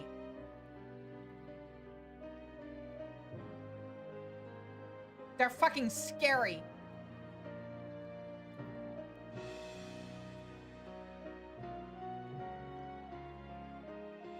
And they all lived happily ever, except for Walden, because fuck him.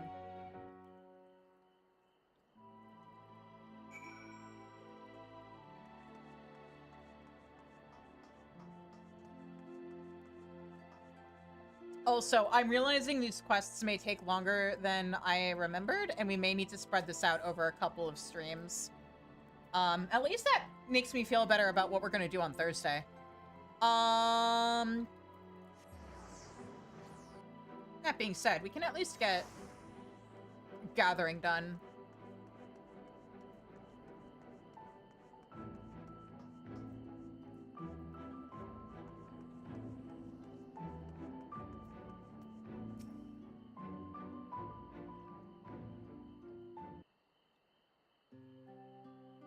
It's good to see you, Shizune. All that excitement has left me feeling positively drained. All that proper food has left me feeling unusually full. Buddy, aren't you being paid better now? Ugh, well, I feel like someone's been using my head for an anvil. Don't remember much after that 10th tankard. Shall I remind you then?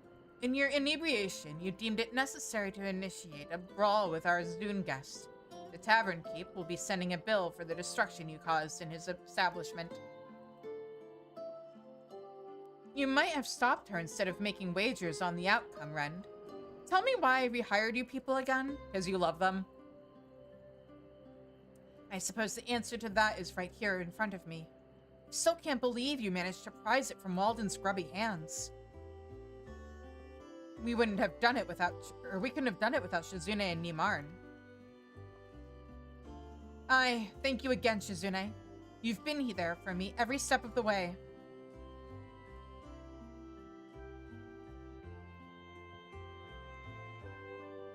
From here on in, I think I can keep the bellows running under its own steam. And if there's any trouble, I'll have these 3 miscreants to help me deal with it. You've left us in a good place, Shizune. But know you're welcome to come and visit anytime you like. And don't forget to take your payment. You've certainly earned it.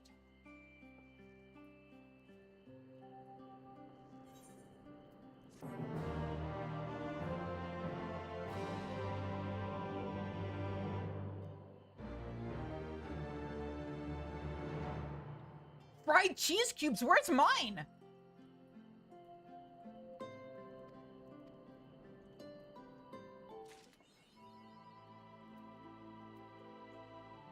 Ash?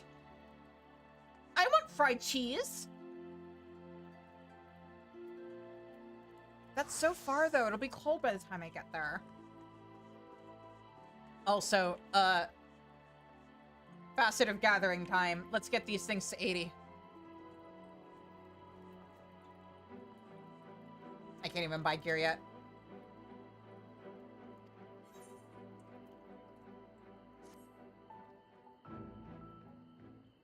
Got enough for the whole class? I should probably get food during the next ad break. Yes, what do you need? Every man in his armor wants something today, so I'd thank you to make it quick. I'm here to help you. Oh, not here for materials? What are you here for, then?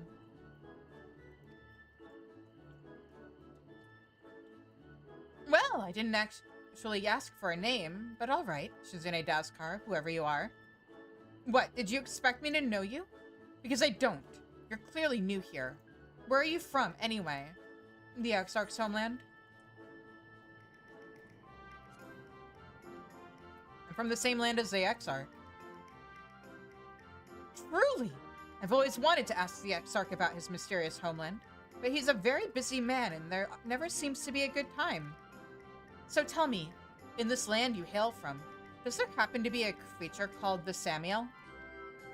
I don't think so. No, that's a shame. Well, time for me to take to the field once more. I'll find you yet, my precious Samiel. Mark my words. Wait, Chief, where are you? Wait just a... You there. Stop that woman. Hang on. She needs a better voice.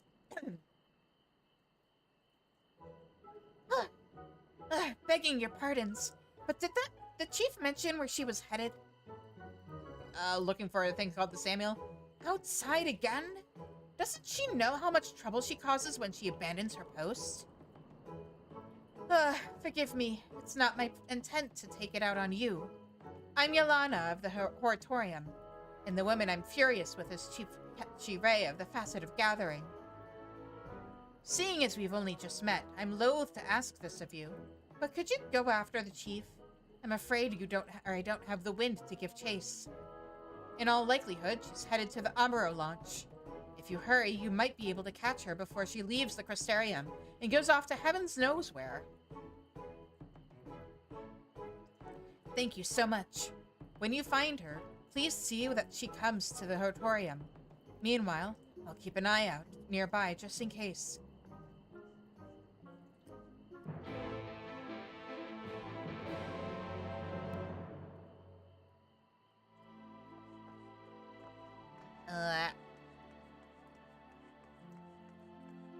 We want to go up.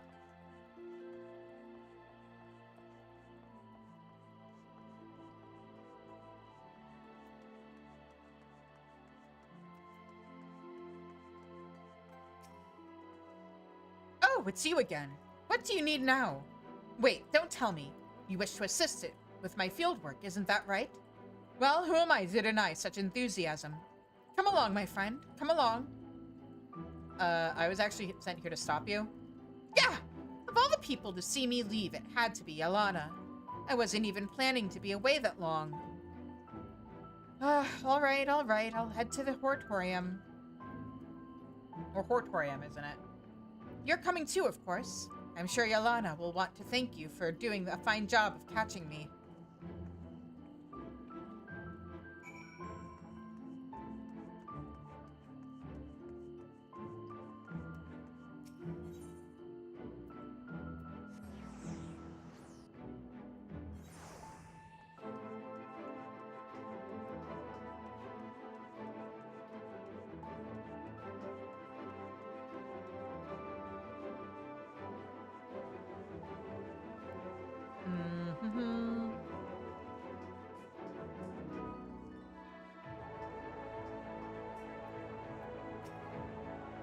I'm working to improve the strains of fruit we grow. There's nothing like a sweet and succulent morsel to lift the people's spirits. Oh, is he actually part of this quest? If glares could kill, I'd be dead thrice over. Well, then maybe you should take your job more seriously.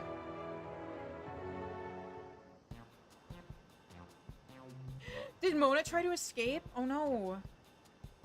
Ah, there you are. Thank you so much for finding the chief. Now, we don't have much to offer in the way of hospitality, but as a small token of my gratitude, I'd be happy to tell you about our facility. Sure. Here at the Horatorium, we primarily conduct agricultural research to improve our ability to cultivate crops. Oh, that quest. Yeah, no, fair. Yeah, silly cat trying to escape.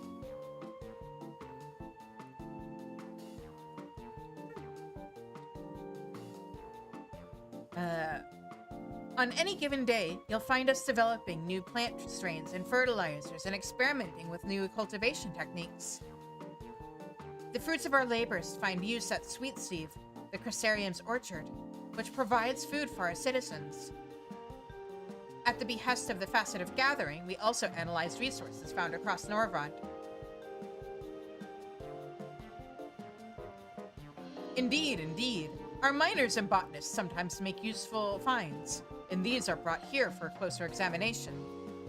You see, the task of the Facetive Gathering isn't simply to gather. We also strive to identify and manage resources. In a world such as ours, we must use our resources responsibly, that they might be conserved for posterity. In a sense, what we do is not unlike the work of those folk called naturalists in the days before the flood. I just realized how good her model looks as of Endwalker. That... You can really see the benefits of it with her. This stands testament to man's enduring and unquenchable desire to cast a light upon the unknown, be it flora or fauna or otherwise.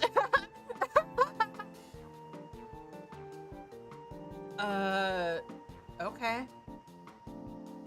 As you can see, the chief is something of a character. But in spite of her oddities, she's respected by her colleagues and peers. This is because her knowledge is vital in ensuring that the Crystarium is well provisioned. Though, from my perspective, it's difficult to see her as more than a self-absorbed woman who buries us in with endless tasks. When I sought her out earlier, it was to deliver the results of our latest analysis. But what should I find but her trying to sneak outside? It's not the first time either. Of late, she's been obsessed with finding the Samuel, the mythical creature, and runs off whenever my back is turned. She's not a child anymore, for goodness sake. And you're not my mother. If you keep up that nagging, your wrinkles are liable to grow wrinkles. Yes, dear. Like, let's be real. These two are totally together, right? Come, Shizune. Let's flee this place, else Yelana will turn us into fertilizer. Running off again? And I have no wrinkles, thank you very much.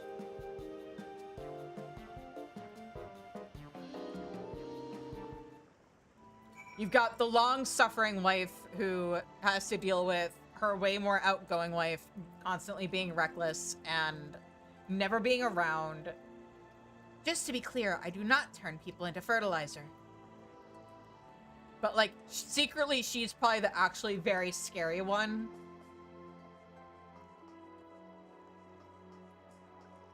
Like, there's probably a reason why Keshi Ray thinks that Yelana would turn her into fertilizer.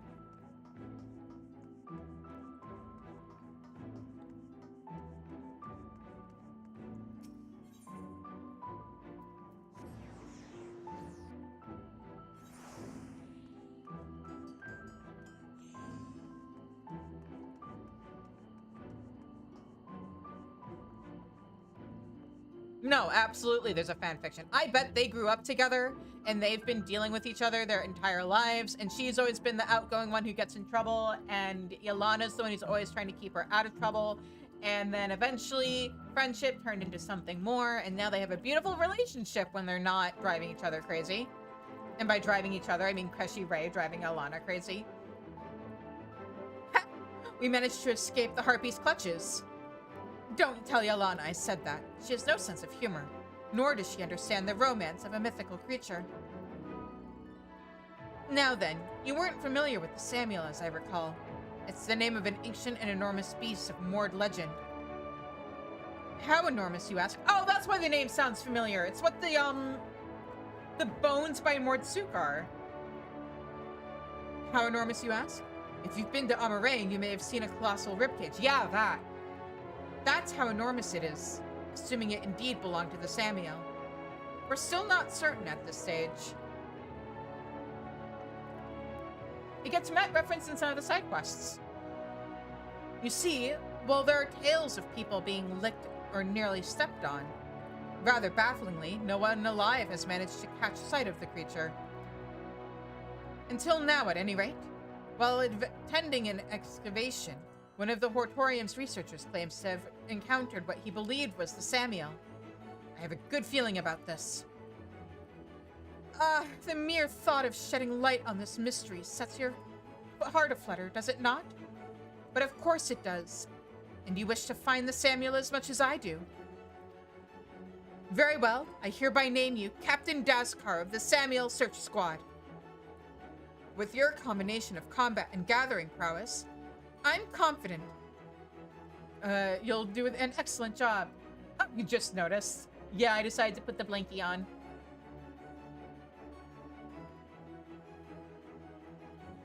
I'm confident you'll do an excellent job, especially with me as your intelligence officer. Lest you worry about that Yalana will come nagging, know that our mission is entirely serious and within the scope of the Facet's objectives. After all, knowledge of fauna, and all fauna are real until proven otherwise, is critical to resource management. But without further ado, my dear Captain, I bid you venture forth to Amarang, where you are to search for evidence of the Samuel. I await your discoveries with bated breath.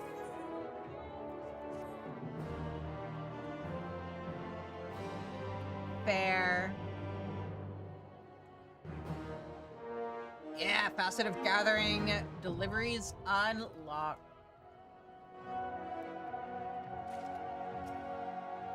Let's see here. Now, if I click this... Yeah, shut up. No, okay. No, I want gathering. Oh. Okay, what is it called? Animal trace. Nope, that's not what I want.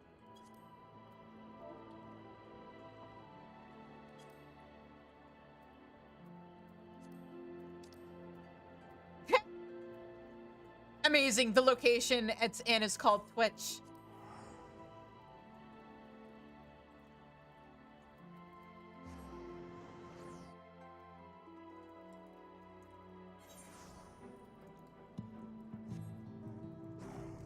Now, is this going to be collectibles gathering or is this going to be normal gathering?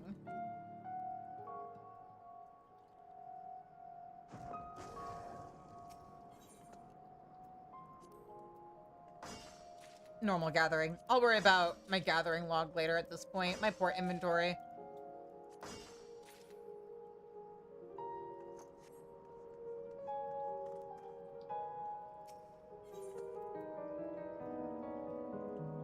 Oh, how many of these do I have so far? 8.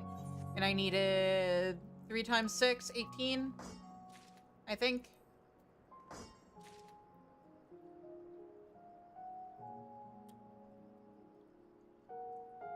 No. Yes?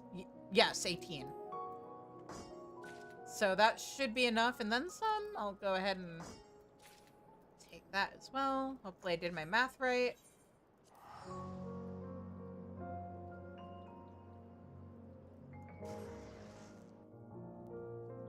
Yeah, I have 20. I just... It's 6 turn-ins, and I believe it was 3 of each. Oh, right. So that may have resulted in me over-gathering a bit, but I can just discard whatever I have left over.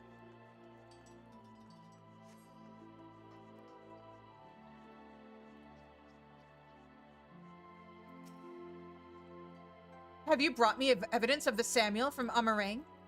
Ah, the anticipation of finding a lead is so heady. I can scarcely focus on my duties. Easy there.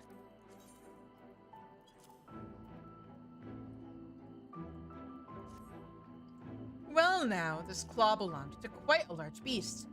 I dare to hope it will yield valuable information on the Samuel. My thanks. Esteem has grown. Give me that experience.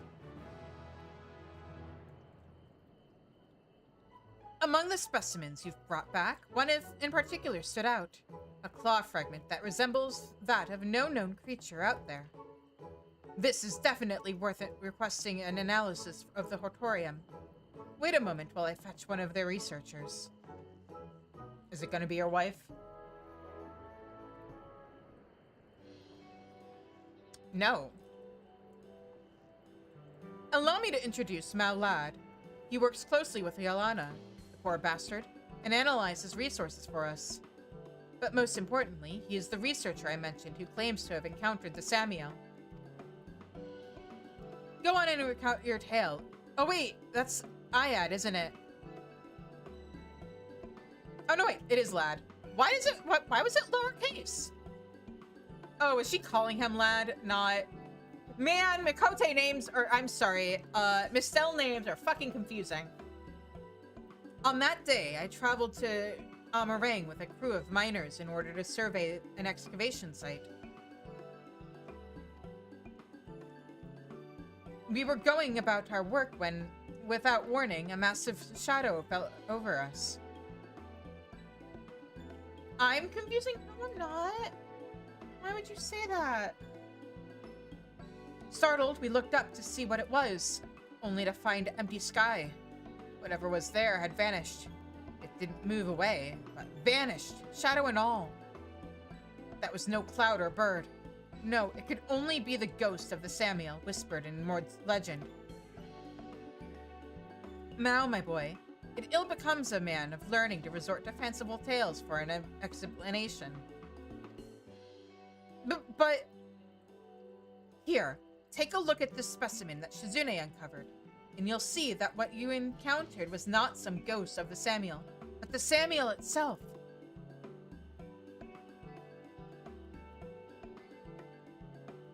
This resembles the claw of a lizard, yet there aren't any species nearly so massive in Amarang. Assuming the creature it came from was a quadruped, we can project its height to be... May I hold on to this? I'd like to examine this more closely at the Hortorium. We were about to ask you to do just that. Should you learn anything of interest, be sure to let us know. And there you have it, Shizune. For now, we have but to wait. In the meantime, perhaps you'd like to acquaint yourself with other lands and other resources they hold. I dare say it would be of interest to a visitor such as you. What do you mean I confuse you? Feel free to gather as you see fit.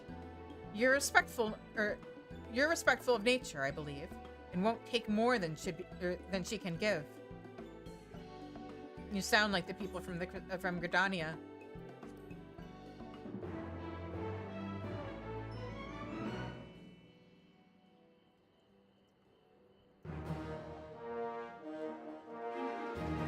White ears but not cat, because cat ears on a hoodie are cute.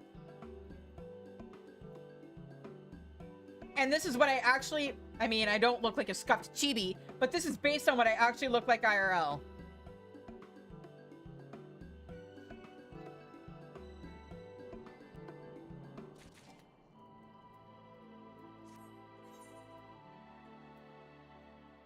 Okay, now we can get rid of that. Ah, there you are, my friend. You'll be pleased to hear that Mao has finished his analysis.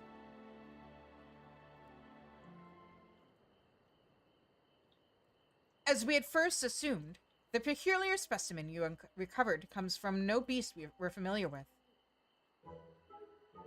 While we don't have conclusive evidence as to the identity of its owner, we're certain that it's a tremendously large creature. A creature not unlike the Samuel.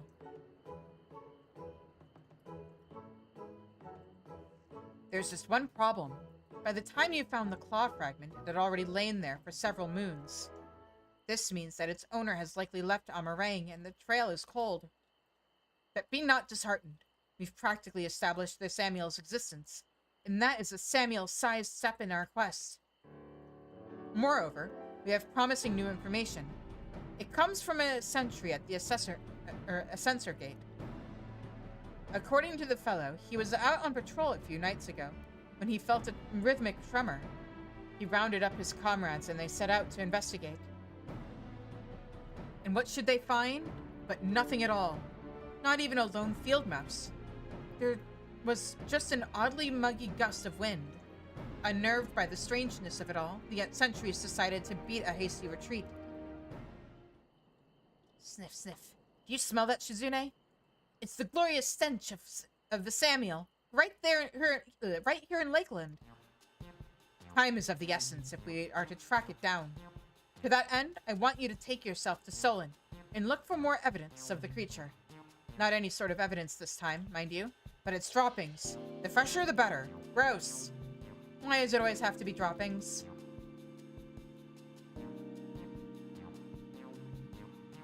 Excuse me, I wash my armor all the time. I know, Shizune, I know. But it's for a good cause. A steaming, fly-ridden pile of excrement is a veritable repository of knowledge. We just need to be willing to go elbow deep to extract it.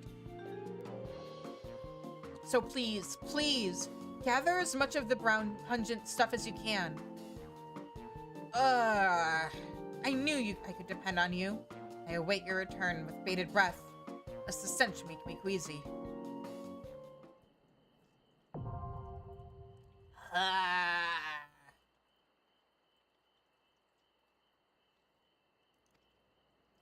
Okay, and I have to gather what? Is it 18 again? Yes, it is. Oh boy, what's it called? Hang on.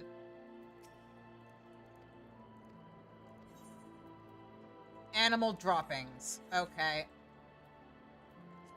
Nope, that's not what I want.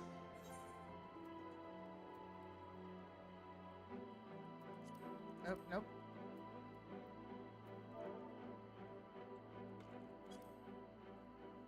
Droppings are in weed. Okay. Dive right in there. I don't wanna. Ew, gross. Ash. Why?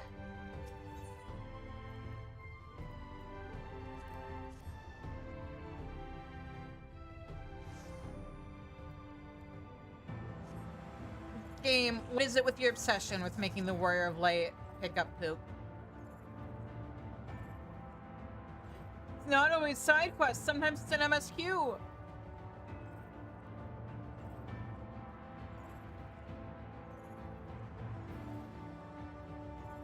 I know I can't say no if it's a quest, because then I won't be able to clear the quest, but that doesn't mean I can't complain about it.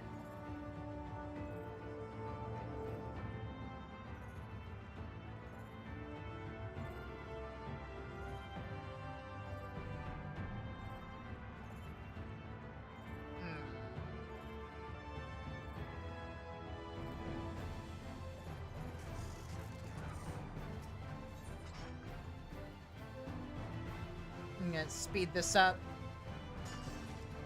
We need 18.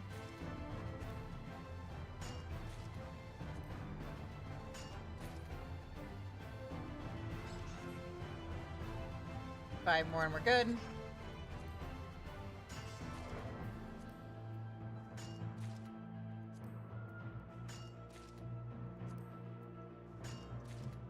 Ha! Oh wait, I didn't want to gather that.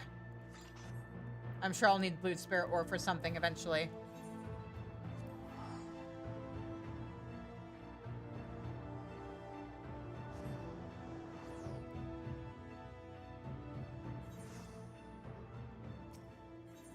Especially since they stopped giving us vendors that just sold crafted, like, crafting mats in Stormblood.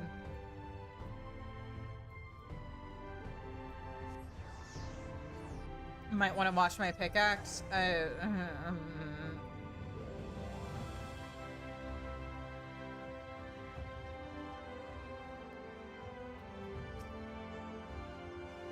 There's much to be learned from an animal's droppings, from its identity and diet to its physical condition. Would that I could do the analyzing myself, but I wouldn't dream of depriving Yalana of the joy of having one's nose in feces, nor you the joy of looking for it. Off to Solon you go, Shizune. Here you go.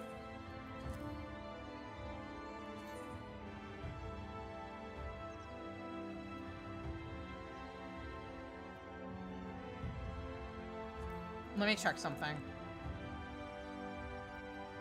before I spend all these scripts.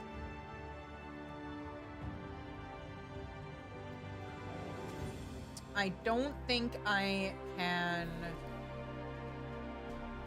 buy... Oh wait, I can buy level 80 gear. Okay. That is what I shall do.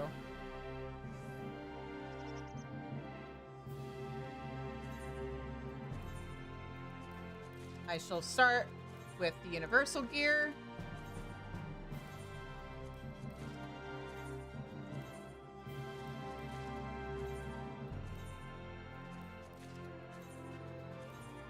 I know I can't equip it yet, game. Please, I just want to spend scripts.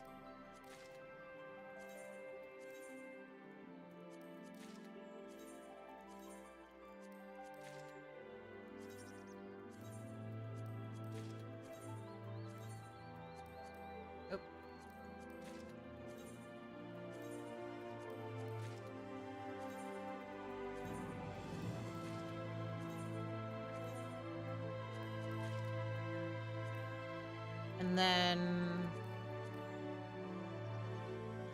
folklore?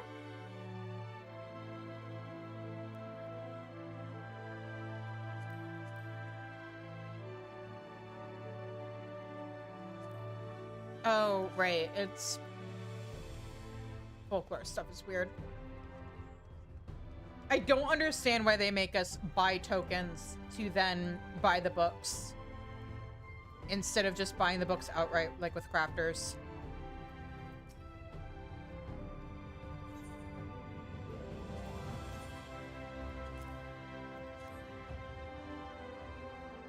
My, you'll have to go far and find fresher, you'll have to go far to find fresher, plumper droppings. Thank you for these beauties, my friend. I shall see them to Yelana's hands while they're still steaming.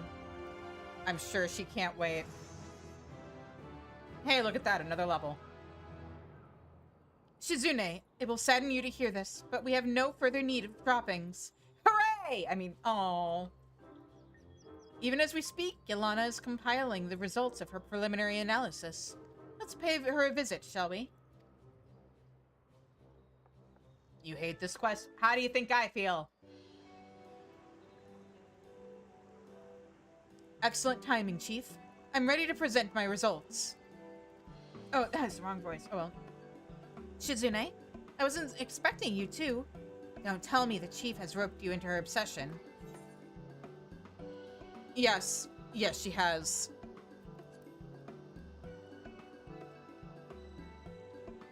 Chief, I thought I told you not to make a burden of yourself to other people.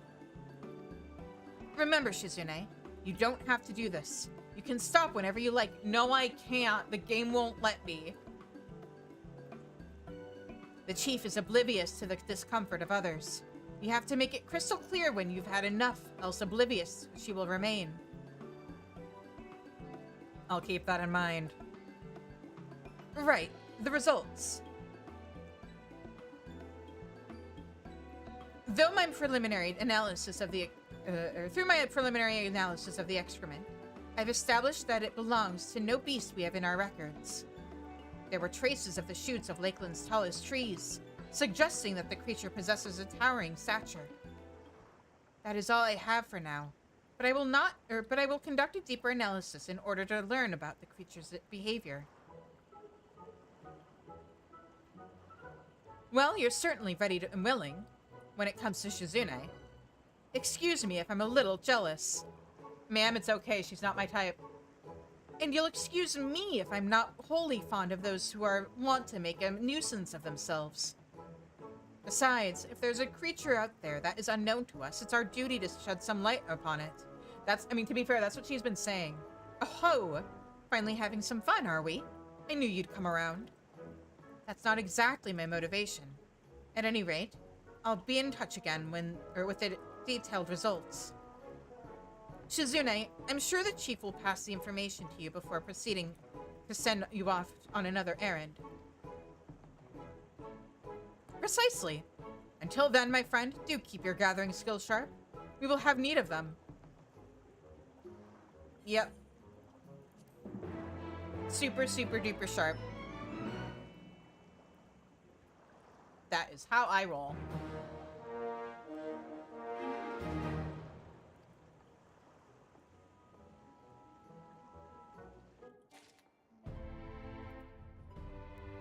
Oh, my poor inventory. Hang on. Let me...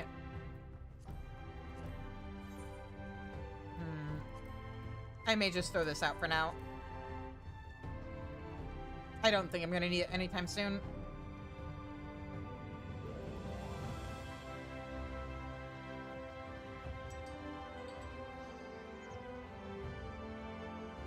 Summoning bell. Oh, that's not my materia retainer. Get over here, Melanie.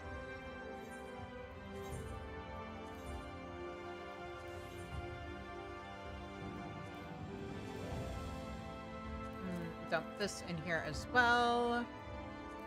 Do I have any other... Oh!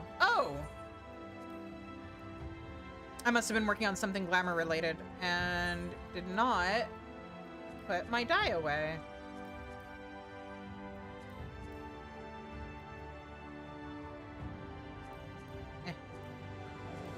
Much better.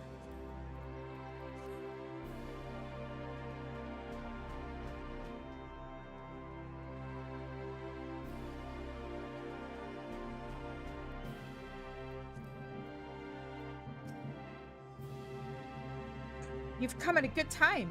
Even as we speak, Yelana makes her way here with fresh tidings. Not too fresh, I hope. Apologies for the wait. I've determined more details of the beast we suspect to be the Samiel. A deeper analysis of the droppings revealed that the creature had consumed vegetation found across all of Narvant. This tells us that we are dealing with a migrating herbivore. Furthermore, it allows pebbles to aid with digestion and consumes mineral-rich soil. Of course, or of most interest, however, is the fact that said vegetation was largely composed of plants native to Ilmeg. Amazing work, Yelana. Thanks to you, we now know where to take our search. But Ilmeg of all places. That's reckless, even by my standards. I can go. What? Does the name Ilmeg not strike terror in you? Wait, could it be? Rumor has it a dauntless woman recently set foot into that forbidden land. Could that individual be you? Ha! That explains your utter nonchalance at the prospect of facing the Fey Menace. Would you be willing to venture into Ilmeg once more for our noble cause? Yeah, sure. Wonderful, wonderful. For a moment, I feared that the efforts of the Samiel search squad would come to a premature end. But thanks to your brave captain, we may continue our good work. The Samiel search squad? You made up such a thing? Aye. Shizune is our esteemed captain, while I am her trusty intelligence officer. You and Mao Lad are both members, of course, though I can promote you to deputy captain if you prefer.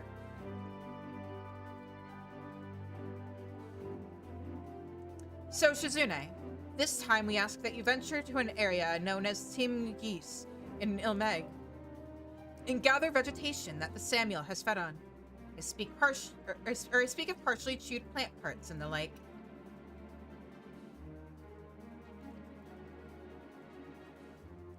Please deliver what you find to the chief. That way, she'll have some actual work to keep her occupied and out of trouble. Chief, I expect you to bring me the specimens without delay. Is that clear?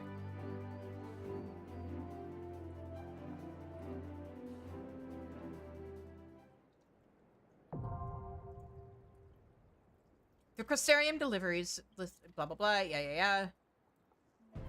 And now I want Megafauna leftovers. I keep opening up my crafting menu instead of my gathering menu.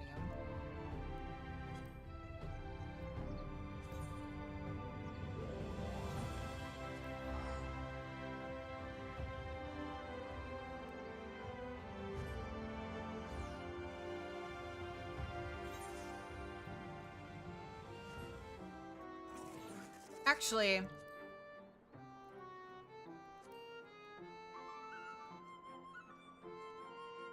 this is the level 75 quest. I'm actually going to turn this in on Botanist.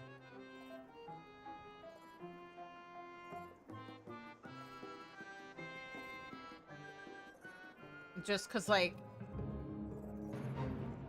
whoop, at least Miner is level 79, so I can do the level 75 stuff at least on Botany.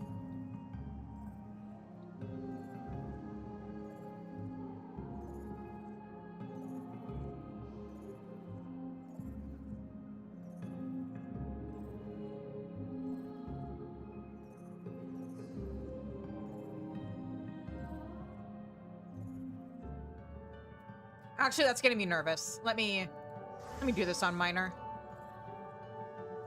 Because I'm just level 79, and I want to make sure I can actually get to 80.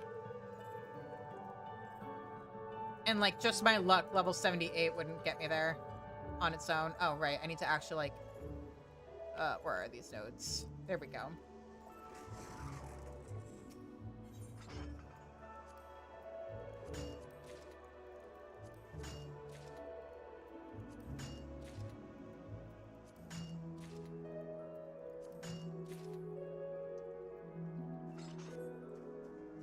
There we go. King's Yield, that'll make these a little faster.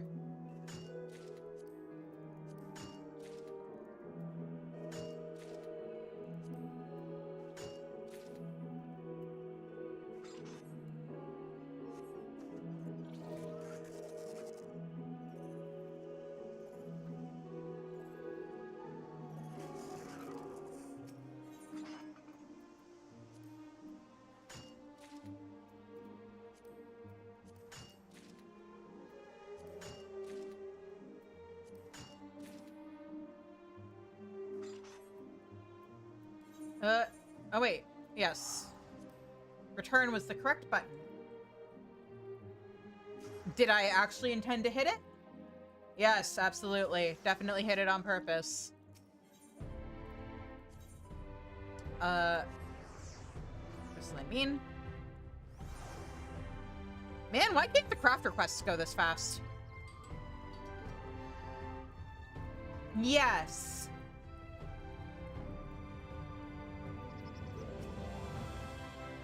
The Samuel is beginning to transcend legend and take real physical shape. I can't wait to see what else we'll learn from the plant parts you find in Ilmeg.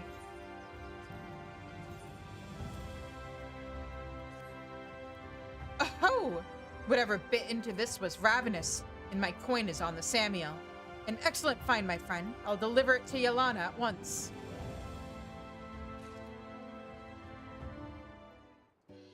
Yeah, I probably need that level 78 quest to get me to 9 or to 80. Thanks to you, we have all the specimens we need.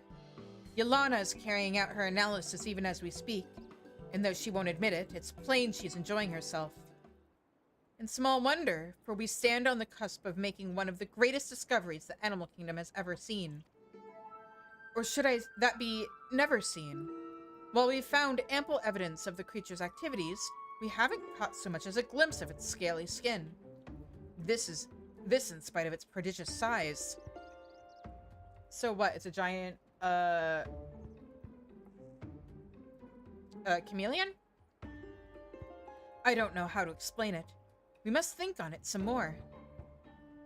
Do you guys not know what chameleons are?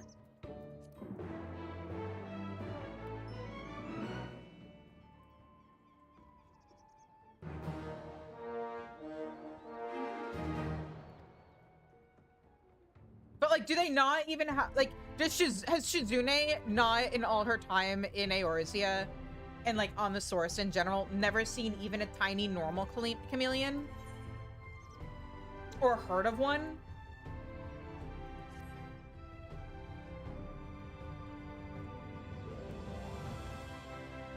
Yes, this is truly a mystery. We know that the Samuel is out there. It's left plenty of evidence of its passage.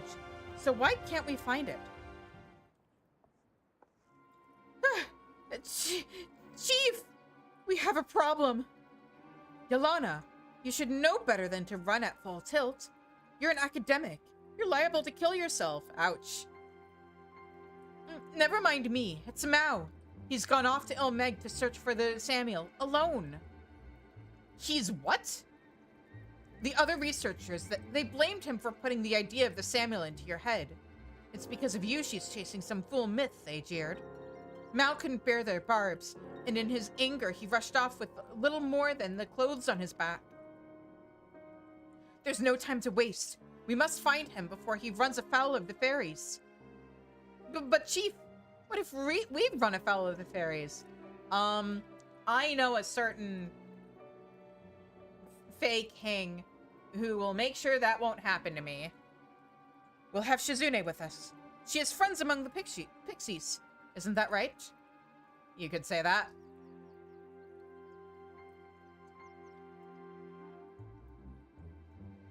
I see. Yes, we'd be much assured if you could ask the pixies of Leader Loran after Mao's whereabouts. Yeah, I'll go do that. and hope they haven't turned him into a topiary. While you see to that, Yolana and I will cast around by the entrance. Come and find us after you've made your inquiries. Now then, let us hurry.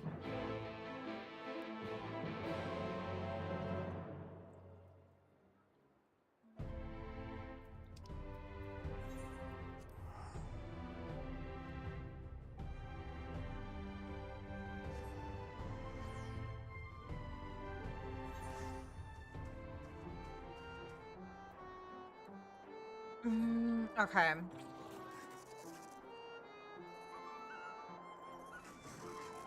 Trixie Pixie, I don't like that. What mortal's your friend, or that mortal's your friend, you say? Had I known that, I would have greeted him with a shove into the lake. Cool, I'll let, Feoul know you said that.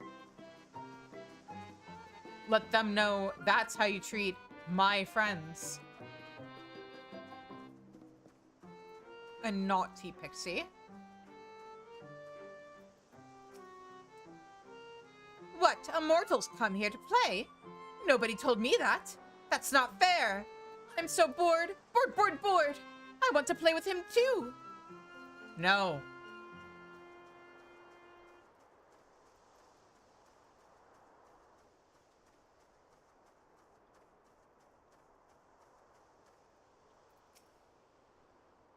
The man with the big ears? Oh, what? Speed 00, thank you so much for the follow. Hello. The man with the big ears? Oh, yes, I know the one. Was chasing him, as a matter of fact. Unfortunately, I lost sight of him west of the lake. If I see him again, I'll turn him into a cute leafman. It appears Malad is somewhere near Longmere Lake.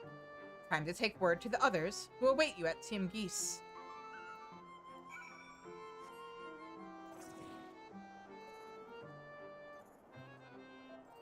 Blah, blah, blah. Here we go. There we are.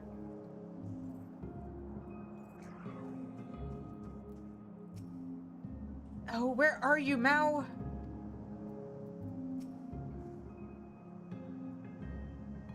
There you are. Were you able to learn anything about Mao's whereabouts? Yeah, he's by the lake. Allegedly. Truly? Thank you, Shizune.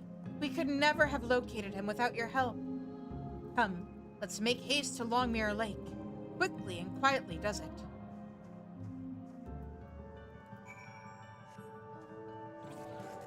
Or you could just use sneak. What? That's not a skill you guys have? Do I detect a skill issue?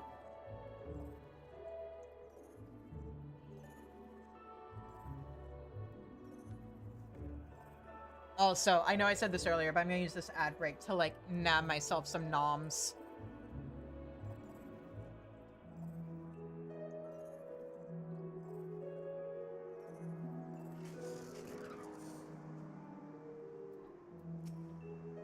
He's safe, thank goodness.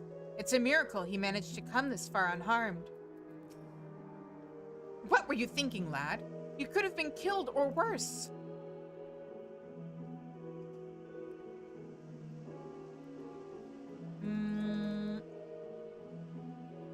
Clicking on him now feels like a gamble, so I'm gonna set myself to the BRB screen. Ad should be starting within the next minute or so. And I will be back on the other side of that.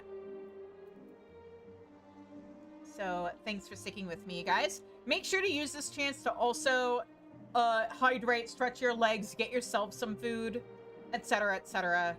Remember, self-care isn't just for the streamer, it's for chat too. So yeah, I will be back.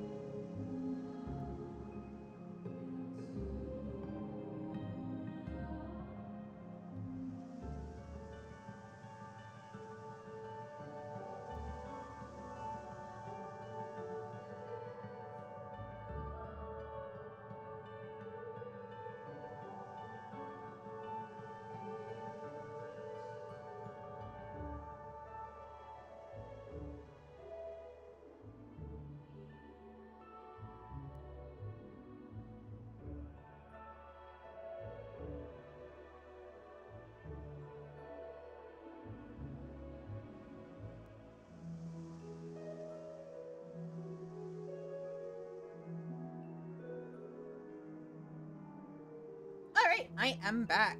And I have food. Could have been killed or worse. Yep, okay. So, let's continue on with this quest. Shizune, I'm so sorry for all the trouble. And so you should be. The chief alone is enough of a handful. I can't chase you down as well. But the others, they spoke ill of the chief. They couldn't just stand by and take it. I know it was reckless of me to come out here alone, but thanks to that, I was able to find an actual part of the Samiel. There's just one problem. In my haste, I forgot my tools. Shizune, you seem to have yours. Could you do the collecting in my stead? Lest you wonder, it's a shred of scaly skin. I spotted it in this area. Team Geese, after noticing rub marks on the trees and rocks. Yeah, sure.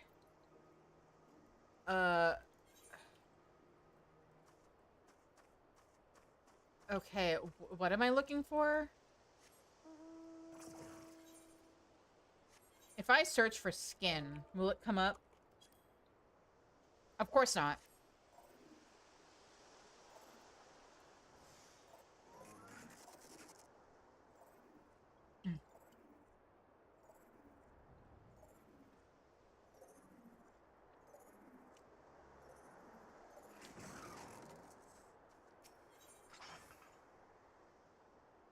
Nom nom, I have soup. Ancient animal skin.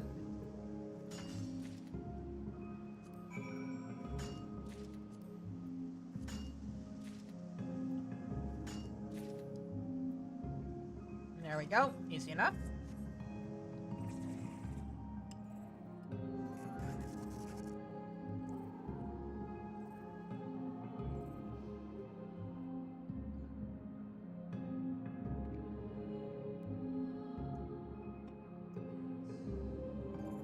You know what? This is the level 75 quest. I'll turn it on Botanist. Or turn it in on Botanist. Get the experience on there. I spotted the skin in this area, Team Geese, after noticing rub marks. Blah, blah, blah. Are you still saying the same thing? While droppings can tell us much about a creature, there's no substitute for an actual piece of it. In spite of myself, I'm quite excited, I must admit. So, did you find the shred of skin?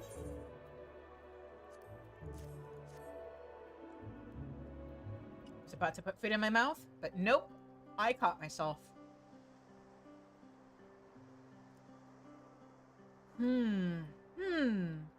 Well, it's a little on the shriveled side. This is indeed skin from the creature.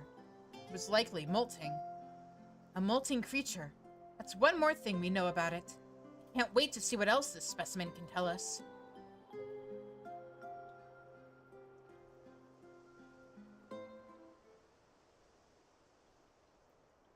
What?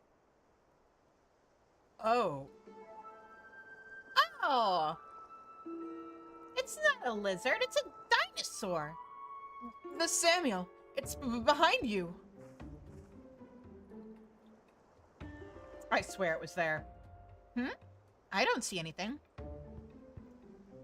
But also, I'm getting flashbacks to, wasn't there a side quest hunt thing in Final Fantasy XV that involved fighting a dinosaur in the middle of a lake? Me neither. That's odd. It was there just a moment ago. And his shape, I'd swear it matches that of the shadow I saw in Amarang. I don't know how, but it literally disappeared in the blink of an eye. Wait, was the Cotobleebus a dinosaur in Final Fantasy XV?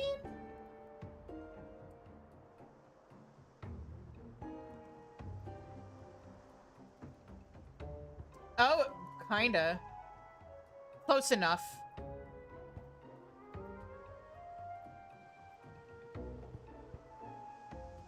I don't know how, but it literally disappeared. Oh, blink of an eye, yeah. Shizune, you saw it too, didn't you? It wasn't just my imagination? Truly? It was right there and I missed it? Yeah. Of all the rotten luck. Tell me, what did it look like? What was its color, smell, size? I mean, I don't know about its smell, but it looked like a brontosaurus. Chief, perhaps we should have saved the questions for after we leave this place. Even with Shizune, it may not be entirely safe for us here. Yes, you have the right of it. It wouldn't do to have the fairies get their hands on our precious specimen. Come, let us return to the Crystarium.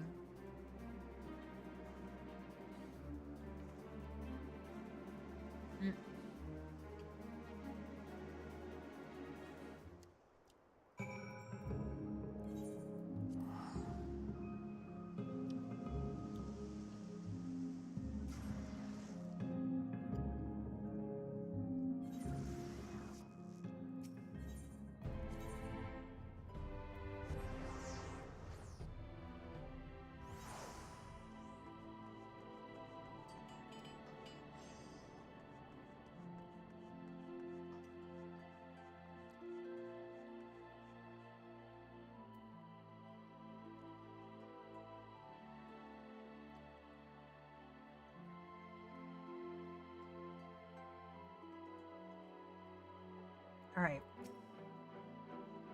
Well, that was certainly a harrowing outing. But it wasn't without fruit, in the form of a piece of the Samuel itself. Ah, to feel the scaly texture on my hands, and breathe in its mysterious smell. Pure bliss, I tell you. Alas, Yolana snatched it from me before I could have a little taste. Ma'am. Well, for now we'll just have to leave her to her task. I'm sure she'll have new information for us before long, so do not wander far.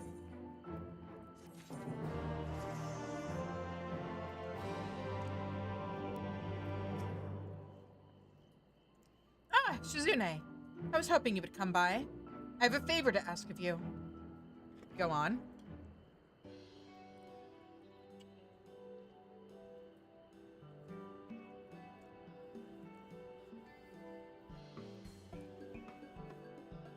I've been pondering the recent episode in Omeg, where the Samuel vanished as suddenly as it appeared. However it managed to do that, I believe that is the key to its elusiveness. While I have my theories, the little shred of skin you found us isn't enough to draw a decisive conclusion. To wit, we need more specimens, Shizune. As many as you can find.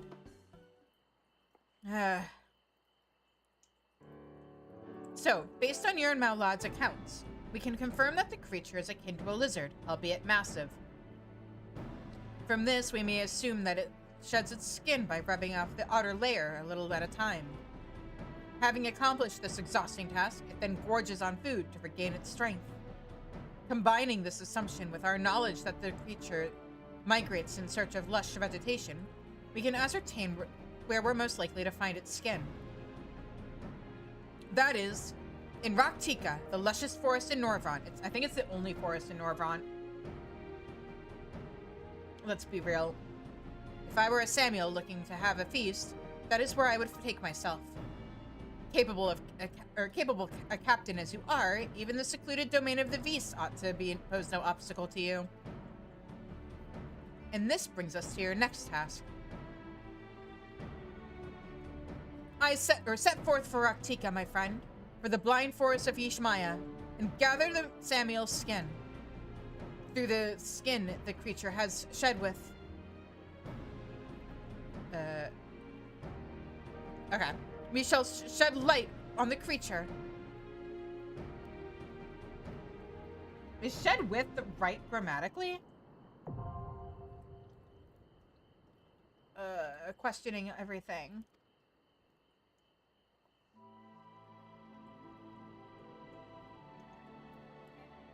Oh, right, I can't mount up here. Hang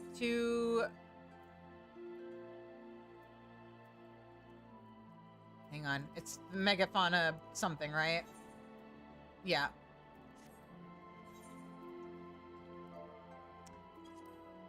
Still not what I want to be searching for. And yeah, it's level 78. So let's go back to minor. Oh, actually, Slitherbow is faster.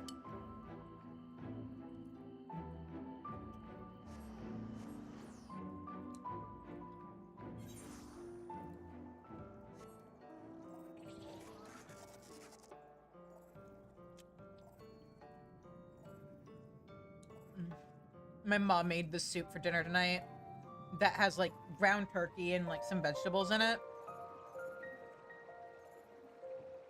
And it's funny because like it tastes like lentil soup to me, but it's better because it has meat in it. Also, like I went into the kitchen and I saw a bowl full of kale and I was like, oh, that must be the leftover kale from, like, she must have cut up too much kale for the soup, and that must be the leftovers. And then I lift the lid on the pot, and I see the soup, and I see no kale in it. And it turns out, the reality is she made a bit of an oopsie-daisy and forgot it. Not that I'm complaining.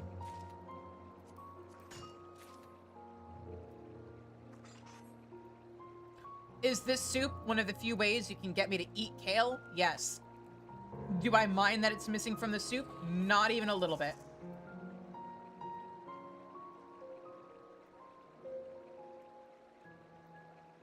One moment.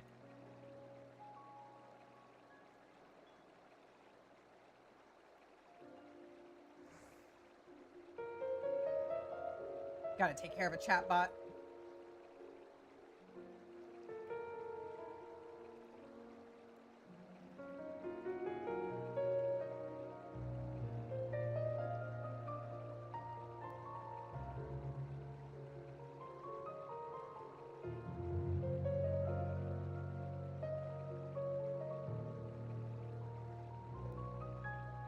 Which also means I am going to head over to Twitch, add this to my blocked perms list real quick.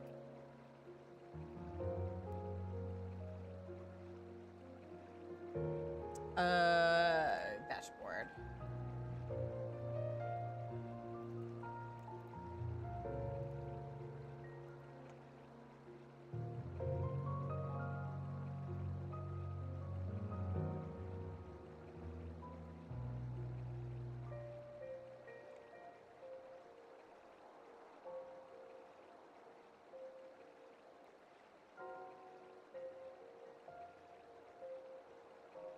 There we go. Covering all my bases in terms of moderation.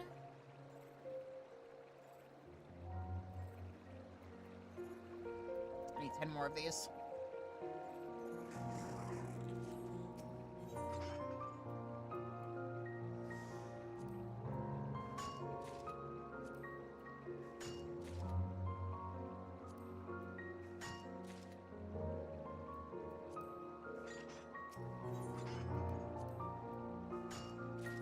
Excellent.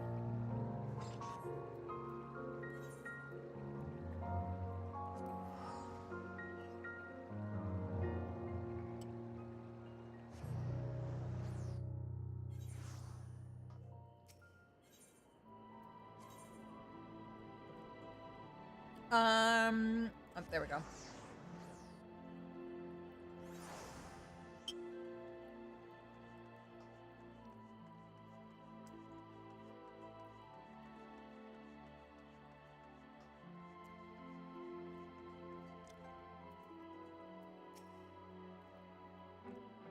To behold the Samuel with my own eyes.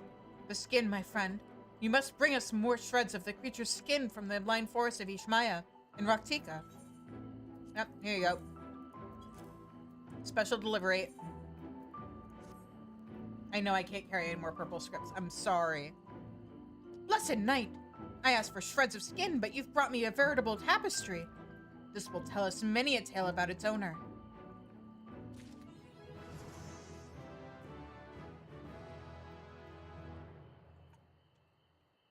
My thanks for gathering these specimens, Shizune.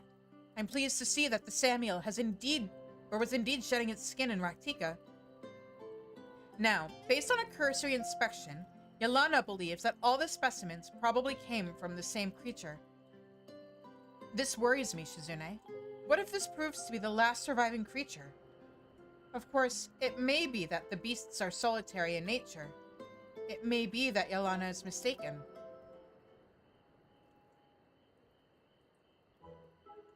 But it avails us not to worry about such things at this time. For now, we can but wait for the results of the analysis. Truly, the Samuel is a mystery among mysteries. I won't rest until I know everything about it. Are you with me, Shizune? But of course you are. Behind that icy countenance, your heart burns to uncover the truth. I have an icy countenance? Now, tell me, my inimitable captain, why do you think the Samuel is so elusive? No need to overthink it. Say whatever comes to mind.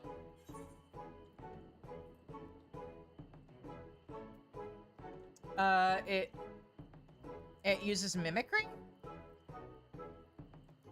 Probably. Mimicry, you say? That would indeed be an effective way to hide itself from predators, not to mention nosy researchers. Thank you, my friend. This gives me much to mull over. I'll be certain to share your theory with Yelana and her colleagues. You never know. It could well be the spark that illuminates the mystery. And now that we have so many shreds of skin, surely one can be spared. Yes, just a little taste. Sacrilegious. No thank you. Oh, fine then, I won't eat it. Yet. It couldn't hurt once Yelana's done with them, right? Speaking of which, I should deliver them to her. Rest assured I'll keep you appraised of any developments. Ma'am, you are not supposed to look the science. Mark my words, Shizune. Next time we will find the Samuel, and it will be glorious. See that you keep your tools honed and your steps spry.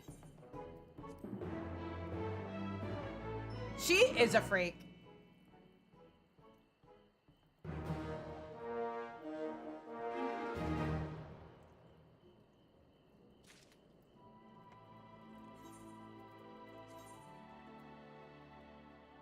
Also, oh, did I never buy a second ring? Hang on.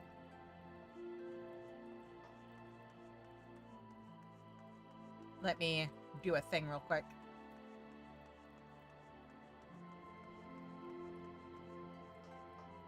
She's a freak. You love her. Yeah, fair.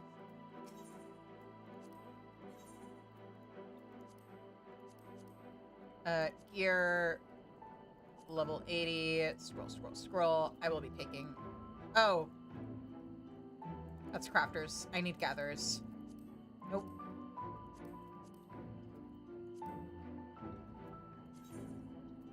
There we go.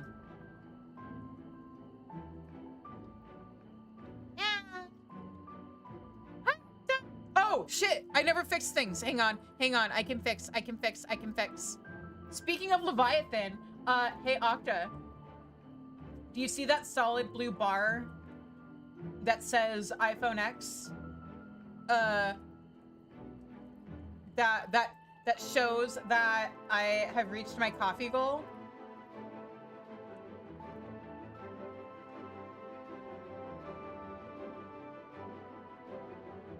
Yeah, so, once I finish Shadowbringer's patch quests, I'm gonna play Subnautica before we start Endwalker.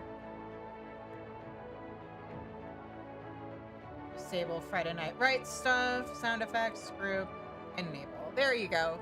That'll give you back your Leviathan. Okay. Now, I need to go over to Yulmore real quick. I'm just gonna spend some scripts.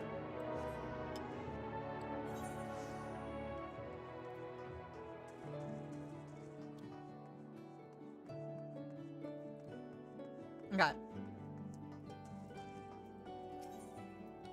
So, fieldcraft items, I need Trader's Token B.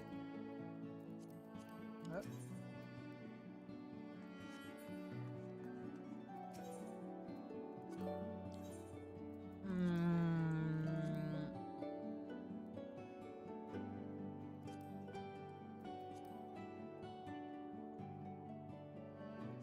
Tokens, Trader's Token B, 99.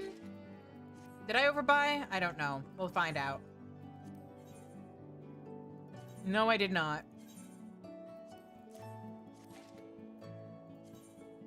I am actually gonna need a bit more of those at some point. But the important part is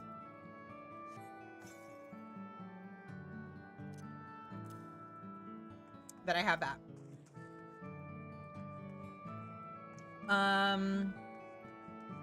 While we are here, I'm gonna drop off some stuff in my... Oh, right, I don't need these. I may or may not have geared up some of my side jobs, but I don't feel like getting more tokens. Thank you for the lurk, Octa. I appreciate you. Need to go into Melanie and in Trust. There we go.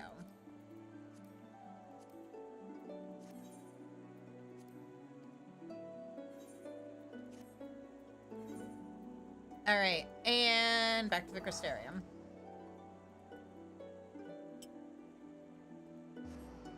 Oh. I never put my hood up.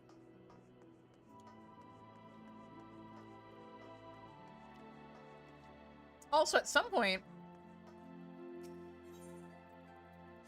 my blinky went away. Did I hit something wrong? Whatever, it's fine. We can be uncozy for a little while.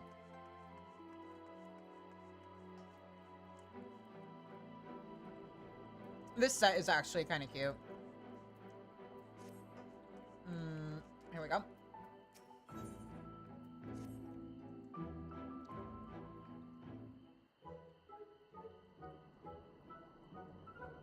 You're here! Good. Now we may set forth. Chief, I believe it's customary to tell people where they're going and why. Permit me, Shizune.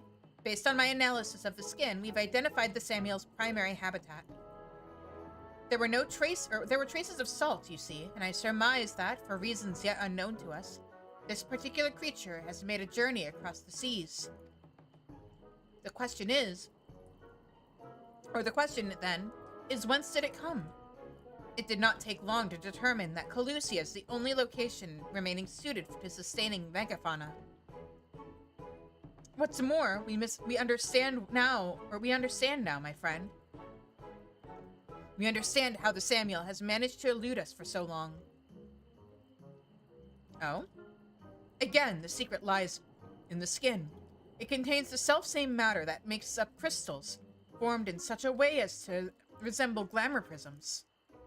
Hailing from the Exarch's homeland, these marvelous objects can be used to cast illusions. Illusions, Shizune!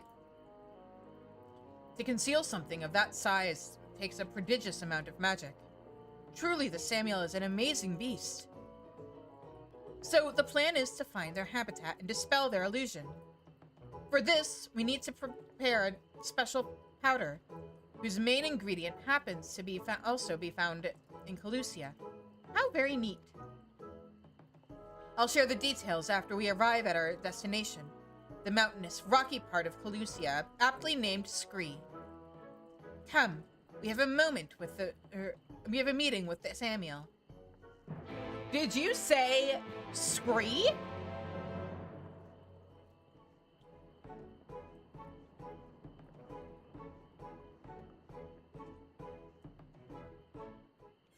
Also, very important. What part of this gets dyed?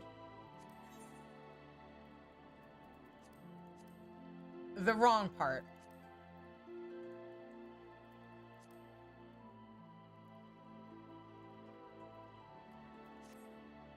Like, I kind of get it, but I'd like a version of this that, I can dye the green part for. That's whatever. Off to Tomura.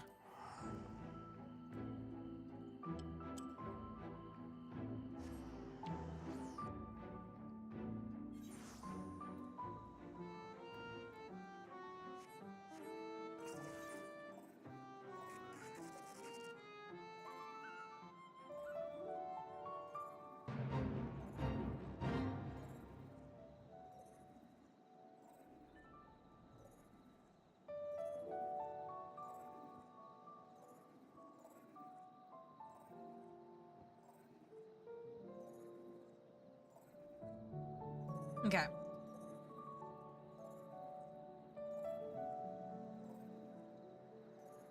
They are... Oh, here they are. What are we looking at? Without the specimen you recovered for us, we never would have learned that the Samuel came from across the seas. So this is where they live. There might even be one standing right over our heads, right now, and we wouldn't realize. So, the main ingredient I mentioned earlier is a substance called black ether sand, and it can be found in this area. If you can gather this stuff for me, I will use it to prepare the dispelling powder. In the meantime, we'll search the area for the Samuel's domain. I'm coming for you, my pretty.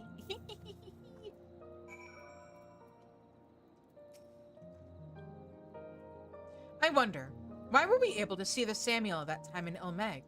There wasn't anything in particular that we did. We may not be able to see the Samuel, but by now we've an idea of the signs to look for. All we need then is the black ether sand, with which to make the glamour dispeller. Happy harvesting, Shizune.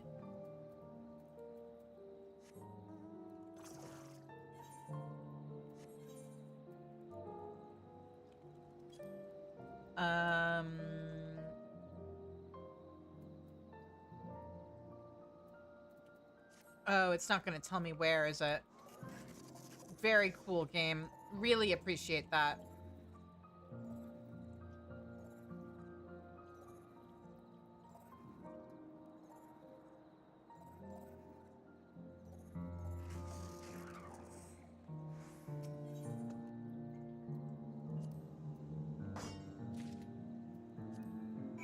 And there, I even overgathered it. I hope you're happy.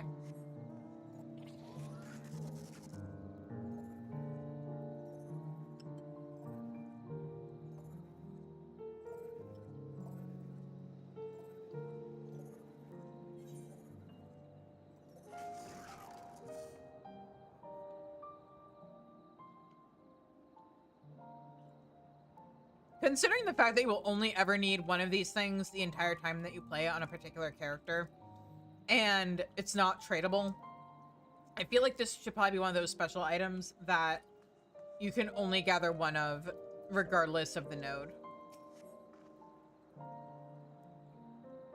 So, how fares the search?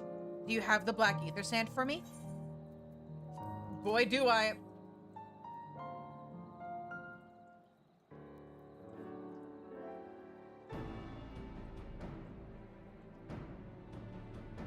Yes, this is sufficiently pure stuff, and an ample amount of it besides. I'll prepare the dispelling powder at once.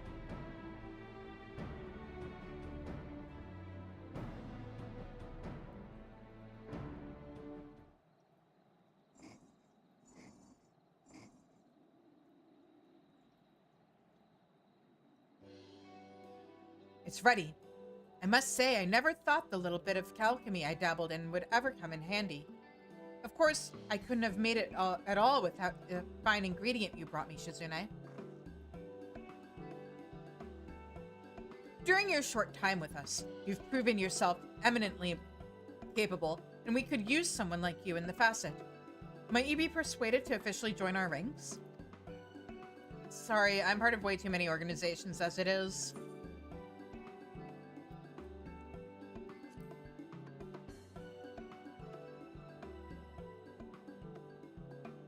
But of course you are. Your many talents would be wasted in one place.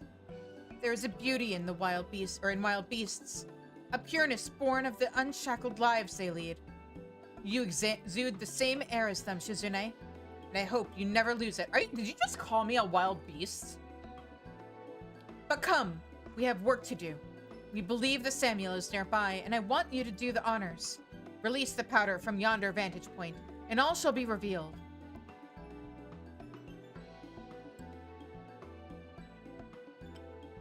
Yeah, sure. First, I'm gonna shove some food in my mouth.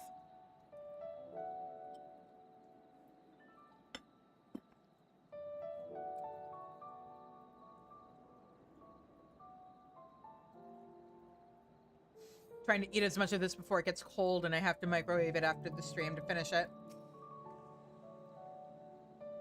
We found more claws and other evidence nearby. We're confident this is the right place. What are you waiting for? Go on and give the powder to the winds. We're close, Shizune. I can feel it. The creature may be able to fool our eyes, but we still have our other senses. And those reports of muggy gusts and mystery puddles, I believe they can be explained by the Samiel.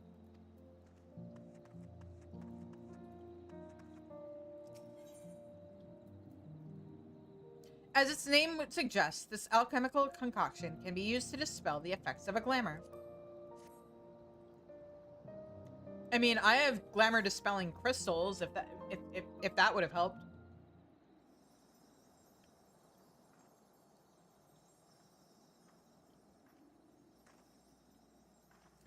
There!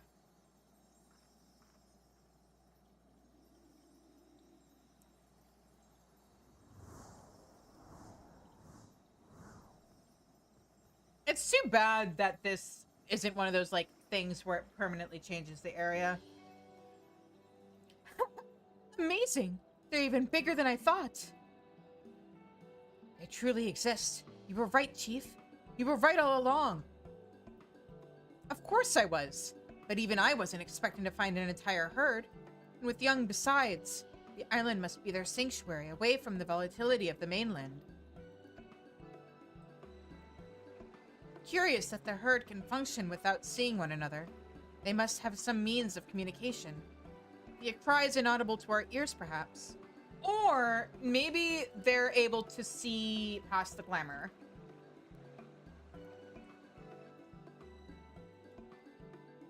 Assuming they ordinarily remain hidden, why do you suppose the creatures in Il Meg showed itself to us? Maybe they stinky. Maybe. A good question. This is merely a hypothesis, but that beast, I believe, was smitten. Huh? Smitten? In the midst of courtship, in other words, in order to win over a female, I imagine that it must exhibit itself, show that it is healthy and strong. Is Mao Lad that female? So it engages in reckless acts to gain the attention of the opposite sex, just like people. Wait, does that mean there was another Samiel nearby at the time? And what do you suppose they do when mating? Would they reveal themselves as well? That, or maybe you have a new explanation for earthquakes in your region. Another good question. Considering their massive frames, perhaps they take to the water. But whatever the answer is, rest assured we'll find it soon enough, along with many others.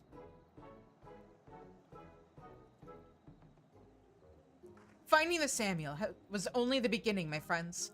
Exciting days of study and research await us.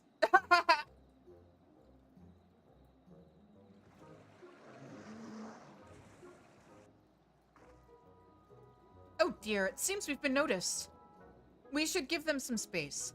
Animals with young can be unpredictable, and it would be an impediment to our work here, were they to grow wary of us. Come, my friends, let's return to the Crystarium. I dare say we've achieved enough for one day.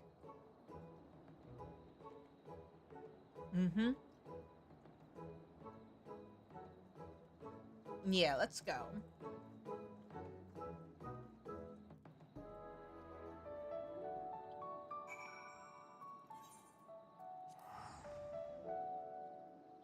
More soup.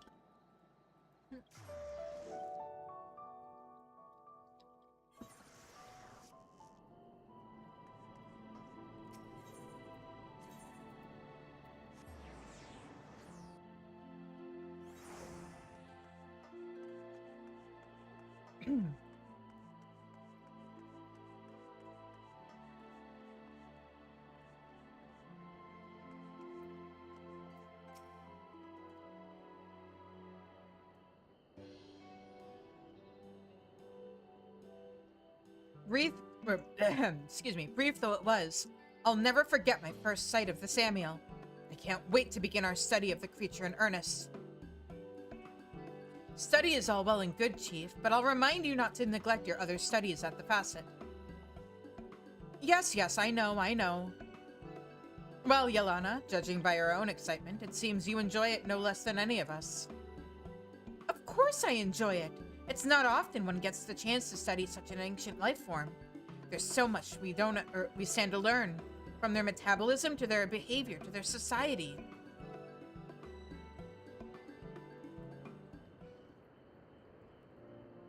When light swallowed up the world, it not only decimated innumerable species outright, it wreaked havoc on the balance of nature, which led to the extinction of yet more species. That's to say, all life that has survived is a miracle, Shizune.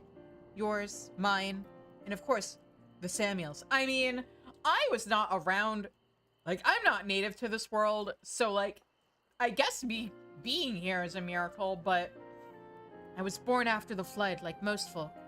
We know only that, or what exists now, and little and less of what came before. But I believe, Shizune,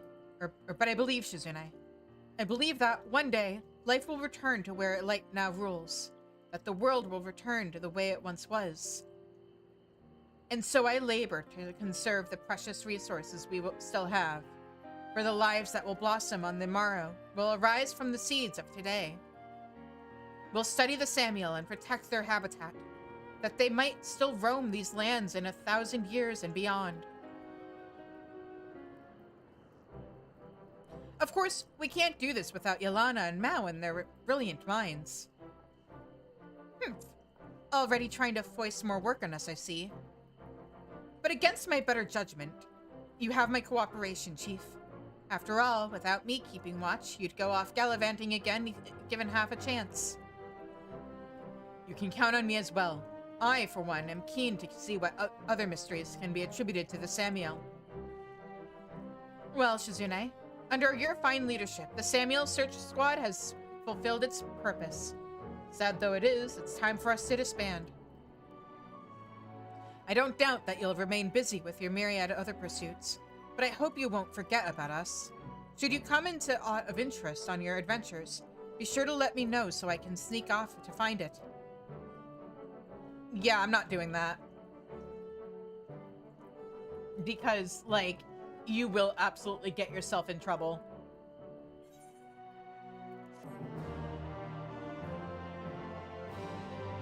I am keeping her far, far away from the Tempest.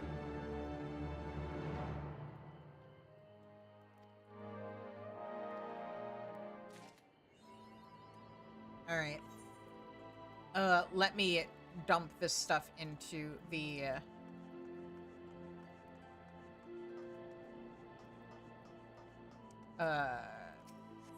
into my retainer.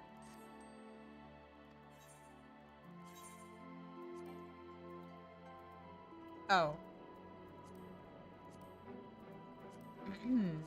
Into my retainer.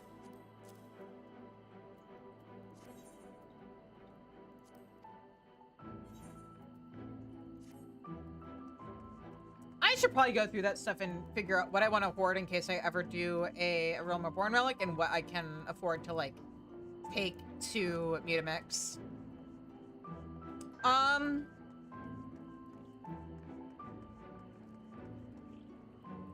You know what? Before I do anything else, let's swap over to Botanist and head over to do the other society quests, because I don't know if we're gonna have time to finish all these quests. It may take a few more streams than I anticipated. And I at least want to make sure I get my society quest stuff done. So,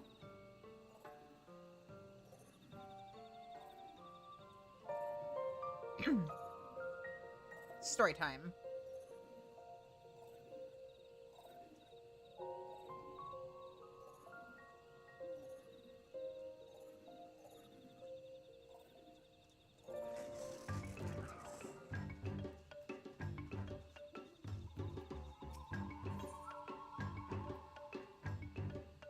Chakral Cordal's eyes eagerly about the caves of the of Hopple's Stopple. Also, wait. I am pleased to report that we have begun a preliminary investigation of the first level of the tunnels below. I'm optimistic that we shall find signs of the first cell level before long. Scree! Scree! Yep. Scree time! Also, hello, Luca. Are you my babyest boy? Can I interest you, sir, in a candy wrapper? Yeah, you definitely look interested. Oh, there he goes.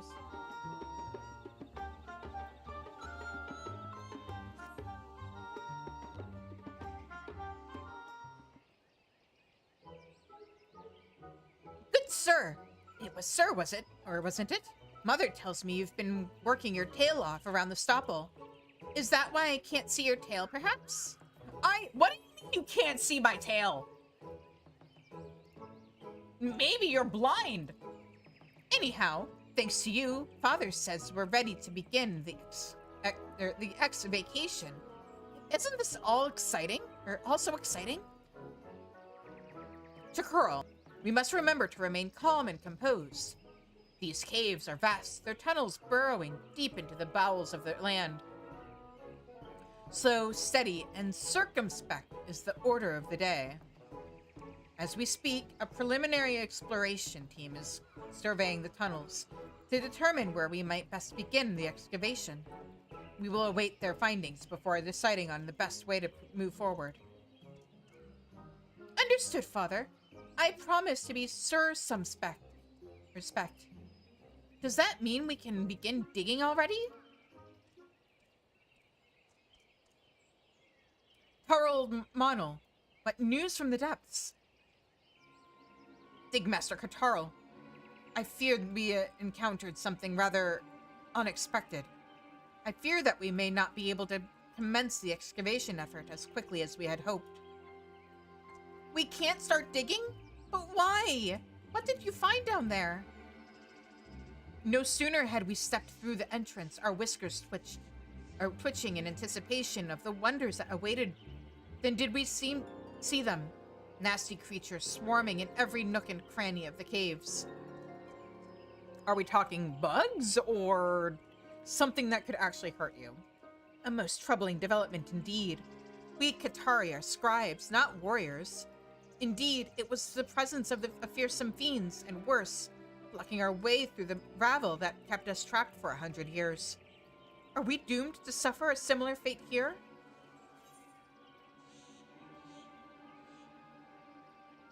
I did defeat the Light Warden, you know.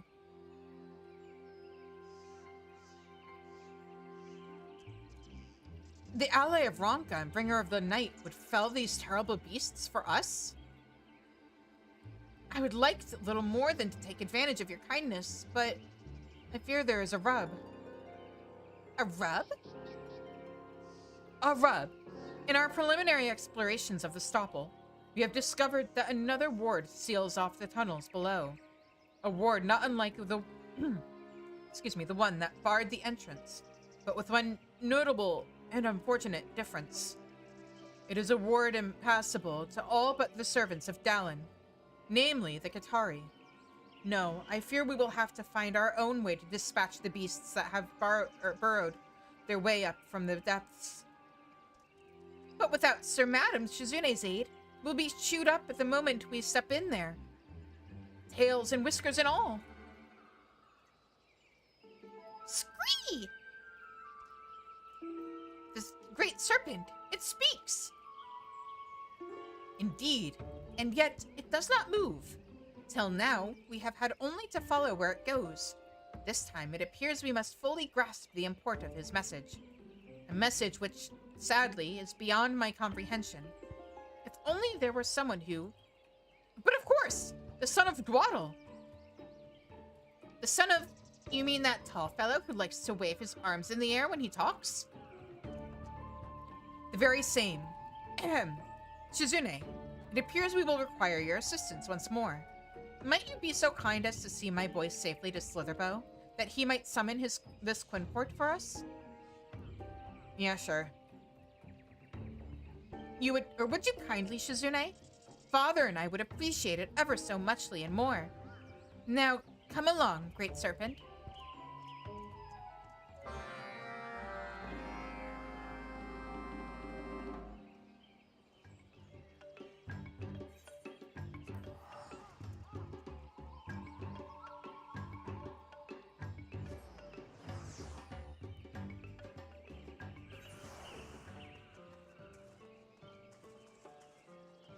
Hi, Luca. Oh, you're still running. Oh, you want me to throw this for you again?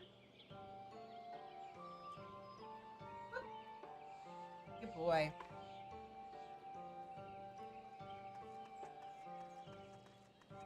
He's so silly.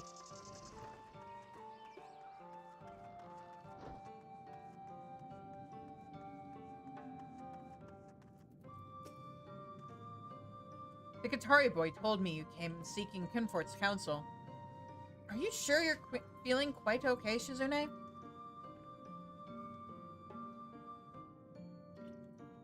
He came here seeking out Kunfort's counsel. I'm just here to keep him out of trouble. Scree! Slitherbow is full of tunnels, too. If father wasn't waiting for us back at the stopple, I'd love to go digging and delving here, too. Maybe don't dig and delve through other people's homes. What's this you say? Fell beasts prowl the tunnels at every turn. No doubt they are remnants of the shadows that wander the forests come to life. Demons come to suck dry the currents of ether that give the great wood life, reducing our home to a withered husk. They could be that. Or they could simply be nasty little brutes that crawled their way up from between the rocks. You know, like the ones around here. Valen, my good sir madam, you know of these creatures too? I do. Mother tells me that when our ancestors first came to Slitherbow, they were set upon by a swarm of ravenous creatures that crawled up from the below. Unfortunately, one of the elder priests managed to utter an incantation that drove them away. If you look closely at the walls around us, you can see glyphs carved in them. The same protective magic that saved our forefathers then has been worked into the very walls around us. In a sense, the settlement of Slitherbow itself serves as a ward against the dangers that lurk beneath us. Wait, really?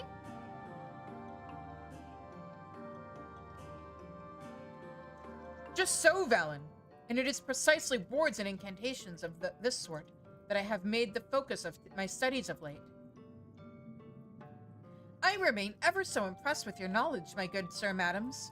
Might it be too much to ask if you could teach this incantation to the Great Serpent, that he might protect us in our expedition below? Scree? What? What blasphemy do you speak, child? Do you think me, a humble servant of the wood, so brazen as to believe he could enlighten the divine protector itself? Look, this isn't exactly my area of expertise, but it strikes me that there might be a simpler way to approach this. Why don't we simply fashion a talisman or two for them? You know, like the ones we've always used to keep danger at bay. I can craft a simple object to serve as the vessel, then Quinfort can mutter a few words and enchant it as he sees fit. Tradition dictates that the talisman be fashioned from materials indelibly connected to the bearer's home. Those of us who live in Slitherbow usually gather what we need from the Cydia swamps, but for our Qatari friends, we'll have to look further east. Shizune, your knowledge of trees and shrubs just might serve us well here. Why don't you head over to Muriel's Regret and see if you can't find us a spectral cocoon? It's a casing of spun silk that we often carry about to ward off danger. And I shall immediately begin weaving an incantation especially tailored to protect our good friends from the sort of terrifying creatures that infest the caves and tunnels they seek to explore. Mwahaha! A foolproof plan if ever there was one.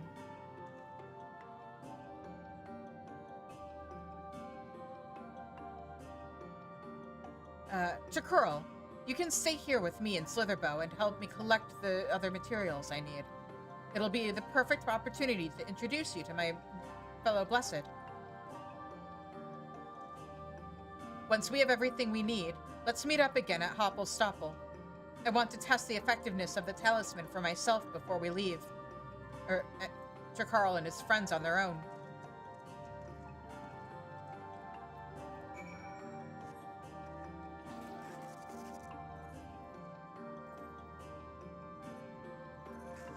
Oh, right. I am in a dead end.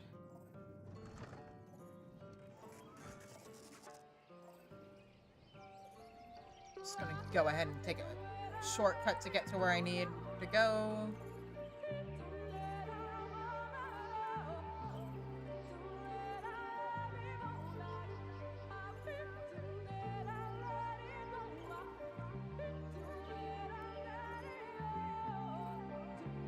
Luca, are you sitting here because you want me to feed you or because you want attention?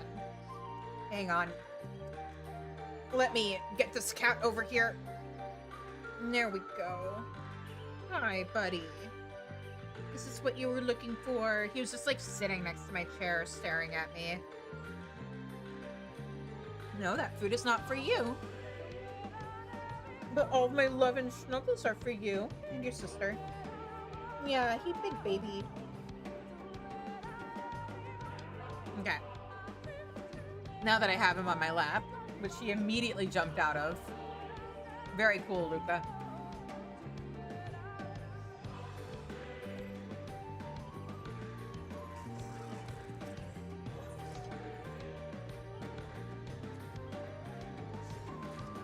Just need one of those. He is a brat, and he knows it.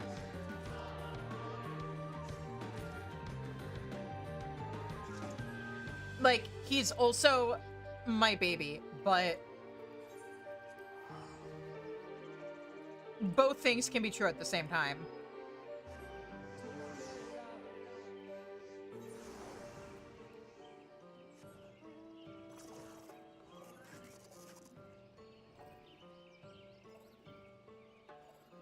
At least he's not just, like, sitting and staring at me now. So maybe I did just need to pay him a cuddle tax.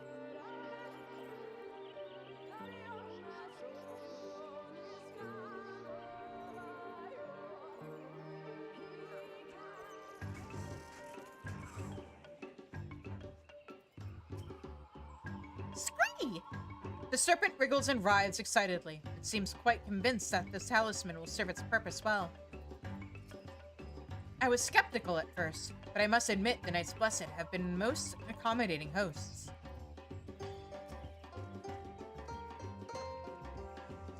A la duty, friend. That's how people greet each other in Slitherbow. Did you not know? That actually is a new one. Oh. I can scarce wait to put my prodigious talents to use for the sake of our Qatari friends. Oh, there you are. Were you able to find something suitable for making our talisman? Yep. Here you go. Why, yes. This should serve us quite well. Just give me a moment or two. I'll round up the materials Chakurl and I gathered from the village and whip up something in no time.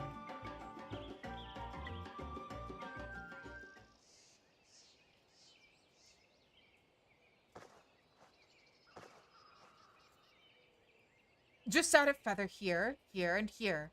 Then thread through this length of rope and... yes, this should do it.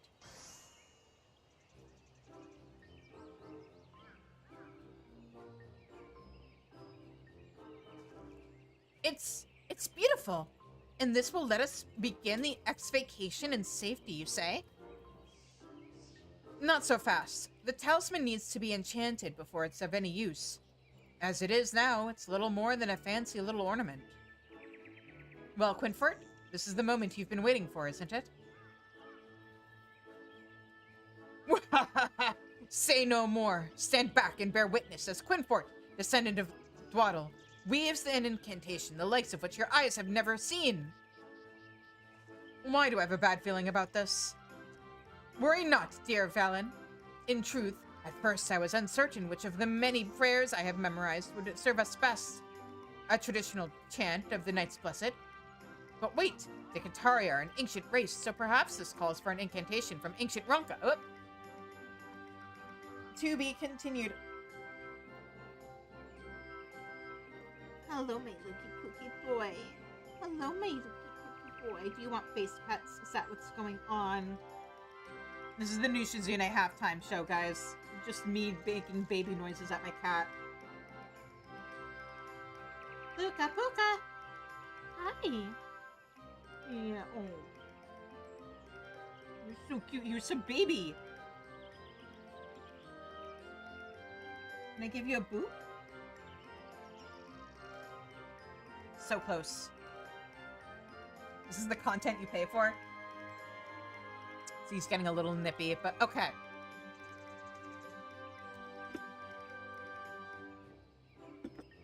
I need to make sure that Amazon has the right phone number for me, because I consistently do not get one-time passwords texted to me. So let me just have them.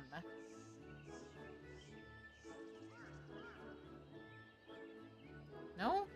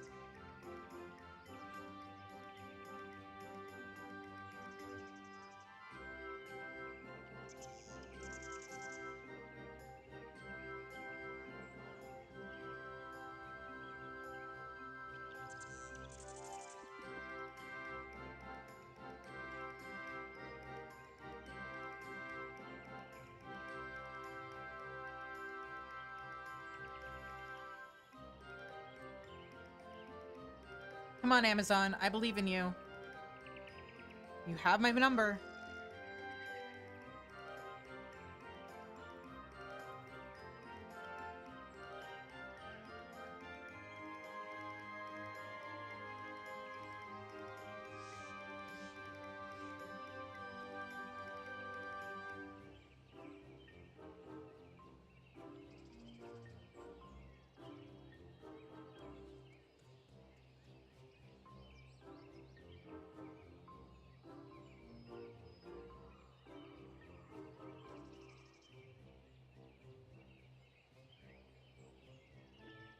Why are they making it so difficult for me to log in? Okay, anyway, I will deal with this after stream. Alright.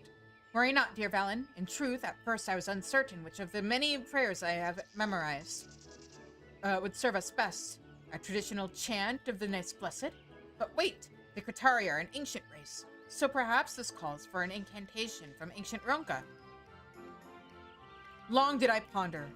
Choose poorly after all, and it could mean death and destruction for our friends, if not the forest itself. Fortunately, it was then that the great serpent came to me in a vision, enlightening me as to the precise words that will deliver us to salvation. Words which have long been writ in the Gospel of Quinport. You're really going to enchant this chaliceman with ramblings from your dream diary? Now I really have a bad feeling about this.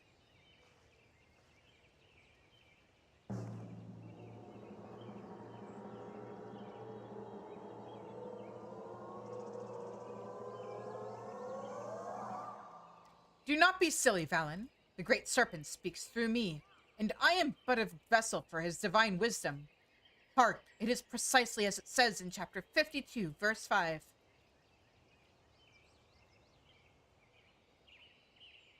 The goddess's claws stained cerulean. She did await the arrival of the stewards. The coming of the darkness marked a new dawn.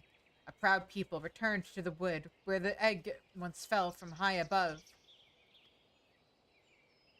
The what? O great serpent of Ronka, gifted to us by the heavens, hear the plea of the great sage's scion, and guide the children of Ronka safely to their ancestral home.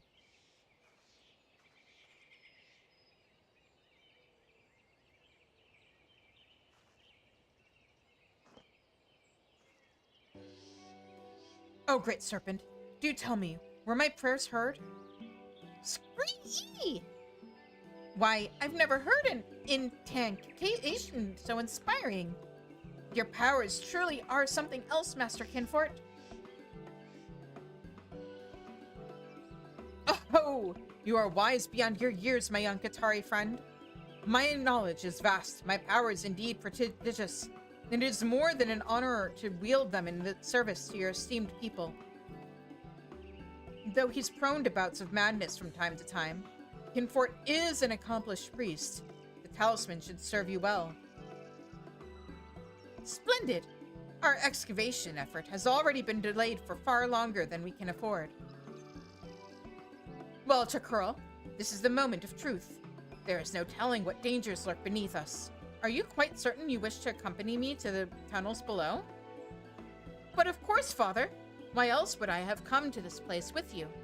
Together, we will unearth the secrets of our forefathers and reclaim our history. Very well. It is clear you do not take the task lightly. Perhaps you are coming of age after all. And with that, I believe it's time we started digging. Let the excavation begin!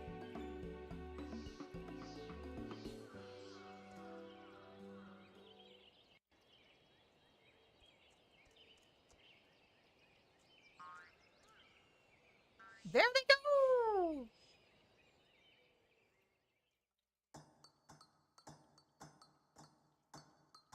Some time later.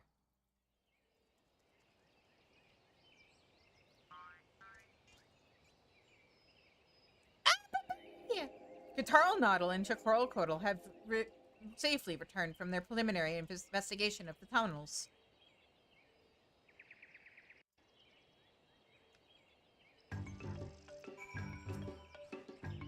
Well, Chakurl, were you able to find any of the tablets you were searching for? Yet more manifestations of the Great Serpent. Whatever have we done to deserve such a blessing? Scree, scree! The Great Serpent wiggles about and lets out a clear clarion call. It would seem that it wishes to aid the Qatari in their effort to reclaim their history. Scree! Well now, what have we here?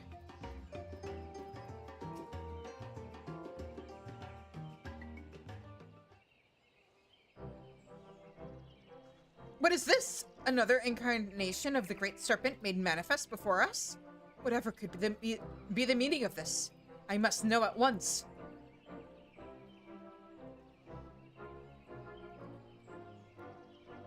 Ahem. If you could settle down for just a moment, Master Kinfort, I will explain in detail all I witnessed down below. Father and I found a stone. It was big and square and covered with all sorts of writings, just like in the legends. As my boy says, it did indeed find this, or we did indeed find the stelae, or at least one piece of them. What remains? According to the Qatari legend, the stelae comprised 4 perfectly square stones, stacked to form a massive pillar. Which is to say, what we have found is but one part of the larger whole. And if that were not enough, or unfortunate enough, even the single stele we found has been badly weathered through the years. In many places, the engravings are all but indecipherable. That is not all we found. Lying beside the shattered stone were several sad piles of bones. No doubt the remains of our once proud forefathers who carried the stele down below. I shudder to think of their last moments, torn apart by sin-eaters as they hid away our legacy for safekeeping. Father and I thought to carry the stone to the surface, but in that moment, something jumped out and stood in our path. Scree! Are mine eyes to be believed? The beheaded serpent that first accompanied our Qatari friends remains on the surface, which means we are graced by yet another incarnation of the Divine Protector. A third manifestation of the Great Serpent. Just how many of them are there anyway? How many hats can you think of to put on them? At the very least, this is the only one we encountered on our expedition. And yet, if it traveled here from somewhere to guide us on our efforts, it would not be unreasonable to assume that there are others where this one came from. In truth, it appeared and spoke to us as we stood before the shattered stone. I cannot help but believe it was conveying to us a message, just as its brethren guided us to these ancient tunnels. Charcoal and I pondered the matter, and we believe that we understand. The great serpent bids us to unearth what remains of the scattered and weathered stelae and piece together our people's history anew with our own hands and minds. I see. If the stones truly have been scattered and weathered by time, that's the best we could hope for, or you could hope to do. Yet surely you must have been able to make out something from what remained of the stone. What chronicles of Eld were writ there? Ahem. What we were able to make of the Martin Kings could be described thus. A mighty Ronso wearing a crown, no doubt meant to represent the first emperor of Ronka, stood tall with a blade raised high over its head. Before him cowered a Qatari, one of our forefathers, no doubt. The carving would seem to depict the momentous occasion that was the first encounter between our people and the Empire. And the implications could not be more clear. Doubtless our ancestors, ill-suited for battle, were conquered and subjugated by the might of Ronka, under whose yoke they would find new purpose as the stewards of history. A most fascinating interpretation, Father. But if I might be so bold, I saw the drawings quite differently. I do not believe the Ronkan Empire would be so cruel as to, or Emperor would be so cruel as to threaten the poor weak Qatari. No, I believe that he found us vulnerable and at the mercy of the fearsome beasts of the forest. He slew the beasts by his own hand and befriended our ancestors, giving us new purpose as his subjects. Your optimism is admirable, my boy, but I fear that such a bright and cheery interpretation of events is unlikely at best. History is full of harsh truths from which we must not avert our eyes. But tales are still sung of the first emperor's might and majesty to this day, are they not? I simply cannot fathom that he would be so cruel as to enslave our people. If you ask me, both theories seem reasonable. But if you intend to keep a record of history to pass down to posterity, you're going to have to choose one. Two conflicting theories of the past. One to be etched in stone and sung until the end of time, and the other destined to be consigned to the dust of the deep, dank caverns below. Truly, this is a turning point in the grand tapestry that is the history of the Qatari. Yes. At any rate, I believe we've done all we can here. Velen! I say Velen! Have you no interest in witnessing this momentous occasion of history? Clearly you have more interest in chasing after your boyfriend than witnessing it yourself. I would not think of insisting that my interpretation is the only valid one. And yet, I cannot simply toss it aside in favor of my son's rose-colored view of the past. How absolutely absolutely vexing. Scream! The great serpent, it speaks again. It does, and this time its message could not be more clear. It believes that Shizune, the ally of Ronka, should be the one to weigh the options at hand and decide which version of history shall be inscribed upon the stone. I mean, Empire's kind of stuck, so I kind of am tempted to go with the father's interpretation. Scree! The Qatari father and son have arrived at conflicting interpretations of the events depicted on the stelae.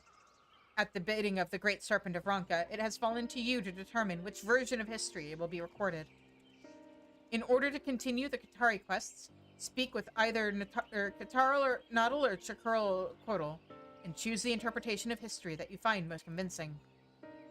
Your choice will affect not only the restoration of the stelae, but history as it will be untold for years to come.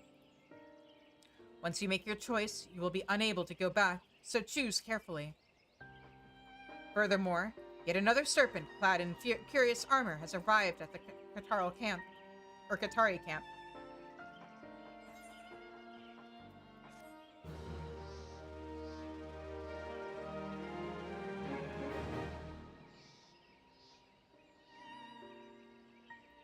Yeah, sorry, kiddo. You have achieved trusted, blah, blah, blah. We know how this works.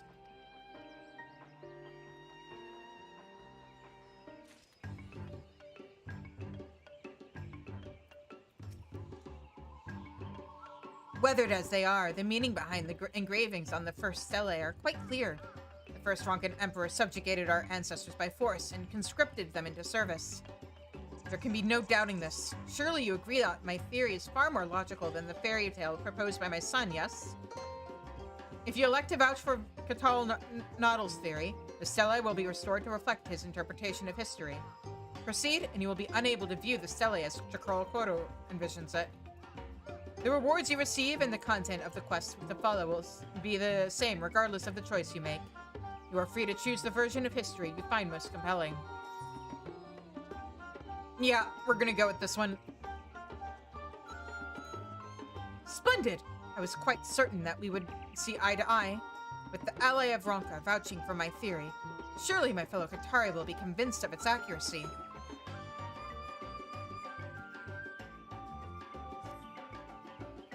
Sorry, but like, I'm a bit jaded when it comes to empires and like how history talks about them versus the reality of what actually happened. If you're so convinced, then, well, perhaps Father is right after all.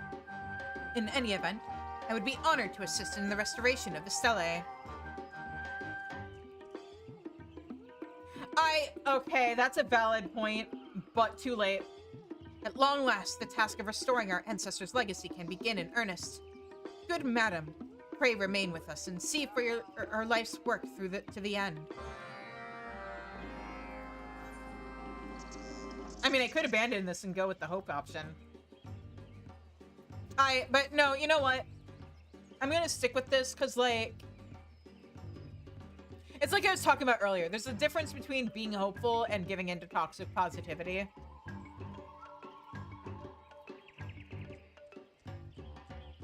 And I do think that there is a bit of, like, a toxic positivity thing to be like, oh, no, legends say this king was totally cool and definitely didn't enslave anybody and subjugate or any of that shit. Like, definitely, totally an awesome guy.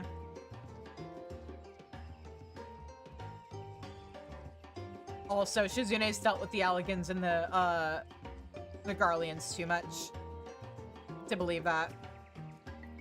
Without further ado, I shall call for the stewards, most skilled artisans. Let the restoration begin at once.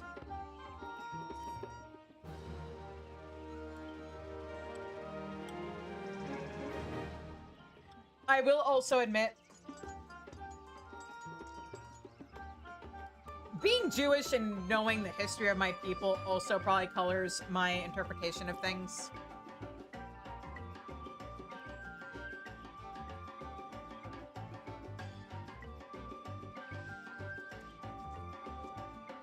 The first stele has been restored, its engravings now clearly reflecting Catal Noddle's theory of Ronkan subjugation.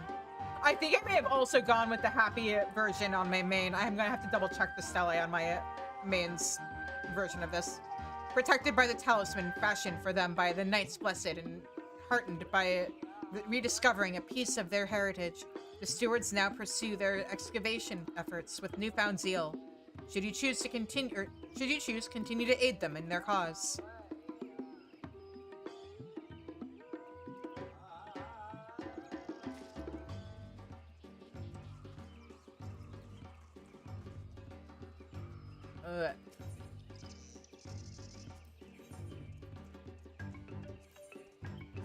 I get a beheaded serpent of Ronka. Yay!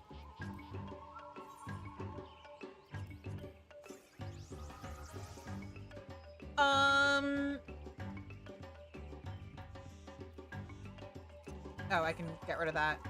All right, let's do the pixies real quick. I just want to make sure that I have this stuff done before stream ends, because I can always pick up the Crystalline Mean quests again on Thursday. Tuesday is absolutely for sure MSQ day though. So we want Red Mage, we want to go to Leader Laran.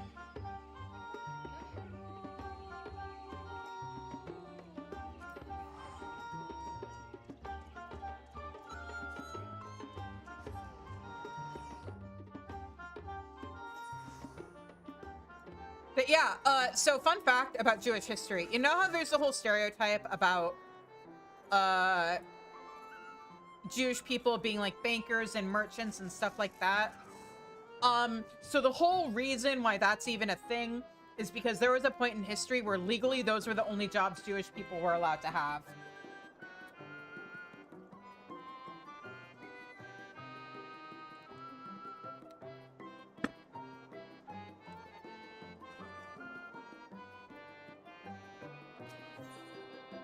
Dear Beck would like to offer you their thanks.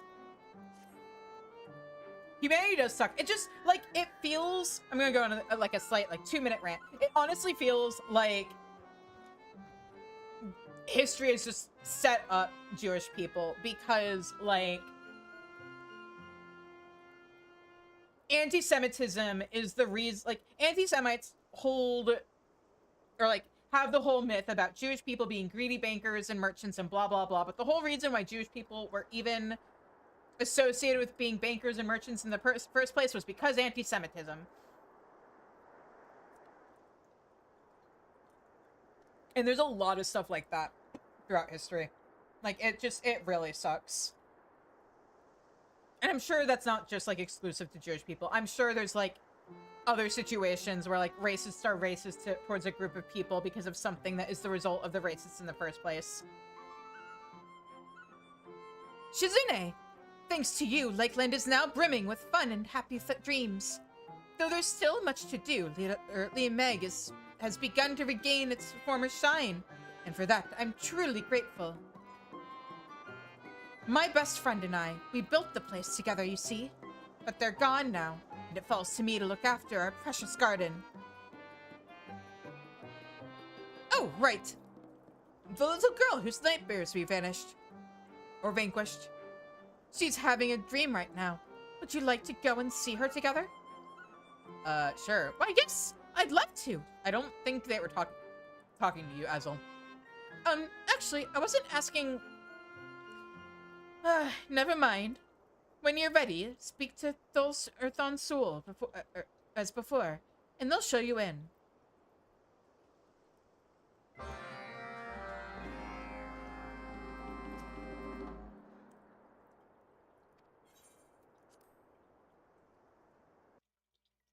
And in I go. Ah, so pretty.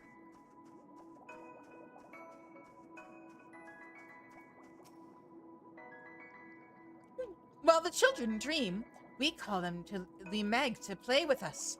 Rest assured, we send them back alive and well. I hope so. That such a thing should be possible. The Weaver is no idle epithet. Oh, you're the hero from my dream. The one who defeated the monster controlling my doll. You're so brave and strong, just like the Warrior of Darkness. Funny that. Ever since I had that dream, I haven't been afraid to say how I feel. Well, it might still be a little bit embarrassing, but my heart feels so much lighter now. That is well, child. It's poison for the soul to keep your feelings pent up inside. That's true. Oh dear, is that the time already? I'd like to stay and talk some more, but I have to wake up soon. Thank you, all of you. Till next time. Well now, how strange to receive thanks from a mortal. It's not a bad feeling. When the little girl wakes up, she'll forget having met us, but I'm sure she'll feel all warm and fuzzy inside. Snort. I've been thinking, friends. With things settled in Lakeland, perhaps we may now turn our attention to those suffering from nightmares in other regions. Yes, I think it's a good time, good time now. What do you say we take ourselves to Calusia next? No objections from me. Now, based on previous observations, Anlad plants a potent nightmare within a chosen individual, who in turn spreads it to those around them. That little girl was one such person, the source of the nightmares in Lakeland. We must look for her counterparts in Calusia and elsewhere, and likewise aid them. I see. And I trust you can track down these people with your keen sense of smell? But of course, is what I'd like to say, but it has become complicated, Snort. What do you mean complicated? In order to prevent further interference, it seems Anlad has taken to employing magics to veil the scent of the nightmare at the source. The result being, though I can sense the general area where nightmares are concentrated, I can't readily identify the individual from which they all emanate. First you can't keep the nightmare down, now you can't even find them? Bah! What use are you? Come! Let's not lose faith so soon. It just so happens I know someone who can help us. My creator. Let us go to Plateni and seek their counsel together.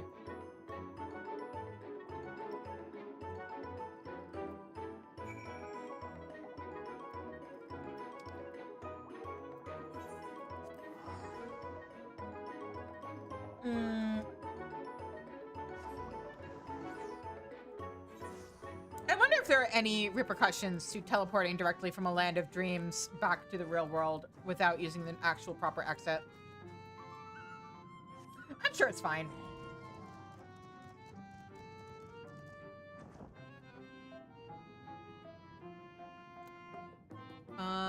Where are you? Oh, I see. Over here. Yes, an extract of this mushroom should serve.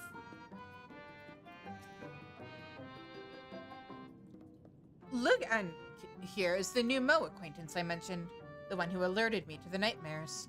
We meet every so often to trade things like the fey lamps that they need to make porksies. This is my esteemed creator, Lug Ank. On the subject of the heart and the mind, I know none more versed than they.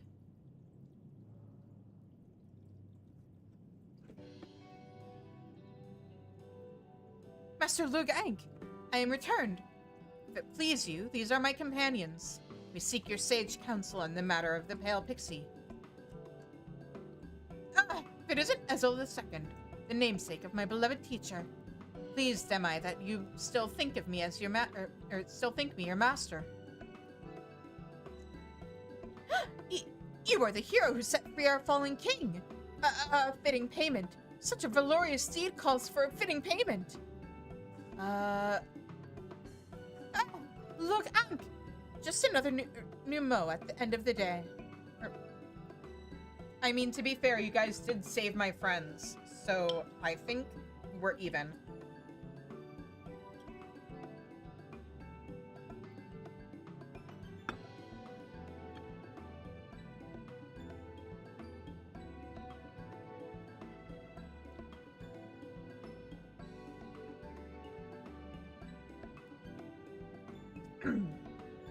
With all due respect, Master, we have need of haste. As you are aware, we are on a quest to eliminate nightmares, but the Pale Pixie has veiled the scent with magics. Is there no way to lift its effects? I'm afraid lifting such magics will be no easy feat. However, I believe we may greatly narrow down the search by considering the circumstance of the Pale Pixie's birth. Their birth, you say? There's always more of us appearing, so I hadn't given it any thought. To state a commonly held belief, it is said that a pixie is born when the soul of an immortal who died in childhood gathers new ether to itself. Are we following thus far? Having originated from a life ended too soon, such a soul is often unstable and is defined by the needs that once drove its owner. Needs that are highly susceptible to the influence of outside ether. This brings me to my hypothesis. Should a soul defined by unfulfilled needs take on the ether laden with extremely adverse emotions, it may give rise to a nightmare-spawning pixie such as Anlad. What ill luck to be born like this. If this hypothesis is correct, we may confirm that Anlad is drawn to those who are tormented by the same unfulfilled needs. And as a pixie, it is in children most of all that they would seek kindred souls. I can say from experience that there's a strong connection between needs and dreams. And in the case of Calusia, most dreams are to do with food. Food, you say? It's decided then. We search for children in Calusia whose hearts are pounded by hunger. As I mentioned, Anlad has veiled the scent of the source, but the nightmares are concentrated and right. Our task, then, is to find a child who suffers from nightmares, yet gives off no scent. Let's set out at once. I mean, yeah, that's the funny thing, is that, like, if you mask a scent to try and stop people from tracking it, then the absence of the scent is still gonna make it really obvious. A moment. Given the service you have performed for us, we owe you a tremendous debt. I cannot feel at ease until it is repaid. Is there no service I can offer you? Nothing at all? In that case, you are staying at Lira Laran, yes? If it would not be considered overly bold, I shall take myself there. My familiars are at your disposal should you need them. Again, pretty sure you guys showing up and saving my friends from the Omorans balances the scale. Plus, I can't remember. I know the Pixies showed up. Did the new Mo help out at all at Mount Gold?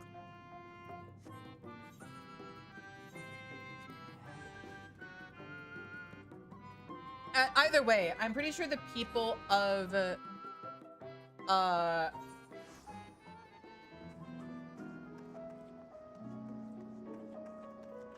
was just the Pixies? Okay.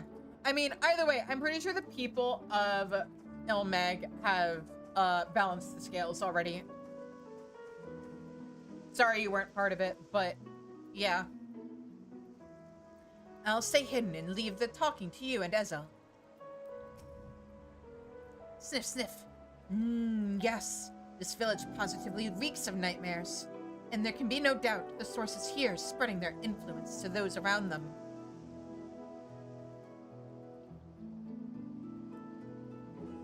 Oh, her. Did that pig just talk? Did it say something about nightmares? It's a familiar that hunts nightmares. Truly? Then perhaps you can help me. A child I recently took in. He's been having terrible nightmares. I don't know what to do. The boy was originally from a nearby village. His parents abandoned him and went to try their luck in Yulmore. Oh my god. It's sad. I know, but I'm afraid it's not an uncommon story in these parts. I'm guessing either they're too ashamed or they have not been able to get their affairs in order enough to, like, come get him, since Yulmore is now no longer basically tempering people. Anyway, for a long while, he was alone and had to fend for himself. He was on the brink of starving to death when I found him and brought him here. I managed to nurse him back to health, but the experience seems to have scarred him. He refuses to eat unless he's ripe to collapse, out of fear that the food will run out. Where is the child now? I thought I saw him playing on the north side of the village earlier, but like as not, he's fallen asleep. He always seems tired these days. Thank you for sharing this with us, madam. Rest assured, we shall do all that we can, Snort. I dare say this is a promising lead. Come, let us search for the child.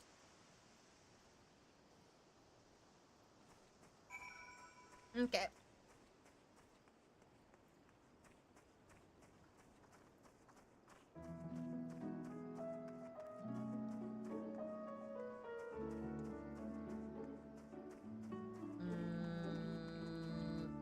Where is he? Oh, there he is.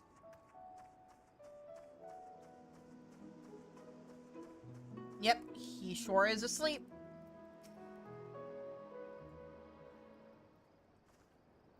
Hey, kid, you okay? No. Get away from me. Get away! Tossing and turning in his sleep, yet not a whiff of a nightmare. I believe we've found our source. To be so hungry and yet unable to eat. No child deserves to suffer so. Rest easy now, lad. We shall vanquish your nightmare. Let me get this straight. He's hungry, but he refuses to eat even though there's food? I don't understand mortals sometimes. Anyway, we all remember what to do, yes? One of these days I'm gonna have to explain to you the concept of trauma.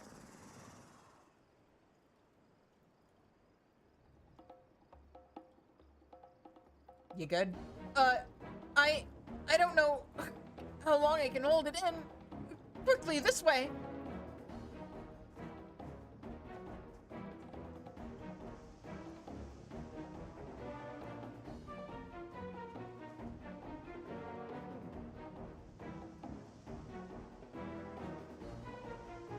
Here I go. Get ready, Shizune. Mm-hmm.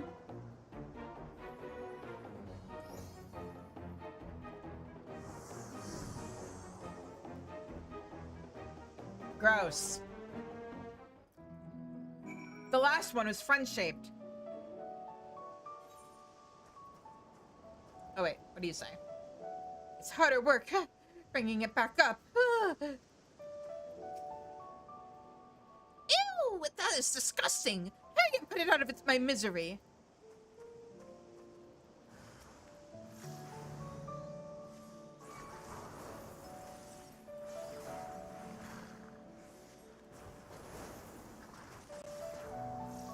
Oh, wait. Nope, that's not the right button. Wait.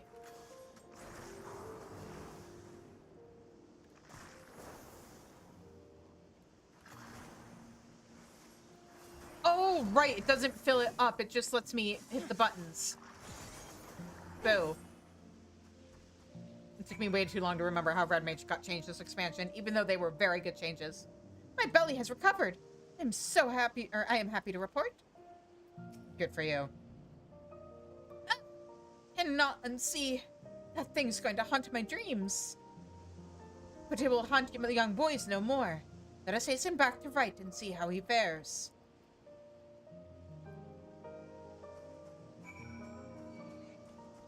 No, leave me alone. Actually, you know what? Oh, right. I don't have the rest of the fun shit that Red Mage gets later. At least not yet.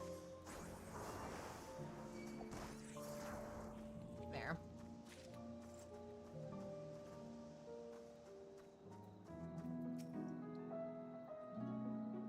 For shame, I just realized I haven't had... I mean, I guess it doesn't matter, but I haven't had River out this entire time.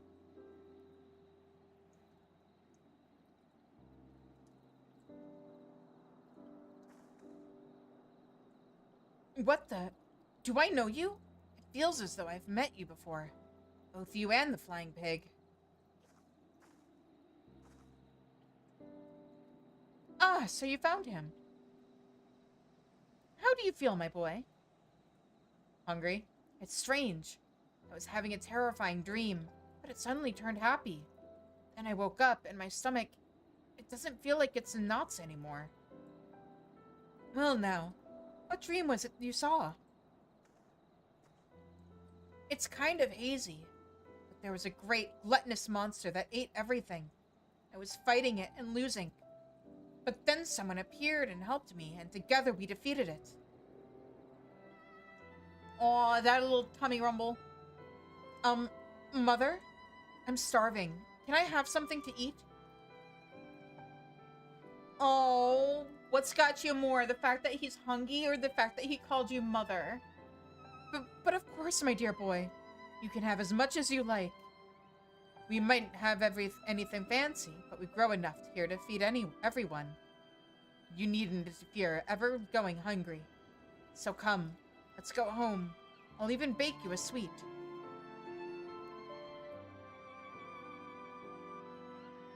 Also, have you noticed that so far, both of the children Onlad has targeted have been kids who have been orphaned by, like, the whole situation? The little girl from before, her parents were, I think, killed by sin eaters, right? And, like, she was living with an adopted family, and now this kid is living with an adopted family. It was you, wasn't it? The hero who helped me in my dream. Thank you. Thank you so much. You're welcome.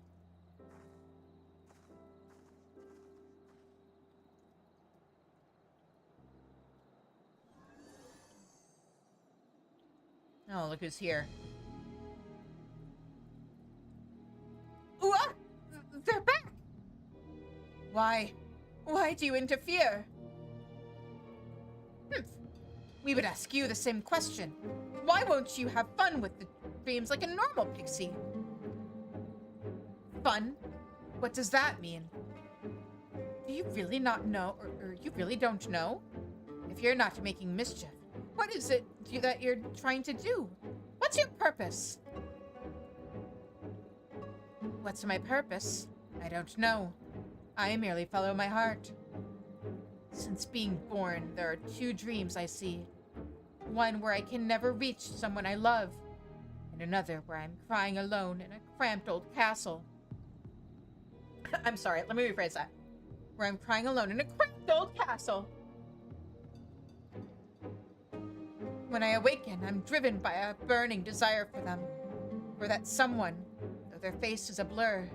And for Lee Meg, oh, and so nostalgic Lee Meg. What do you mean? Why Lee Meg? And who's this someone? Probably you.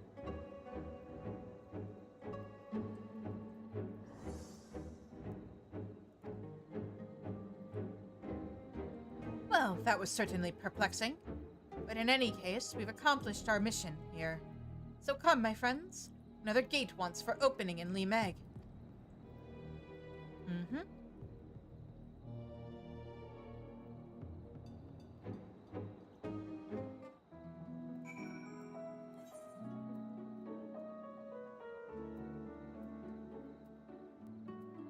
I wonder how many people catch on to, like, who Onlad is before the reveal, or if this is very much a, upon replaying, you're just like, ah, there's the foreshadowing.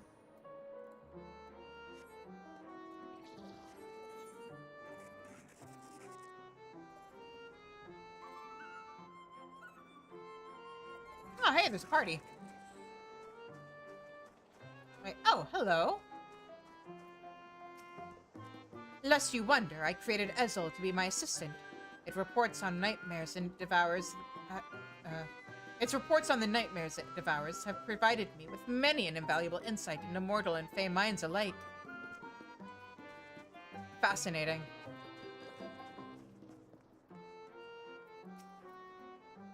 Want to go to Lee Meg, do you? Very well, just close your eyes.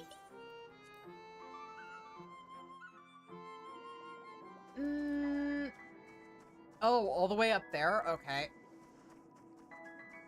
Time to sprint and deeply regret the fact that we can't bring mounts out in here.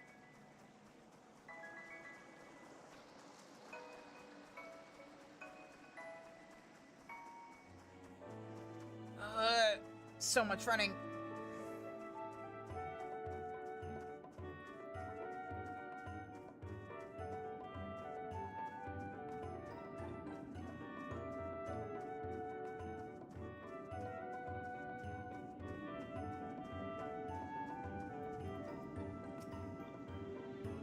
You're right, there you are. Come, come, let us open the next gate. We've been waiting for you, Shizune. If truth be told, Onlad's words still weigh on my mind. But I dare say we've earned a moment of fun. Oh yes, we're going to open another gate, and we're going to put the bubbles we've gathered to use. And how does one use these bubbles exactly? Hehe? What was it that you said, Ezel? Better to show than to explain or some such? Right, Shizune. I want you to do the honors again. This time, hold an image of Calusia in your mind.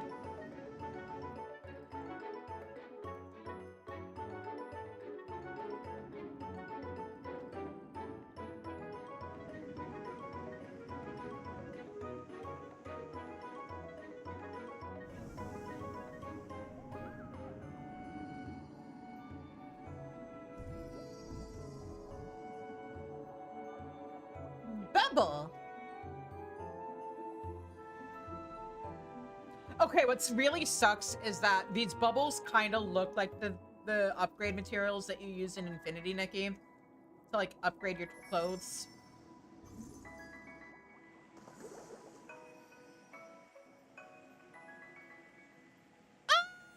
It's cute.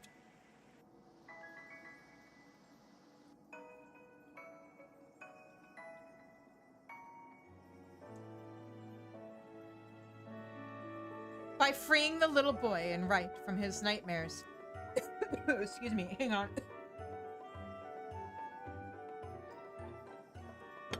You and yours have reclaimed the dreams of those in Calusia. Furthermore, using the dream bubbles, Tierbeck has created a house of treats and an array of play equipment.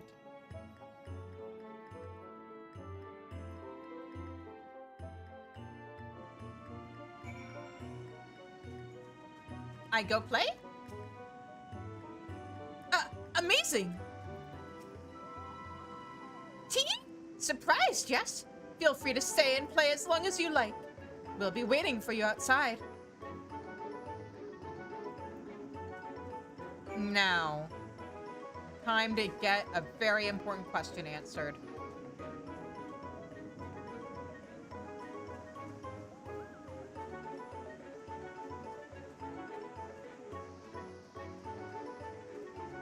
Oh, you know what? I'm gonna switch over to Bard. Because this is ridiculous.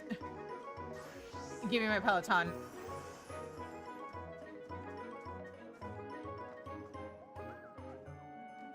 Can I sit? No. Fake chair.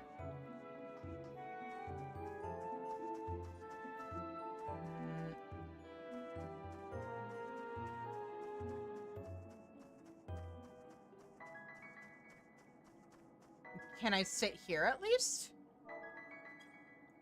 Okay, real swings. Confirmed.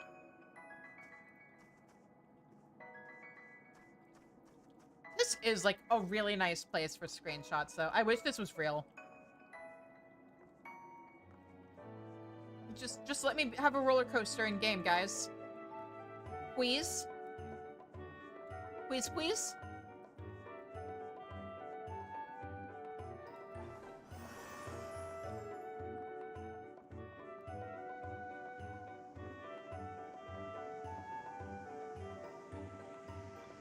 Okay. Now to have the real question answered. Is this a real slide? Yeah! Wow!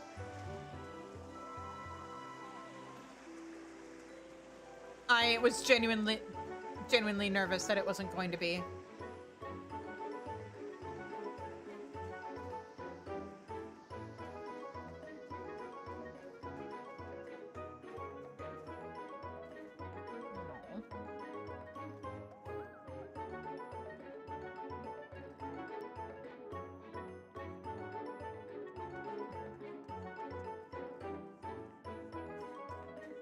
This place is really cool, though. Kind of a visual nightmare, but...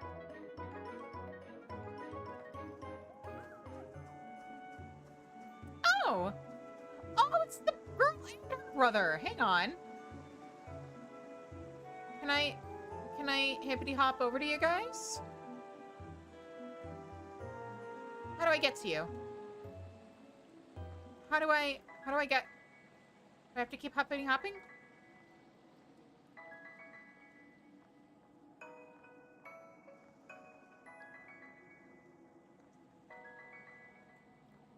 There's a kid here.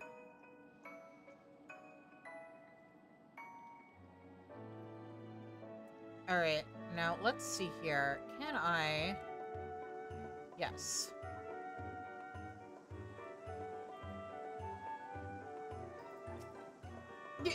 Give me just a moment.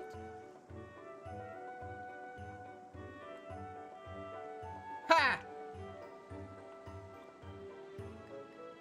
Don't push him, you little brat. Come on. You won't get hurt. Oh, babies!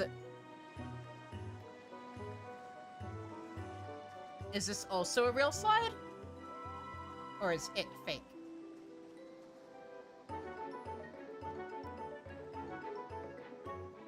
Also, is the boy here? The hungry boy?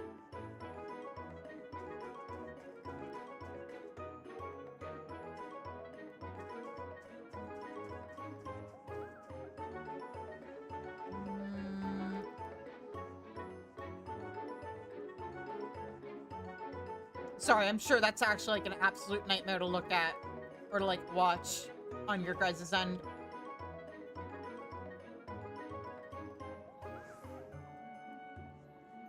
I can only imagine what kind of motion sickness that might induce. Ah, cute. Oh, wait. Hang on, is this the kid that we helped?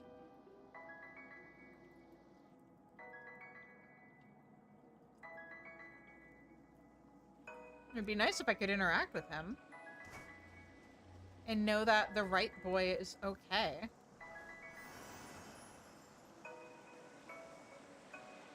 Oh, right. I was gonna test and see if that slide was real or not.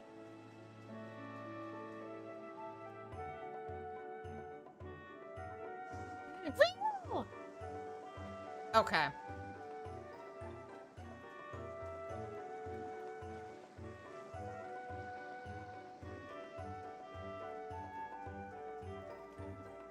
Okay, game. You've given me my fun.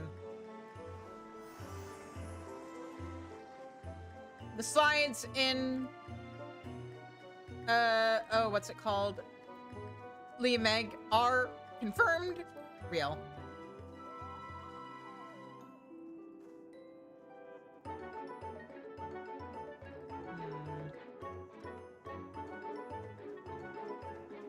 Where's the exit? Hang on. I got turned around. Oh, this way. Oh, the pixie over there is the exit. Got it. I'm just stupid. I thought it was one of the NPCs that was just, like, hanging out.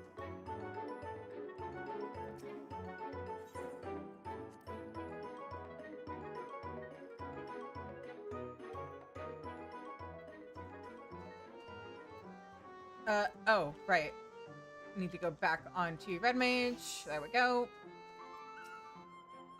Never have I seen such a delightful place. I'm giddy with excitement in spite of myself, snort. There you are, Shizune. I trust you had fun. Amazing what you can do with happy dreams and a touch of pixie magic, right? This Porksy, for one, is thoroughly impressed. You truly live up to your reputation as a founder of Lee Meg. You know, Shizune, if you liked it in there, you're welcome to make Lee Meg your home. No, thank you. Oh yes, forever and ever and ever. I like waking up, thank you very much. Now that we've reclaimed Calusia, we must work to fill it with lots of happy dreams. If you're willing to help, we and me yonder will set you some tasks.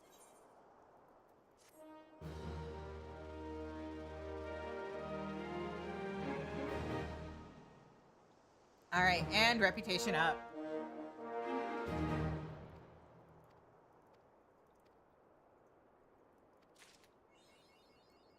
Okay, and not you. You. Anything I can buy from you? No minion? Just housing item? Okay. Disappointing, but okay. Anyway, I think that's actually where I'm gonna wrap up for tonight.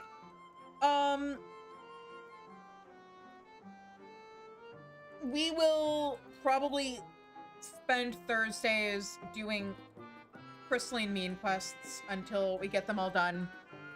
And maybe depending on when Oh my god, did I say Thursdays again? Oh, look, man, considering the fact that sometimes on Tuesday, after I finish my stream, I'm convinced that it's Wednesday. Because, like, I was streaming Tuesday or Wednesdays, Thursdays for years. I think I deserve a little bit of grace here. But yeah, Wednesdays will probably be Crystalline mean stuff. Or, you know, we'll work on the mean stuff as we work our way through the rest of the game. So I will be back on Tuesday with more Final Fantasy XIV when we will start the 5.1 MSQ. Yeah. I was thinking about maybe just continuing to have this week be Crafter Gatherer week, but I don't know. That might end up fucking some stuff up in terms of schedules. So yeah, we're gonna do 5.1 MSQ on Tuesday. Wednesday, we will do more Crystalline Mean quests. And then Sunday, if you're not on Ether, make sure that you have your character on Ether if you want to be involved with Alliance raids, because we will be doing the first near raid minimum item level 15 people with me on Black Mage, because I lost a bet. I mean, you guys got me to 100 subs before I finished Shadowbringers. Speaking of 100 subs, if I'm still at 100 subs by the end of February, I will unlock and level up Blue Mage. So yeah, if you aren't subbed already, make sure to sub. You also get super cute emotes, ad-free experience, access to the snack bar, which is my sub-only channel in the Discord. I will usually post stuff, like, before I even, like, spitball stuff in Discord. Like, Discord is behind the scenes, and, the snack bar is even further behind the scenes, basically. There's also usually polls and stuff. Addressing the elephant in the room. I know the coffee episode isn't up yet. Give me until the end of the day on Tuesday to get that done. I kind of burnt out and crashed. So I just need to be a little kind to myself and get that polished up and posted. And I'm hoping to get it done by tomorrow, but I also plan on... This is gonna sound really, really out of pocket, but rearranging some furniture tomorrow. Because normally I would be hanging out with my critique partner Monday nights, but she's not available, and so I kind of want to take advantage of the fact that I have no obligations tomorrow to get some stuff rearranged. And that rearranging of furniture may or may not be connected to a possible future points redeem, so keep an eye out for that. Anyway, I'm gonna find somebody for us to raid before the ad starts, because I don't want to get you guys trapped. Oh, right, if you haven't already, hit follow button, join, like I said, join Discord, subscribe on YouTube. Other words. Oh, right, follow me on Tumblr and Blue Sky. I am She's on both platforms. Rito Del also writes on Tumblr, and Rito Del also on Blue Sky if you want to follow my author socials. I'm just gonna snooze that ad. Okay, who are we rating?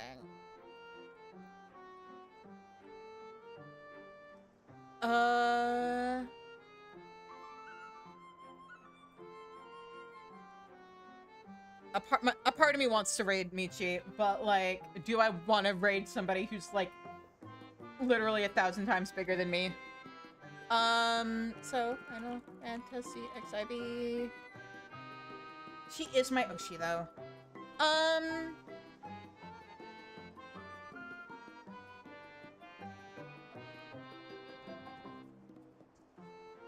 Have a good night, everyone. Shuzu's heart. Thank you for 500 bits! Let's see here. That's Dawn Trail. I don't want to raid somebody who might spoil people.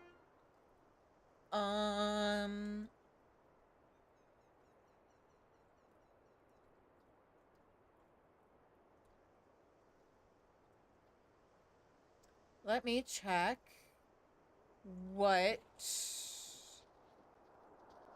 Oh. I try to avoid free will add people if I can help it.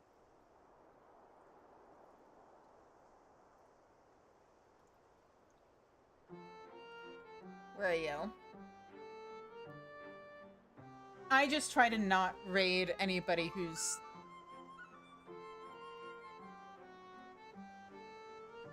Gotta check something.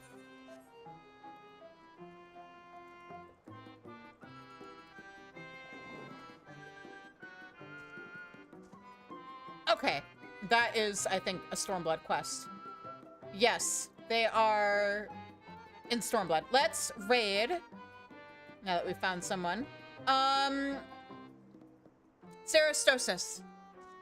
They are in Stormblood. Let's give them a nice little pantry raid.